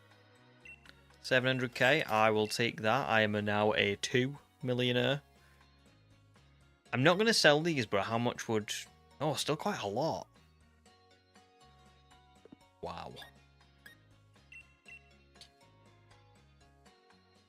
I don't need money, otherwise I would sell them, but... yeah. Yeah. I mean, I could sell a lot of this stuff, but there's no point, is there?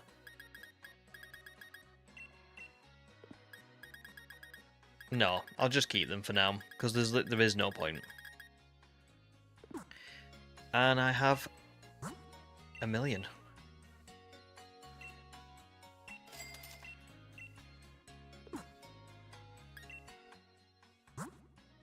And this is the strat. You just sell them all back for quite a lot in return. Buy them all back.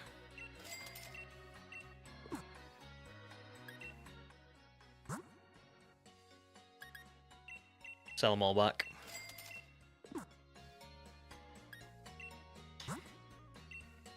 Buy them all again.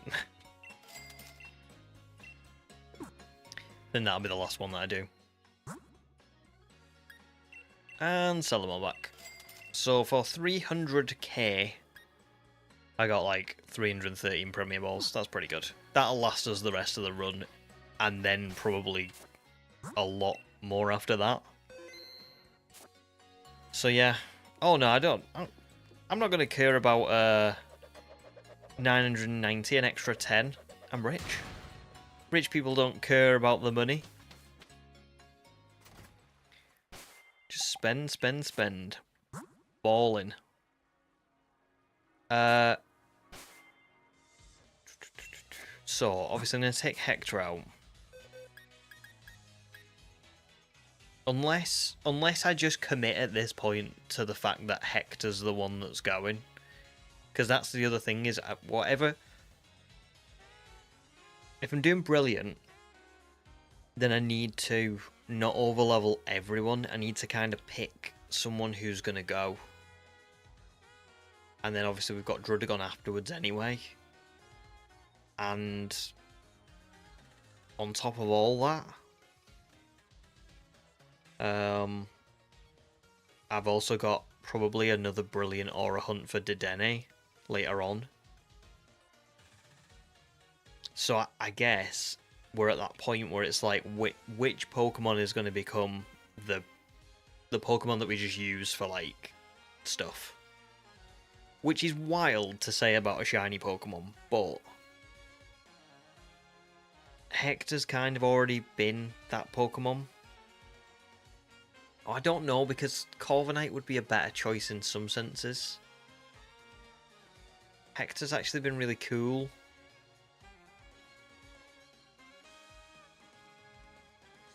Let me think of the Pokemon that I've got left. Let me have a look. Let me make sure we've got no other crossovers in typing or anything like weird. So we've got Vespiquen, which is going to be Flying and Bug. So really, when you look at it like that, Mave should probably go. Then you've got Druddigon, which is dragon, so it doesn't matter. Then you've got Dedenne, which is electric furry, so again doesn't matter. Hornedge, which is steep. Yeah, it's got to be, hasn't it? It's got to be Mave, because I used a Corviknight for most of my Scarlet run, and it was really good. And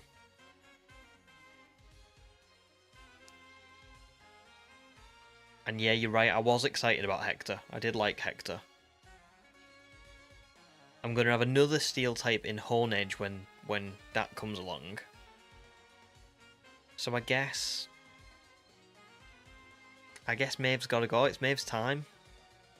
It's Maeve's time.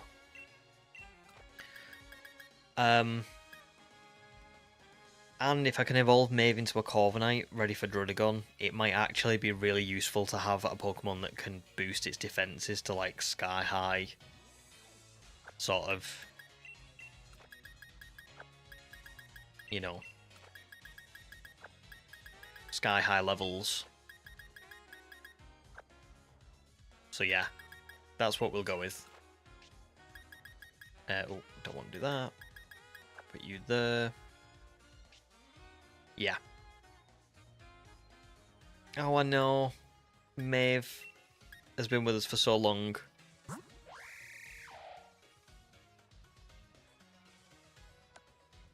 So we've got a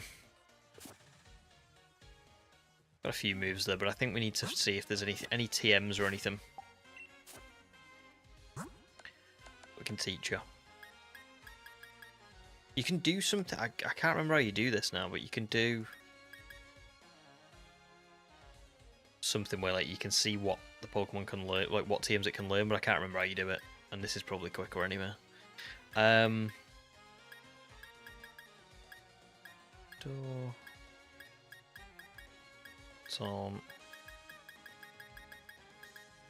Brave Bird's not gonna help. Here's Work Up. How many leopard? I've got a lot of leopard berries as well. Let's go into the Pokemon Center and see if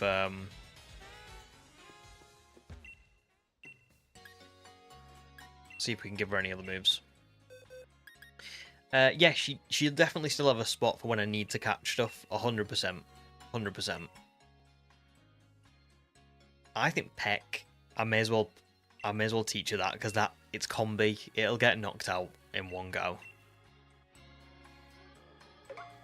from this level and all subsequent levels. So we got Peck.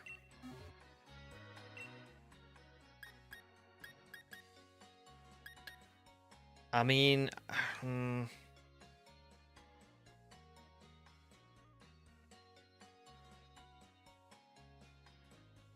I'd rather just teach her some TM if I was gonna do that. And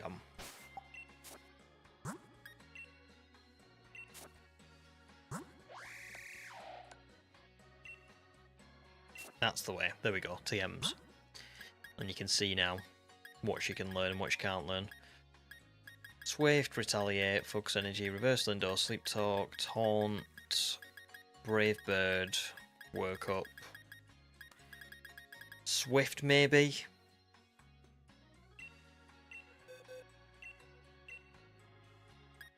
Instead of Power Trip. And then that'll give us 40, 60... Sorry, 20, 40, 60... 95. That's not too bad. That means I'm only going to have to go to the Pokemon Center like 5 or 6 times before I hit the 500 mark, so... In fact, I'm not even probably going to have to do that, because I can just use them leopard berries as well that I've got towards the end. So yeah. Easy peasy.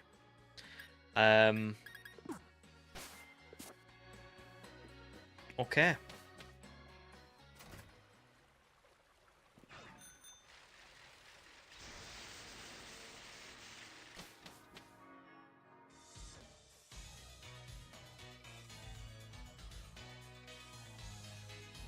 And then we'll have to see.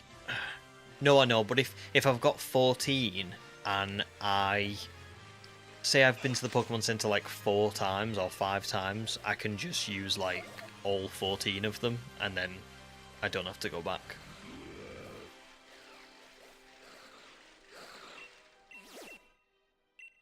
Why am I even doing this? I've got like loads of watts now. I don't know. Forgetting. So right, so it's snowy. That's not good. Unless it changes when I go over here, maybe? No. So, the easiest way of doing this would be to find out what date in the calendar, normal weather, would spawn.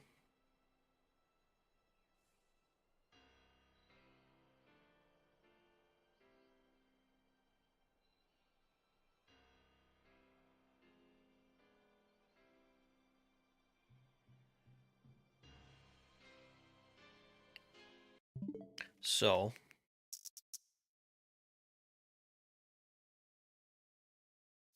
May 1st apparently is a date that you can do.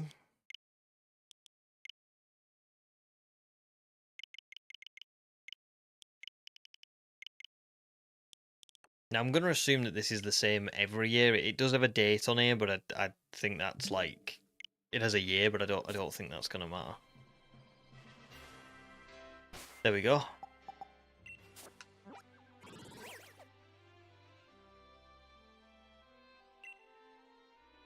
Yeah, that seems to have worked. Well, now let's see if Combee is appearing. There's the Vespiquen. That was the Vespiquen I was originally going to go for. Strong spawn. Oh, wow.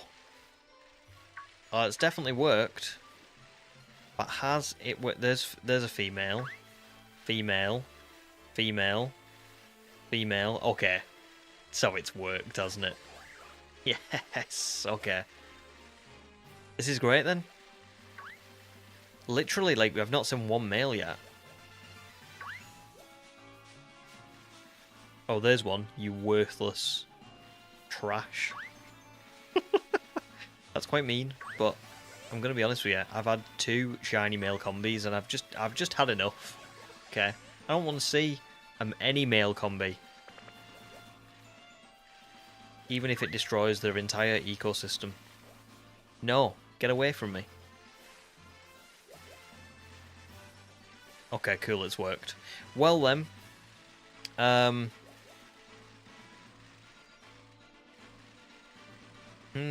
question now is, I was going to beat the gym first in some sort of, I don't know, for some continuity, but I guess I may as well just start, hadn't I? But then when I go offline after today's stream, I'll go and beat the gym and then I'll come back. But at least you guys can see where we're up to. You can see how it works and everything. And start to get them.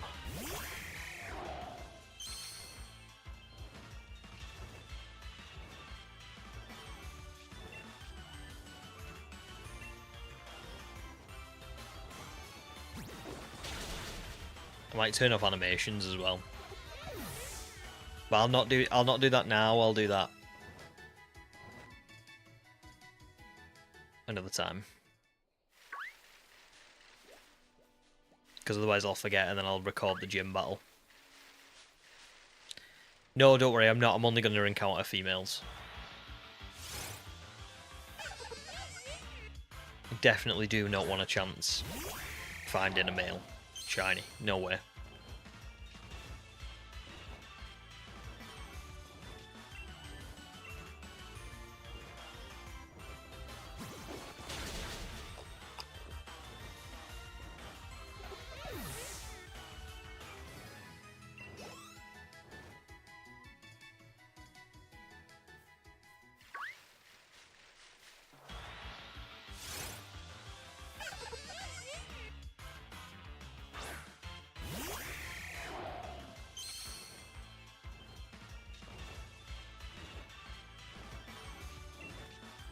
The only downside of this is that because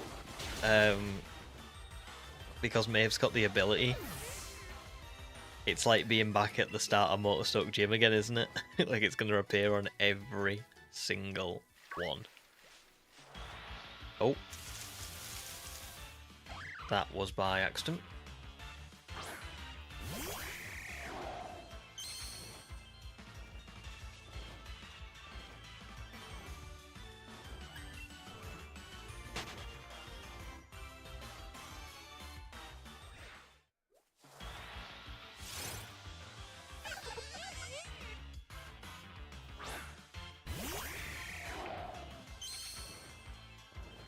Oh, thanks, Jensen. Sorry, I missed your comment. Listen, you'll get Wooloo eventually. I promise. I mean, just look at Vulpix. It appeared eventually. Just takes some time. But thank you. Nice to have gotten it. I'm glad to be moving on to another one. I mean, I don't find the eggs. Oh, for God's sake! Last week, why have I just done that? I don't find the getting the eggs too bad, but I don't know. I think when you go over odds in Masuda, you just like, listen. I did it. I want to. I just want the shiny now, and I want to move on.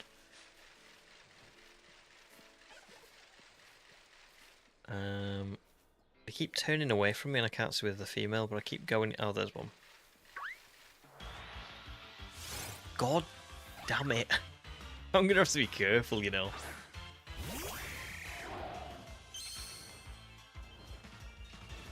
It's begun, but I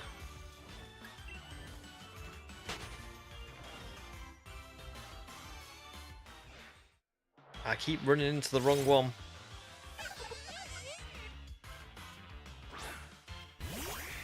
Oh, good point. Yeah, I suppose I could change your ability. Might have a little look. Might have a little look into that.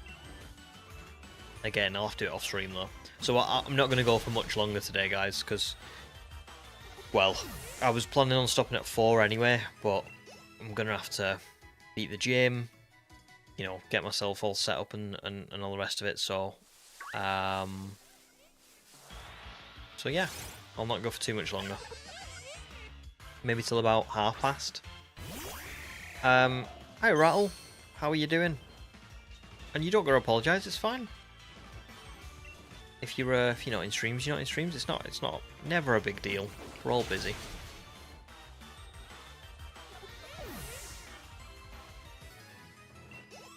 I always just keep going anyway, you know?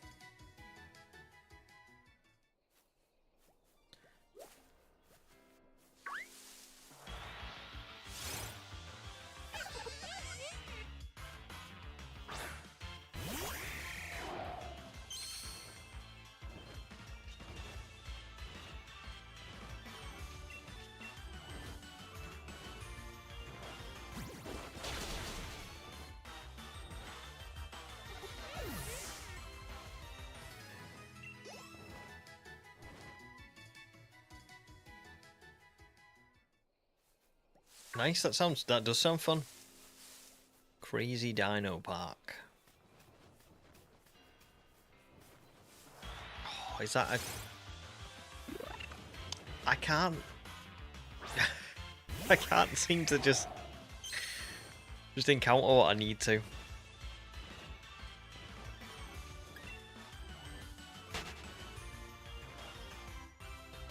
So what's Crazy Dino Park about?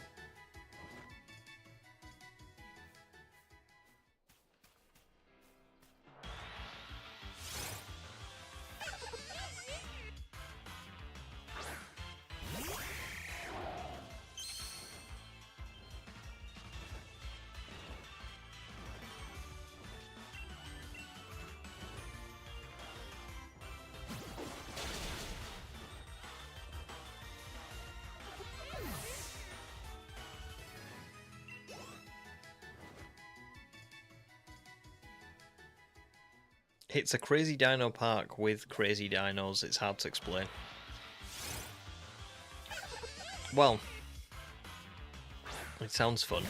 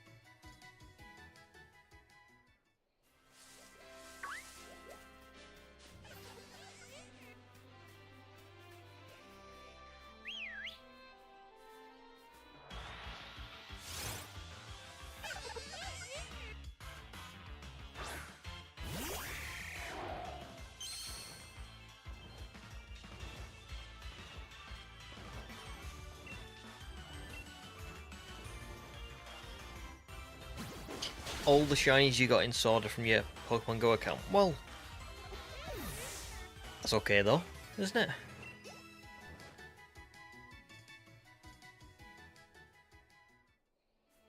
Shinies are just whatever you make of them at the end of the day.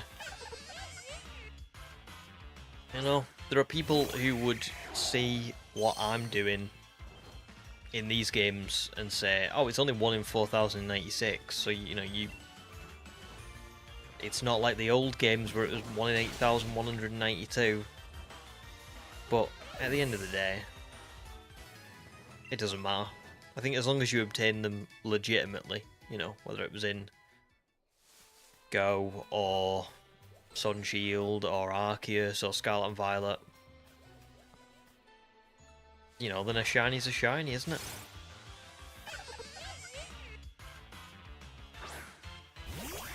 I know. I just don't get it.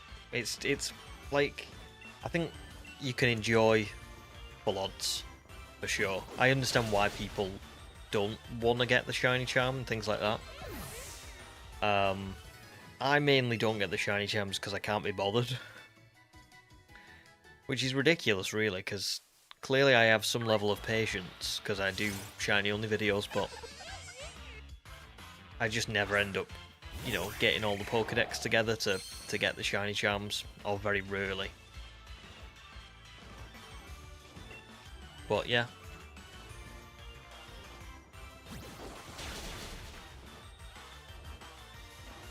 I don't think there's anything wrong with it. Put it like that.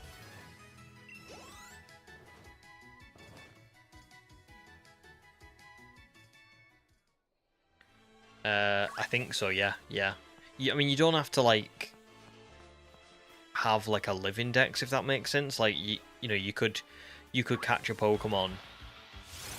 So you could catch a Combee, and you could evolve it into Vespiquen, and then, like, you've got both entries, even though you've not got both Pokemon, because you've only got Vespiquen. Does that make sense? You don't have to, like, go and catch, obviously, another Combee, but you do have to have, like, you do have to have caught everything or owned everything at some point. But I mean, it's difficult because you'd have to, like, touch trade for some of them unless you've got both games, you know, like, to get, like, the legendaries in these games, like Zacian and Zamazenta, that's, most people don't end up having both, so you can kind of just say I had Shield and you had Sword. I could give you Zamazenta and you could give me Zacian, and then I could give you yours back, and that's enough because it enters it in the Pokédex.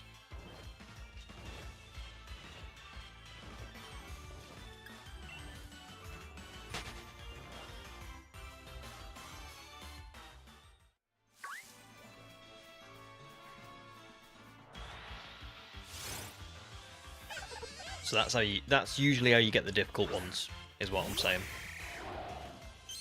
Oh, have you not? Yeah, I'd say that's a good way of doing it.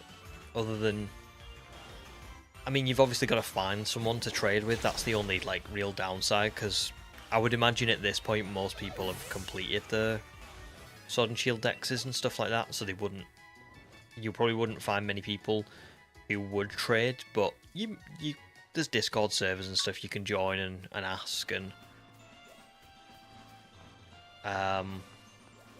Humans right as well. There's also like the GTS on home mobile.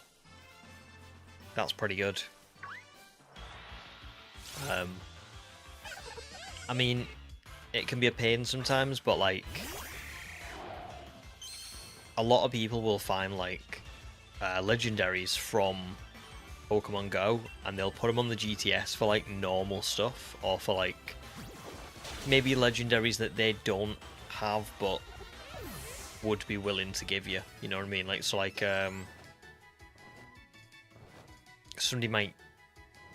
you might get some people who are asking for like really rare Pokemon like Enamorus or Walking Wake, and they wouldn't be worth trading. But like, I don't know, if say somebody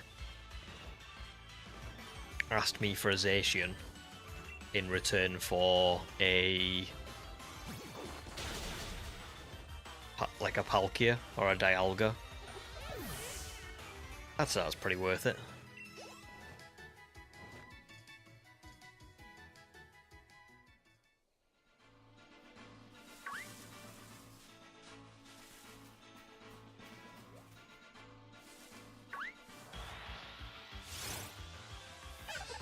Oh yeah, 100%, that's a really good idea. You find a good shiny that you've got a spur of, people will take those off your hands.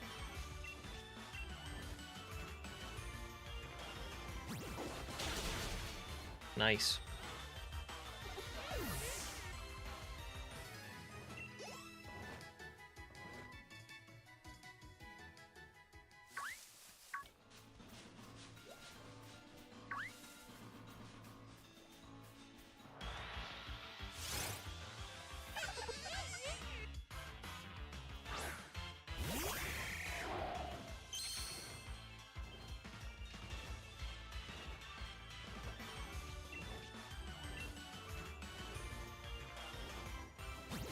Yeah, you don't want to trade all of it in from Go. I get you.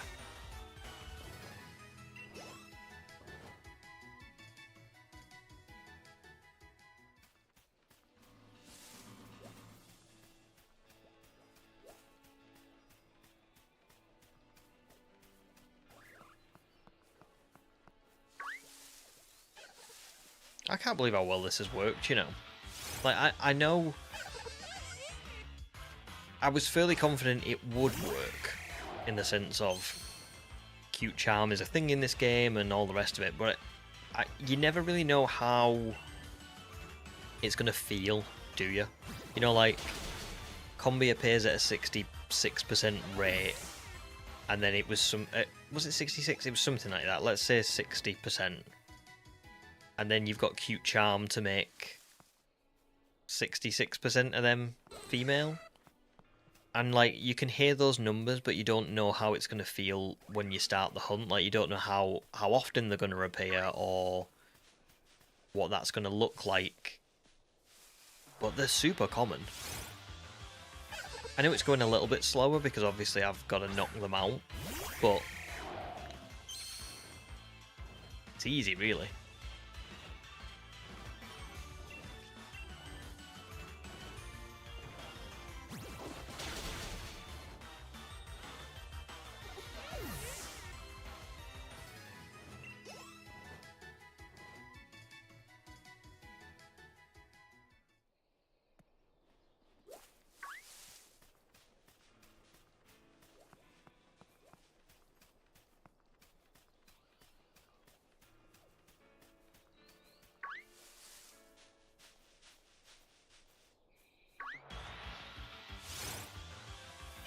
No problems, James. Hope you're all good, and thanks for joining. Get some good rest. Drive safe.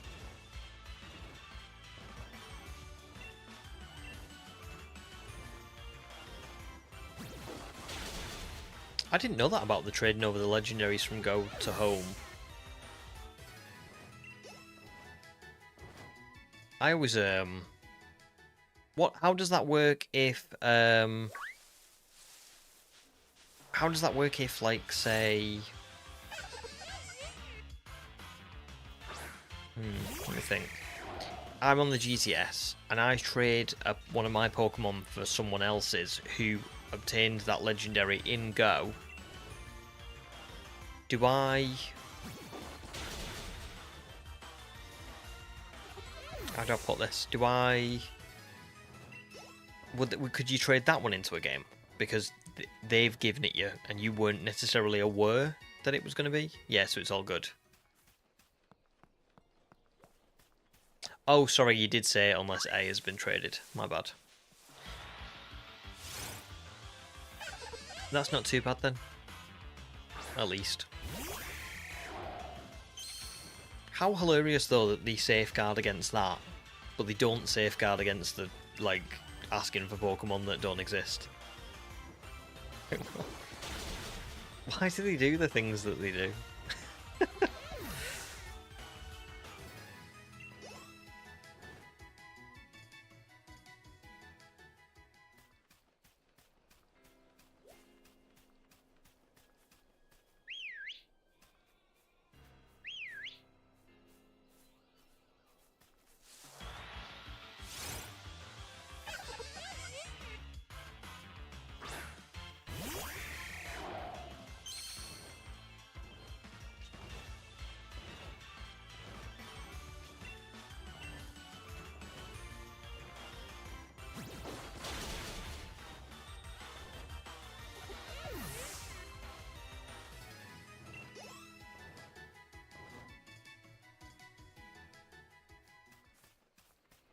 I double check that's what human means, but I think so, yeah.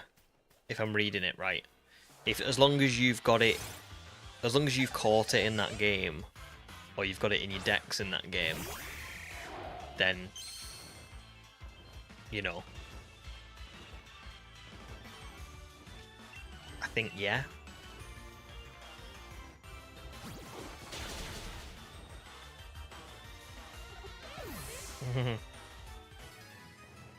Nice.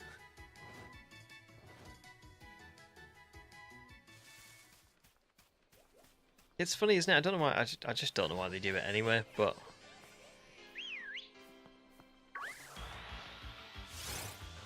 there's definitely ones I've seen as well where, like, I've thought, oh, that is possible, and then I've gone to, like, find it and been like, nope, there's no way that's possible. It can't be.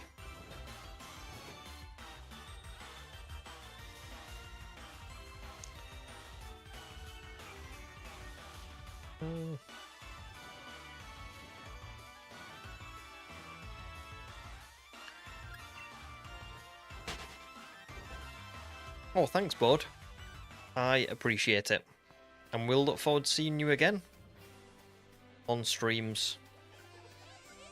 I mean, I tend to do, like, maybe like 2 a week. Sometimes I'll do 3. I'll probably over Christmas and for at least like a little bit of January, you might see less of me than you usually would, just because I'm trying to edit the Teal Mask video as well, like alongside streaming, which is quite a lot, but for sure, yeah, I'll be streaming the rest of this challenge really, and any new ones as well. So on the horizon at the minute is Sword and Shield, and if you do want to go back and watch the Teal Mask, we did the whole of the Teal Mask on stream as well. I'm going to do the Indigo Disc, and then I'm probably going to do Pokemon Shining Pearl, with only shiny prehistoric Pokemon. And then after that, hopefully ZA will be out by that point.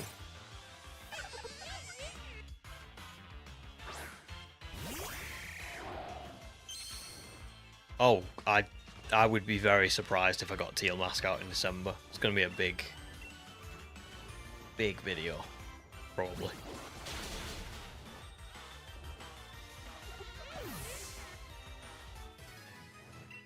I mean, I was aiming to have the Teal Mask finished, as in the stream inside of it, by the end of December. And then obviously we finished early. But, like, the editing and all, and the script writing and stuff is... I mean, here's what I'll say. I'm at, script writing wise, I'm at 6 pages. And in the story, I've just got to the Kitakami Mask Festival, which I think was day 2 of stream.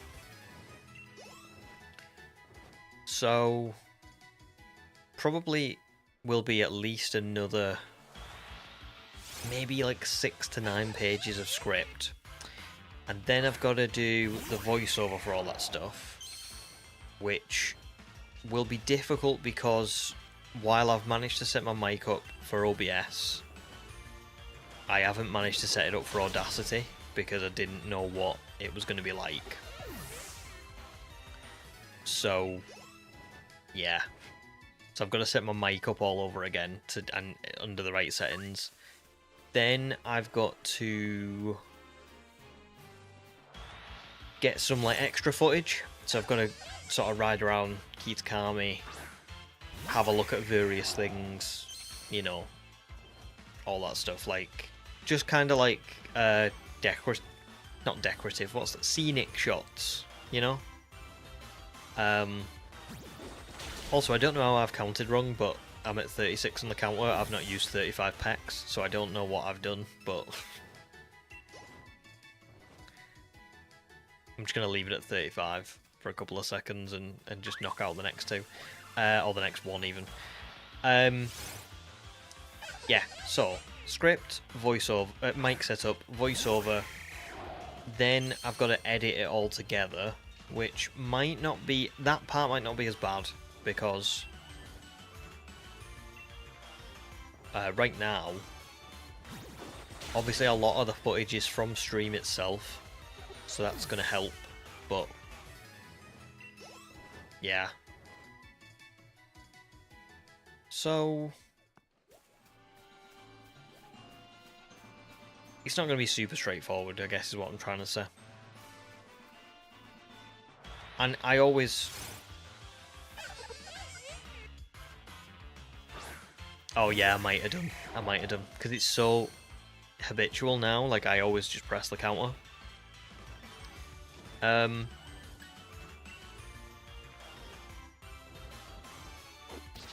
Yeah.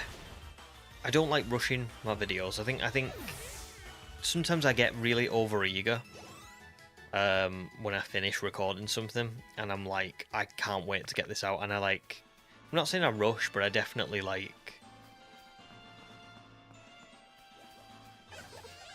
maybe get some things wrong.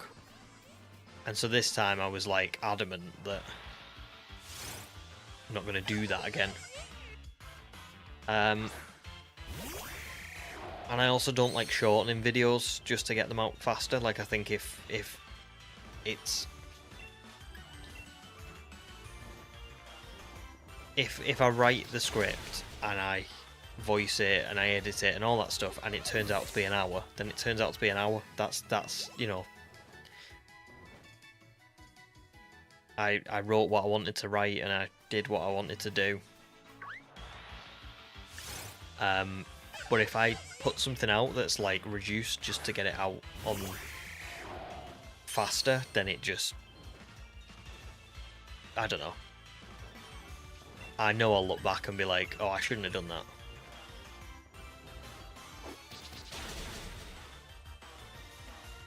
Like, I wish I'd took more time on that video.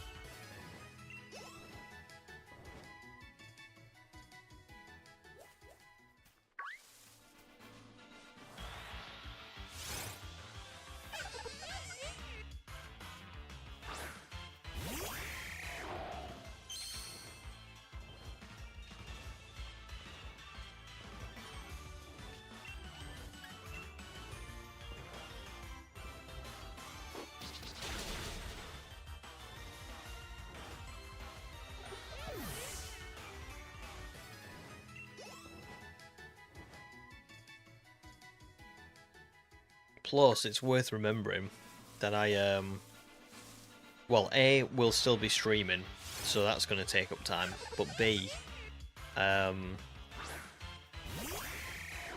C. B, it's Christmas, so I would like to have at least a break, and C, this is the first time I will ever have edited a video or made a video that has come from stream. So I feel like that makes a big difference as well, because it's very unfamiliar to me. And I was struggling the other day when I was trying to write the script. Usually I've got all the footage and it's really easy to structure stuff because it's like my voiceover is going on this video over whatever piece of footage I pick, but because it's like live in the moment, I'm having to do voiceover stuff that's not from the stream and isn't live and in the moment, but also try and find the right parts to put in the parts from the live stream. So it's quite it's weird. I've not done it before. It's a bit of a strange experience.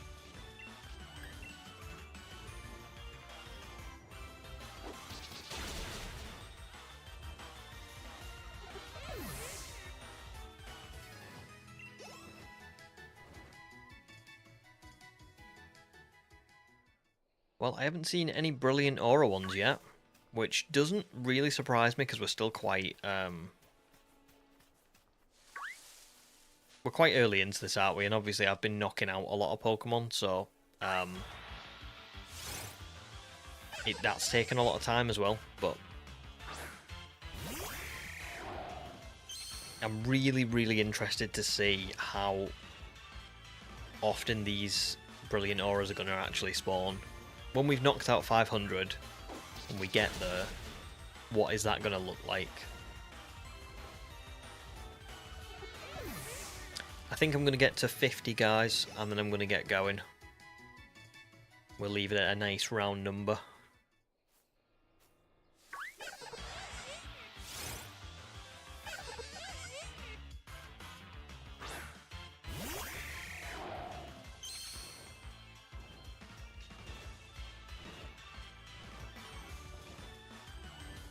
Gonna take a...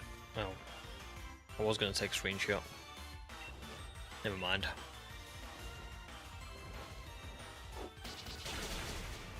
Oh, they do spawn a decent amount. Brilliant. I can't remember, am I right in thinking that 500 knocked out is the best shiny odds for brilliant spawn, but the brilliant spawn itself is like 100? Like knocked out or defeated, that reaches its max like level there, but it's just the shiny odds that are at 500. And I'm definitely going to go to 500 because I feel like it's worth it. I mean, we've not even been going for like, what, half an hour-ish on knocking these out, and I've definitely nearly got 50, so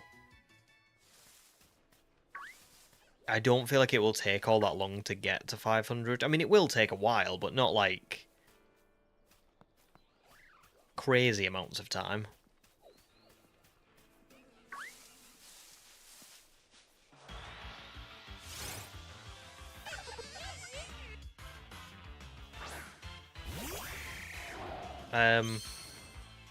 No, I just wanted to check if that was right, Human. I don't know if it is. I feel like that's lingering in the back of my brain somewhere, that might be what,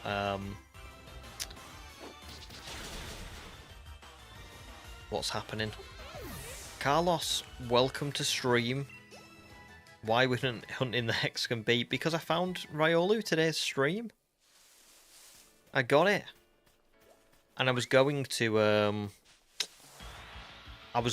shiny hunt Druddigon, but I could not do it in the end. There was a very chaotic bit of stream where I was trying to work out how to do it, but it's just a little bit too high of a level right now, so I need to go and beat the next 2 gyms Sorry, yeah, I need to beat the 2 next gyms, and I need to get the next shiny instead, and then Druddigon will be the one after that.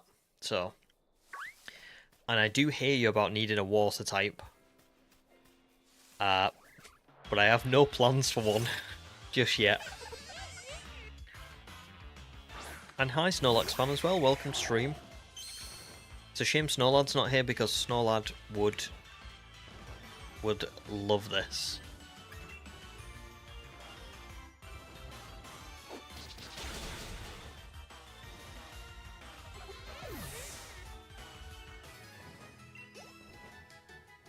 But yeah, for anybody who's new and has joined recently, this was supposed to be hunting Riolu, but we found it earlier today. So we found it around about 3 hours into the stream.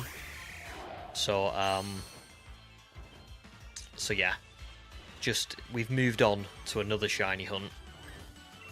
But stream is about to end, unfortunately. But if you would like to carry on watching me shiny hunt these Combee on the next stream, you know, please subscribe and come back next time. Last one. Not a shiny, but 50 knocked out is already a really good start, to be fair. I'm feeling very optimistic about this shiny hunt. I feel like, you know, we might go over odds, but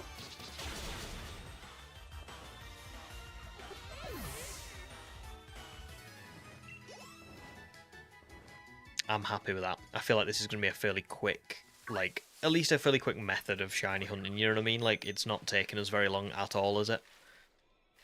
Very good point, human. Well done. Yes, I will very often host the schedule for the streams in Discord, and we do have a Discord, so if you would like to join that, by all means. Just realised, don't even need to go out to the Pokemon Centre. There's this woman here. So, that's fun. That is literally right next to where we are, so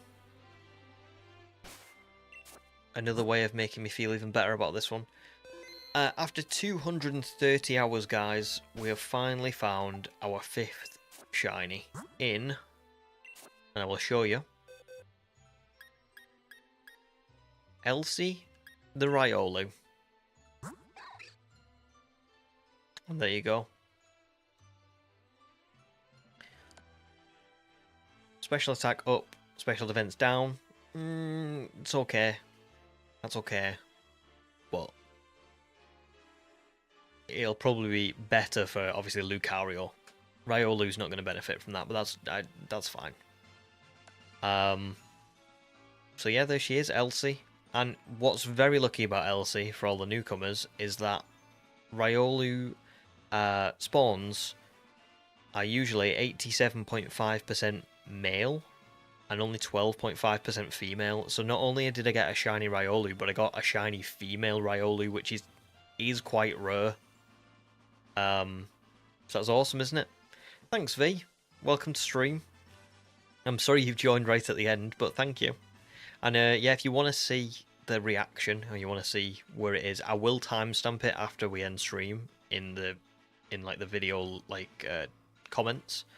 But it was around about the 3 hour mark, so there you go. And you can see 865 eggs, so about just shy of 200 eggs over odds, which isn't, I'd say that's okay. I'm quite happy with that. But there you go, guys. That is pretty much everything for today. Next time you see me, I'll have one more gym badge, because I will have travelled up to, let's have a little look on the map.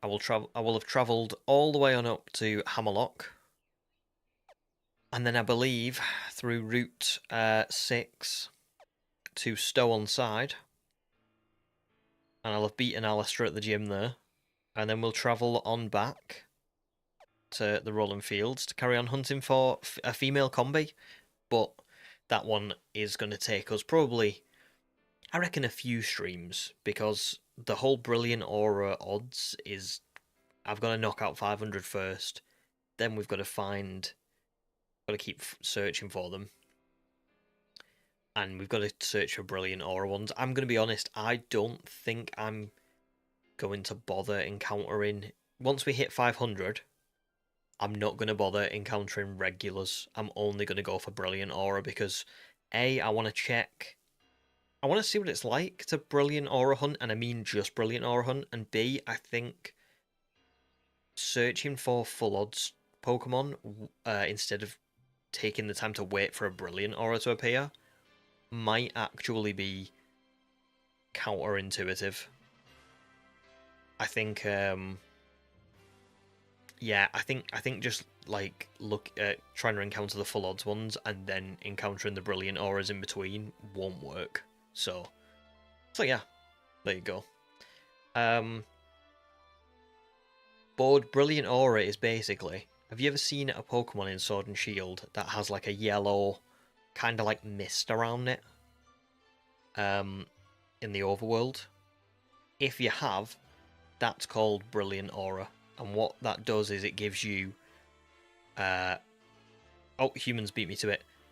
3 perfect IVs can know egg moves, and they have better shiny odds once you've knocked out more and more of them. So if you knock out 500, the odds for one of those Brilliant Aura Pokemon being a shiny, I think come down to something like 1 in 5 or 600. So pretty good. Really good, actually. And especially for a Pokemon like Combee, where obviously I'm looking for the female version, I think it'll be particularly useful. It's almost like Masuda method, but without having to hatch the eggs. You're just encountering them. So yeah, pretty good. Probably a lot of saved time compared to Masuda, but I don't know yet. I've got to see what that looks like. V called them charged before he knew it was Brilliant Aura. To be fair, charged is a good... I like that. Charged Pokemon. That's really cool, actually. That's a good name.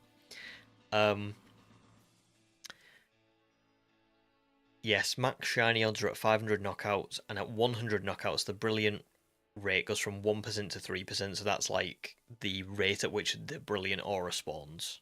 So there you go. It basically is Masuda with encounters.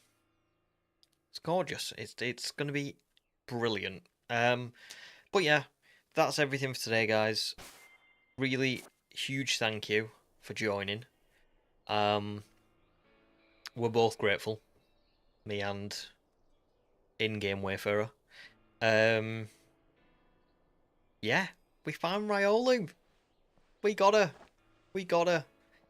And it's obviously a shame we couldn't find Druddigon, but I don't think it's the end of the world. I actually think it's quite nice that we're going to be able to pick up a Vespiquen next anyway. So I don't know when the next stream will be yet, but I will schedule it at some point, maybe tomorrow, to be honest. It might, sorry, no, not that the stream will be tomorrow. I will maybe schedule it tomorrow. So yeah, that's pretty much everything. Thank you so much for joining, and yeah, if you are new, great point, human. When I do these streams, I make them into long videos, which are just basically the full challenge. So if you want to watch them, I think they're alright. So yeah, have a lovely Sunday, guys, and have a lovely week until I see you next, and I'll let you all know in Discord when that will be.